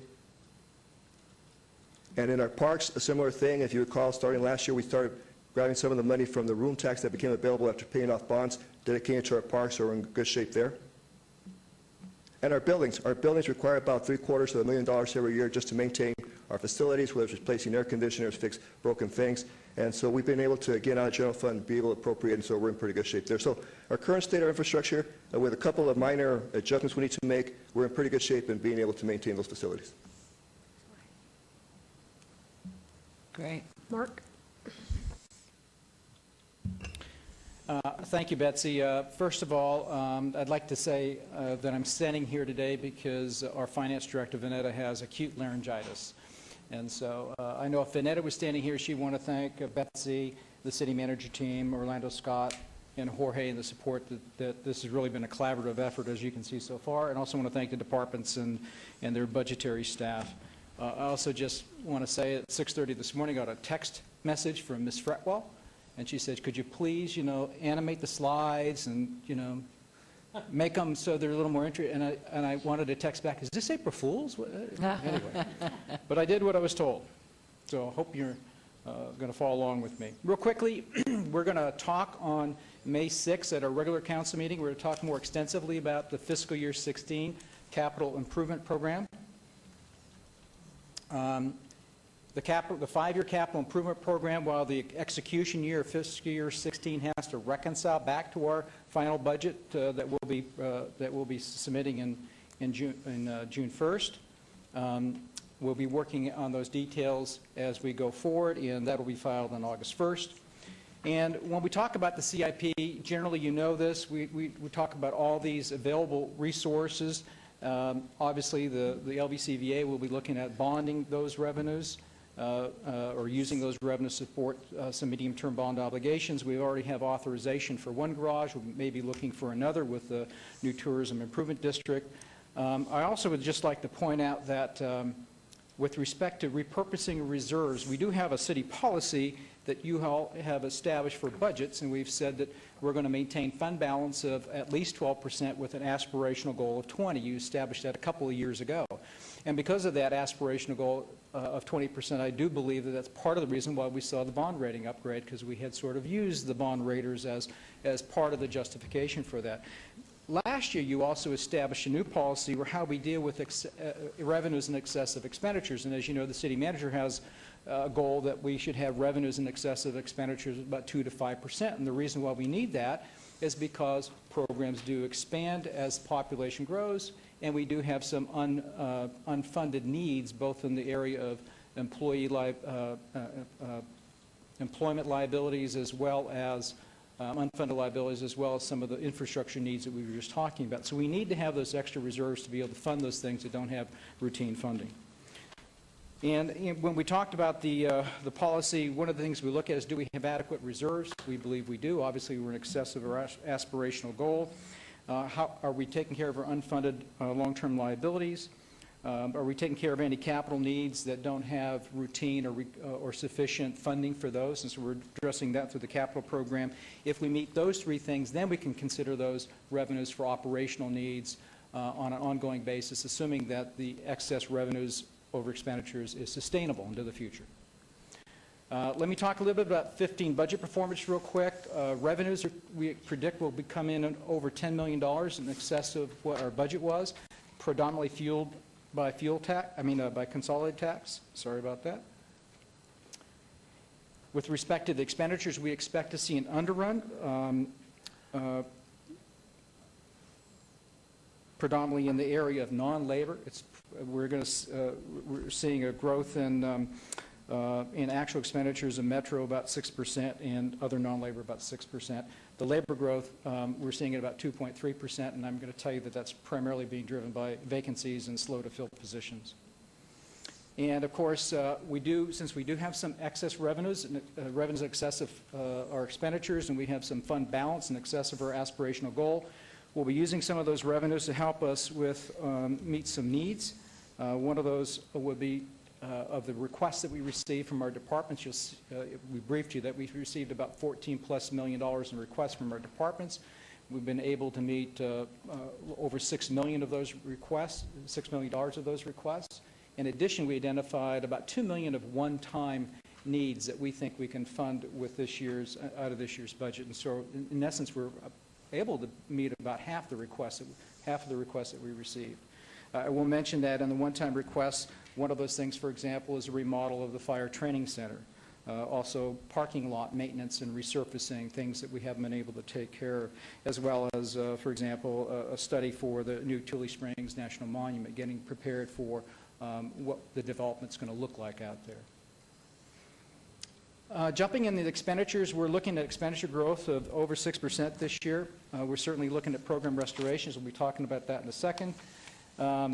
Contributions towards public safety and LVCVA contracts. POA, PPA have some contractual increases. Fire has one as well. We're in negotiations with the POA and PPA, but we expect those to be within our budget plans here. We always budget for a 3% vacancy rate in some of the larger departments, so we don't budget the departments for full positions because we have turnover. And we know what that roughly is going to be, so we plan for that.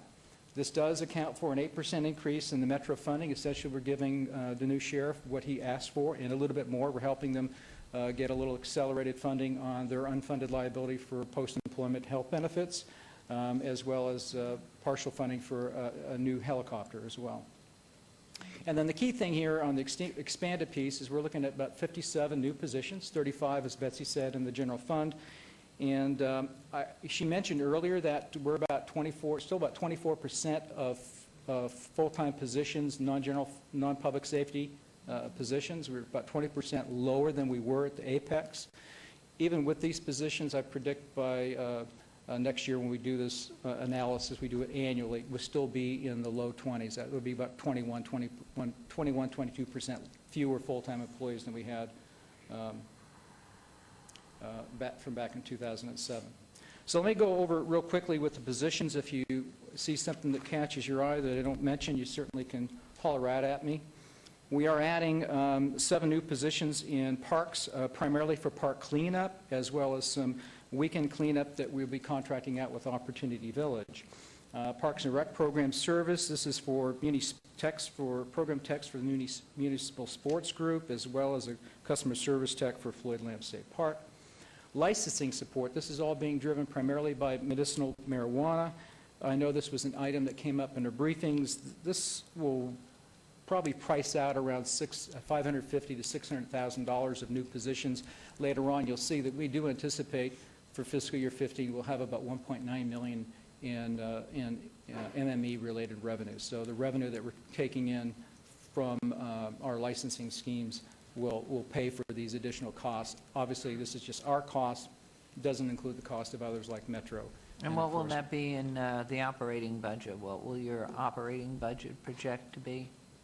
For the MME,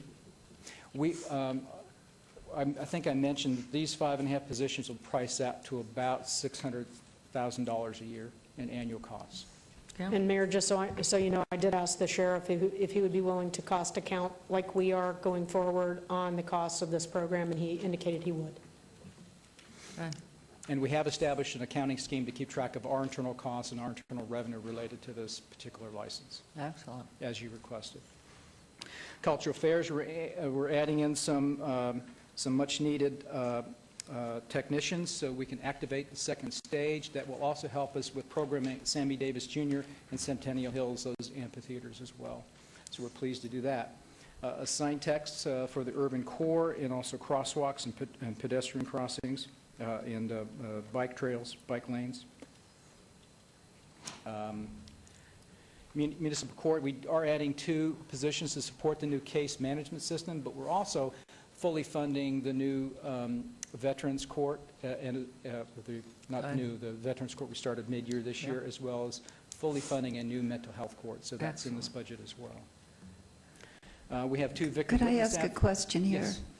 Yes. When you were talking about the new traffic and the ways of controlling, we'll be adding many more of those new traffic lights that give the, on our major roadways, that give the verbal first and then the light second, so that it gives more chance for people to stop. We found very great success with those downtown. By letting the pedestrian go into the crosswalk first before we let the vehicles go, the vehicle's now more aware of the pedestrians there, particularly when they're turning right. And so a lot of times the cars turning right is paying attention to the road and not the pedestrian. And so we experimented with the first one on Stewart and Las Vegas Boulevard. Great feedback on them, so we're rolling out more and more of those because we found that they've had great success in letting drivers know that pedestrians are entering the sidewalk. So we have one in Ward 1. We got one of the first 2 or 3 that came out, and we should be able to expect more of them. Yeah, are you talking, Councilman, about the where we let the pedestrian enter first, or are you talking about the pedestrian flashers?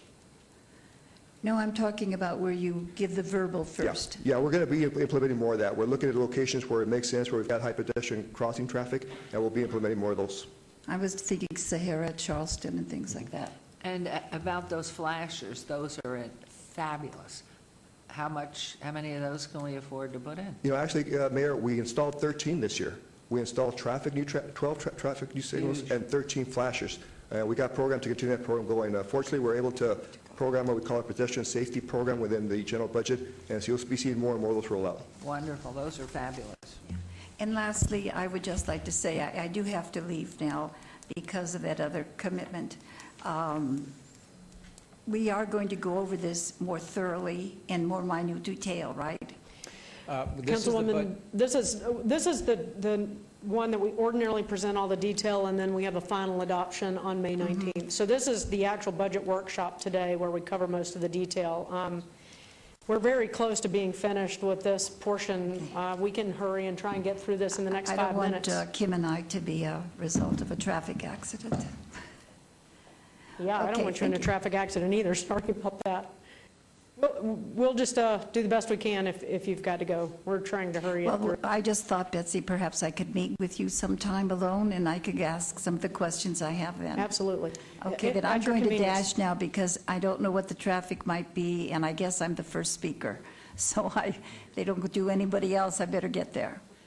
This will be the budget that we'll file for the tentative on April 15th, and then we'll get another shot to make revisions and adjustments for the final budget that we'll file in June. So we will have another opportunity to tweak and adjust. Detention enforcement, 3 positions there. One's a needed management analyst. One is a crisis counselor for the corrections officers, and there's a new corrections officer to help support our standards program, perhaps in view of getting back into the accreditation program here in the near future. Human resources, these are for recruiting the vacant positions. We're trying to run 2 academies this year. One of these positions actually will be dedicated to the fire department for their 2 academies that they'll be running next year. And support services, 4 positions here, one of which is an internal auditor, by the way. When we get to the other positions and the other funds, in the enterprise funds, we have 17.5 positions. We have 8 positions in sanitation and storm services, 3 positions in sanitation support services. One of those positions, by the way, is a customer service rep that will station here at City Hall, particularly on Fridays for customer service. Most of the questions we get on a Friday have to do with either sanitation services or things related to the DSC, so we'll add that. Building safety permits and examiners, we're seeing a lot of increase in transaction volume. Revenues are supporting this, and so we'll be adding positions there as well as in the customer service area. Fire protection engineer for building and safety. It's an addition there again to keep up with the volume that we're seeing. In the internal service funds, we're adding a coordinator for fleet services, and in facilities management, adding a couple of janitors. And this new market tax credit support, we are adding a new position, but it will be funded out of the fees that we get from the LVCIC for the new market tax credits. So unless you have any questions about positions, this is how the expenditure looks in terms of category. A little bit deceiving because you would argue that maybe 85% of that Las Vegas Metropolitan Police Department number, that 26%, probably 85% of that's labor. So if you took 85% of that and added it to the 54% for salaries and benefits, we probably have somewhere in the neighborhood of 72% of our budget relates to labor. Debt service, small percentage at 3.4. If you take that expenditure and you throw it on its ear and talk in terms of function, what's the money going for? 66, obviously two-thirds of the budget's going to public safety. If you throw the judicial piece in there, you're over 70% of our budget's going to activities that relate to keeping our residents safe and holding people accountable. You can see for cultural and general government, the other two large categories for us. On the revenue side, we're projecting a 4.7% increase on the revenues. As Betsy indicated earlier, predominantly fueled by the C-tax. Property tax increase, this is kind of an interesting situation. We're looking at a 4% increase this year. Both the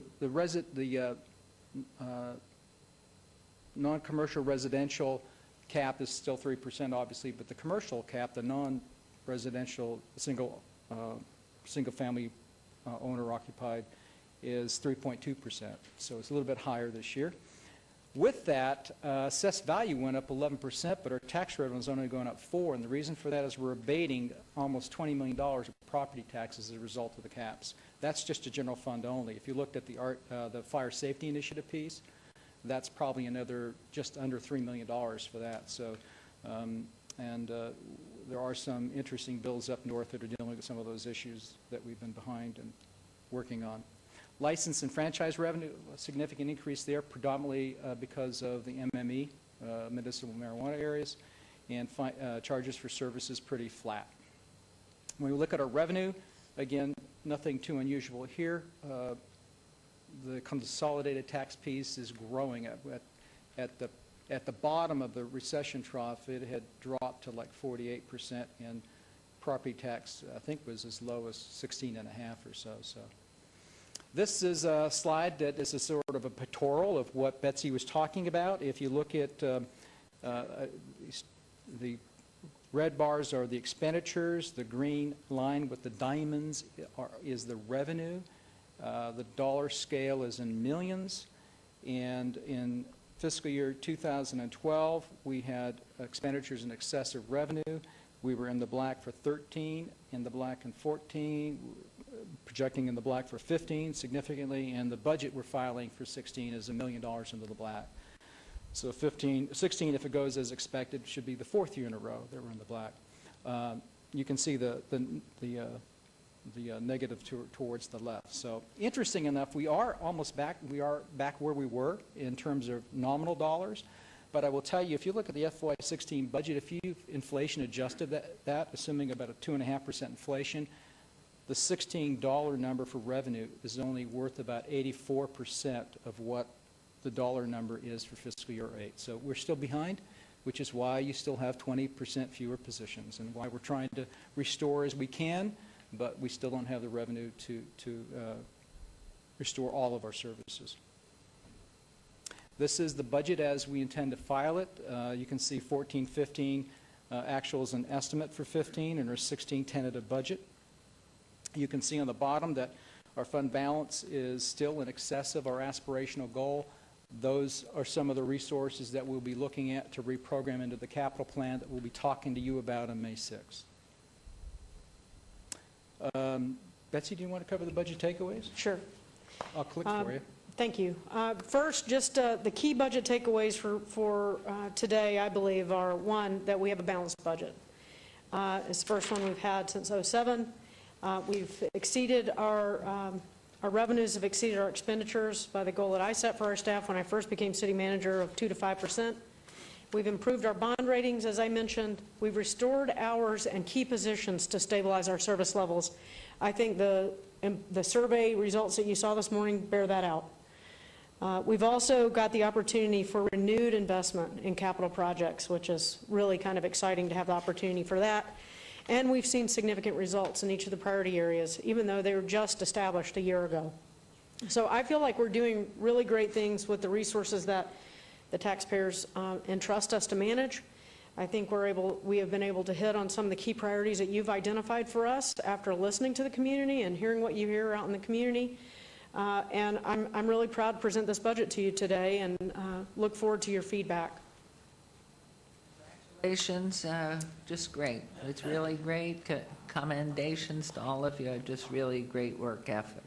Team pull all the way around, and just really proud. And I think Mr. Vincent had his finger up to say one more thing. One more slide. This was also to cover the redevelopment agency.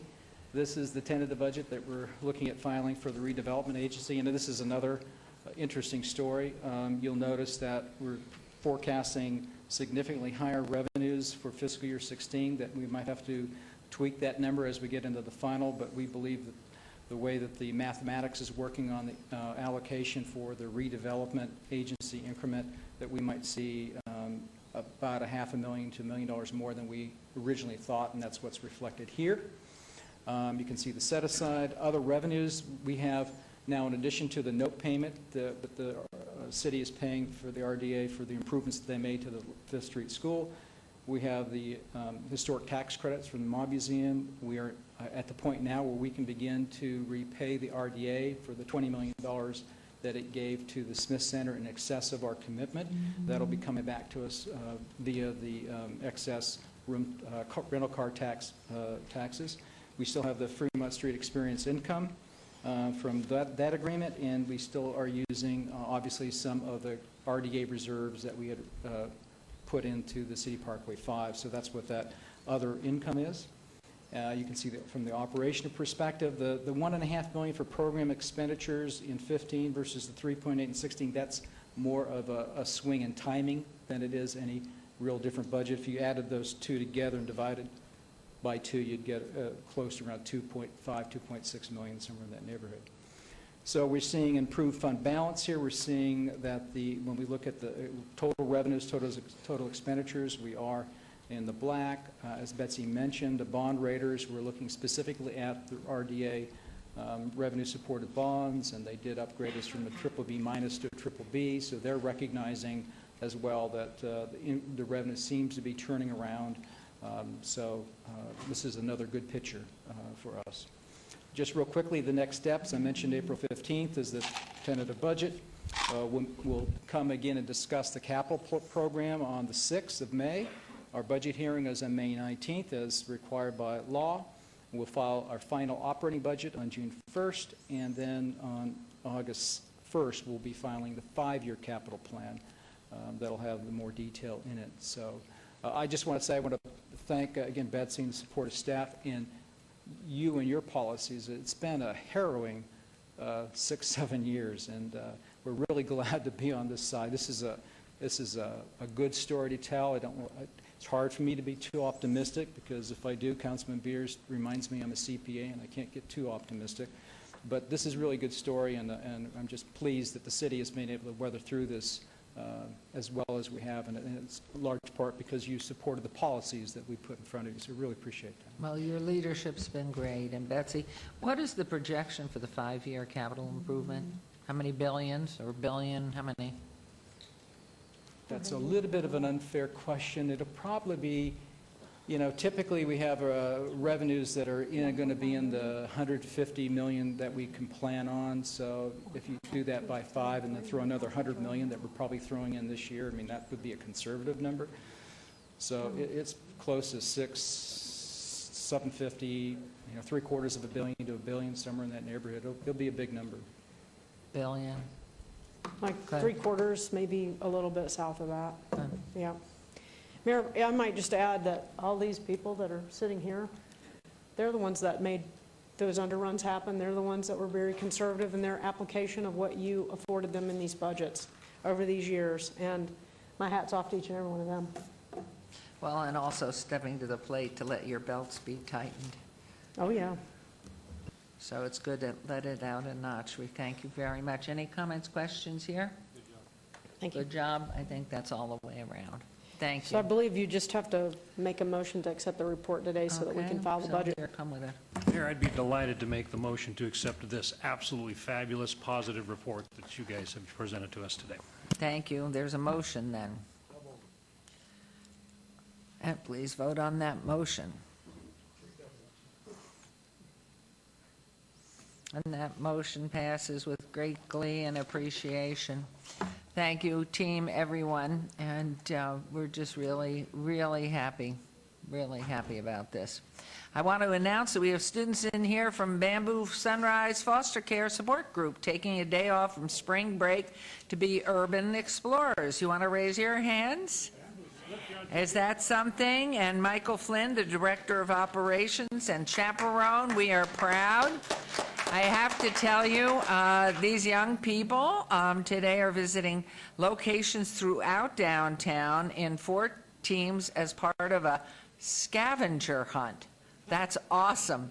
For this part of their urban scavenger hunt, they're coming in to sit at City Council for a few minutes and sit in the center section of the meeting so that their mentors, you can see them. They're live on TV. How about a nice big wave one more time? You are great. We just hope you're very successful. This is just wonderful. Thank you for joining us. Appreciate it. Thank you. Okay, we will now move on to setting the date for appeals filed or required public hearings in the City Planning Commission meetings, dangerous building or nuisance litter abatements. Thank you. I'll instruct the city clerk to set the public hearing dates and appeals. And it's done, so we'll move on to citizen participation. And our wonderful Mona Lisa. Good afternoon. Once again, my name is Mona Lisa Samuelson, for the record. I come down here to look out for my community, and so I don't want to miss my chance, if I'm already down here, to tell you thank you very much. I don't know if you know this, so I'm going to make this very clear, Mayor. It might be election time, and this might not be the time to say it, but I have to tell you that you are probably the world's most beloved mayor. Mrs. Carolyn Goodman, I want to thank you.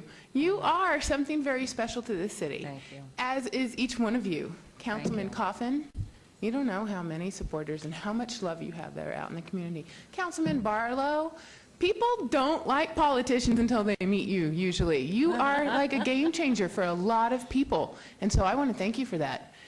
Councilman Ross, I harass you on Facebook sometimes because you post the greatest pictures. I love your family, and Councilman Beers, you know I want you to be senator. So I want you to know that your community loves you greatly. It doesn't matter if we always agree or not. Your integrity is never in question. None of you. I want you to know your community feels that way very strongly. And so I don't just come down here to protect and help my community. I'm here to tell you the research is correct. We are so proud to live in Las Vegas, and that has everything to do with your leadership. Thank you so much. And thank you, Betsy. You do the greatest presentations. Thank you. Thank you. Thank you for coming down and speaking. That's very nice. Anyone else who wishes to be heard? Not our marshal. I thought our marshal was coming up front. It looked like that. Okay, so we move on to agenda item 55. Council member recognition. Comments made by individual city council members during this portion of the agenda will not be acted upon by the city council unless that subject is on the agenda scheduled for action. So we will this time, I think, we start with Councilman Barlow this time. Assuming you haven't got 5,000 hours worth. Oh, see, no, he hasn't, can't find the paper. Do you want me to move to somebody else? He can't find it. He found it. It's a book. Just about. Normally you don't start with me, so you can cut me off guard today. Oh, here we go. It's a full page, everybody. Hold on to your seats. It's all good stuff, Mayor. Good, it always is. It's all good stuff. And to say that we're finishing up the council meeting at 2 o'clock, that just goes to show you that you do run an efficient and effective meeting. And you most definitely have my vote as mayor. How about that? Thank you. Free income tax, ladies and gentlemen. Form preparation assistance, volunteers for AARP and the Internal Revenue Service volunteer income tax assistance. VITA, the program will offer residents free assistance with personal income tax form preparation and electronic filing at the City of Las Vegas senior centers. Advance appointments are required at all locations. Please call 888-687-2277 for more information. And that is the VITA program. And in addition to that, the VITA program will be at the Doolittle Senior Center, 1930 J Street, to also offer tax assistance from Tuesday through Thursday, 9 a.m. to 12:30 p.m. through April 15th by appointment only. This service is for people who generally make $53,000 or less, or persons with disabilities, the elderly, and limited English-speaking taxpayers who need assistance in preparing their own tax returns. And for that, if you would like to visit the Doolittle Senior Center, you may call their office at 229-6125, 229-6125 for an appointment. On April 2nd, of course, Coffee with the Councilman. Please join me for the next Coffee with the Councilman on Thursday, April 2nd from 9 a.m. until 10 a.m. for coffee and conversation at Starbucks, located at 751 Rancho and Bonanza. And while I'm on the Starbucks, I would like to also make an announcement that Starbucks, two new locations will be coming up in Ward 5, one near the corner of Lake Mead and Martin Luther King, and the other will be at the corner of Las Vegas Boulevard and Bonanza, coming soon. So I would like to put that plug out there and thank Starbucks for their continued expanded in commerce within the city of Las Vegas, and in particular Ward 5. Next, Pirate Fest, April 10th through the 12th.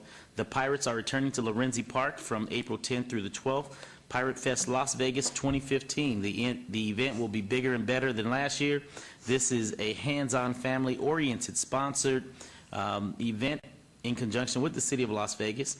It will feature music, entertainers, vendors, food, games, activities, and more. So there will be a lot of fun and excitement for the entire family. So please come out to Pirate Fest Las Vegas at Lorenzi Park, April 10th through the 12th at Lorenzi Park. Please come on out. And you can also visit the Pirate Fest website at www.piratefestlv.com for more information.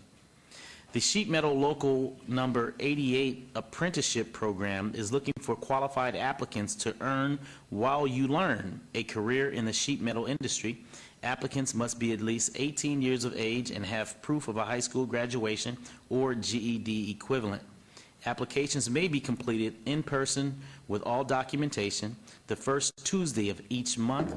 Please visit their website at www.88training.com for more information on the Sheet Metal Local Apprenticeship Program if you're looking to get into the skilled trades. And of course, you may follow me always on Twitter and Facebook, or my homepage at Las Vegas, Nevada /Ward 5, and send your email or contact information to follow me as well on our weekly newsletter. And of course, 229-5443 is my direct line into the Ward 5 office. Thank you, Mayor. What happened to Volunteers in Medicine? When's that going to open? Oh, thank you so very much. Volunteers in Medicine, as a lot of people in the community do know or may not know, that Volunteers in Medicine, they're building a health clinic on Martin Luther King between Vegas Drive and Lake Mead, and they are scheduled to open their doors in June. And so please be aware of that, and we'll be making an announcement, because I'm sure Mayor and Council, you most definitely will be invited to participate in that ribbon-cutting ceremony, providing quality health care for the children in the inner city. And I would like to thank Florence Jameson and her husband, Dr. Garb Jameson, for their due diligence of bringing quality health care into the urban core of our community. Wonderful. Thank you. And I must say, I toured the Sheet Metal 88, and so many of our unions have so many wonderful programs, apprentice programs that are available, whether it's electrical, carpenters, all of them. Just really a great profession to get into, too, as you look for something to do after college and helping fund your college education. You can do it all. So thank you, Councilman Barlow. Councilman Coffin? Thank you, Mayor. I am ready for this today. It's pretty active in Ward 3 right now. In fact, starting tonight, we have been, as you know, re-energizing neighborhood associations all over the east side of town.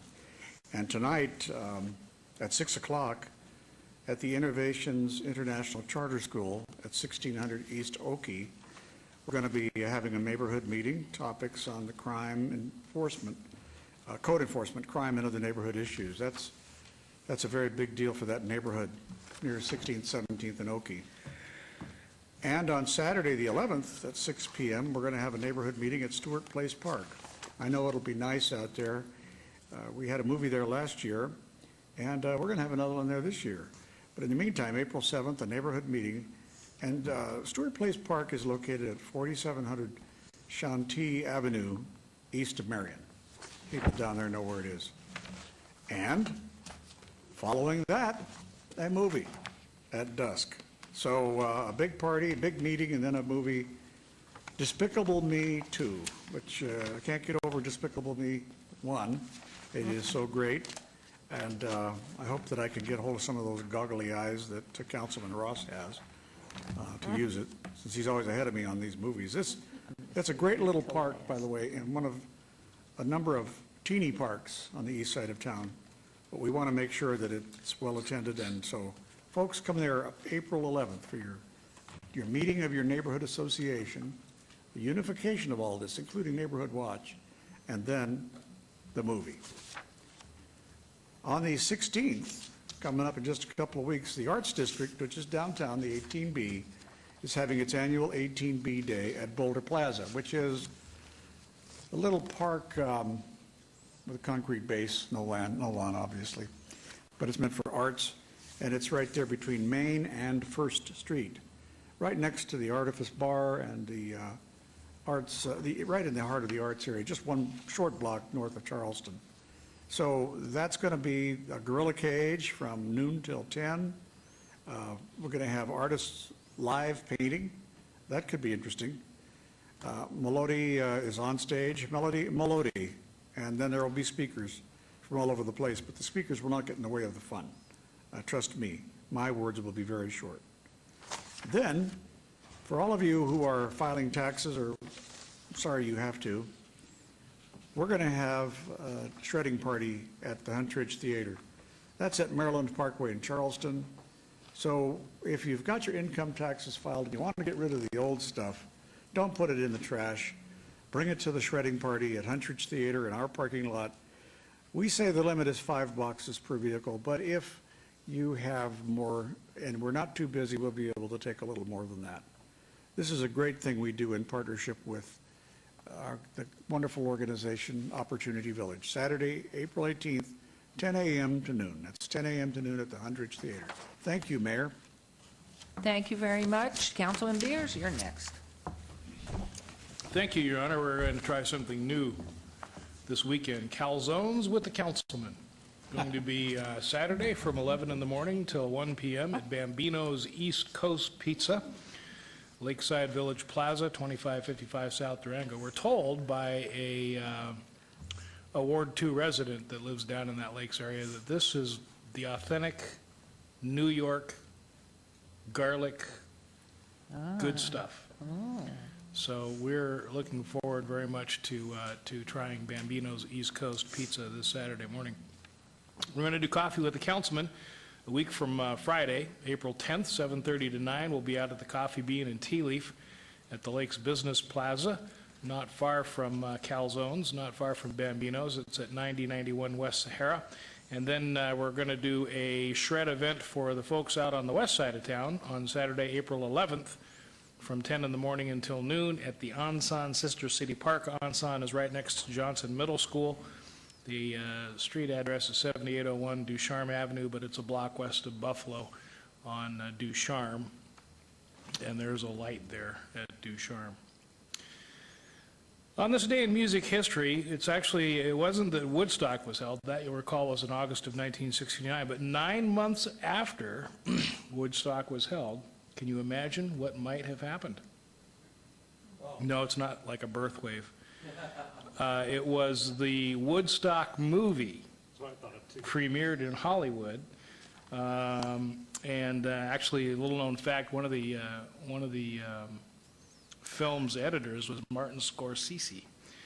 While the film did take some liberty in the order of performers, the opening and ending performers from the film, Richie Havens, the opener, and Jimi Hendrix, the closer, were actually the open and closing act.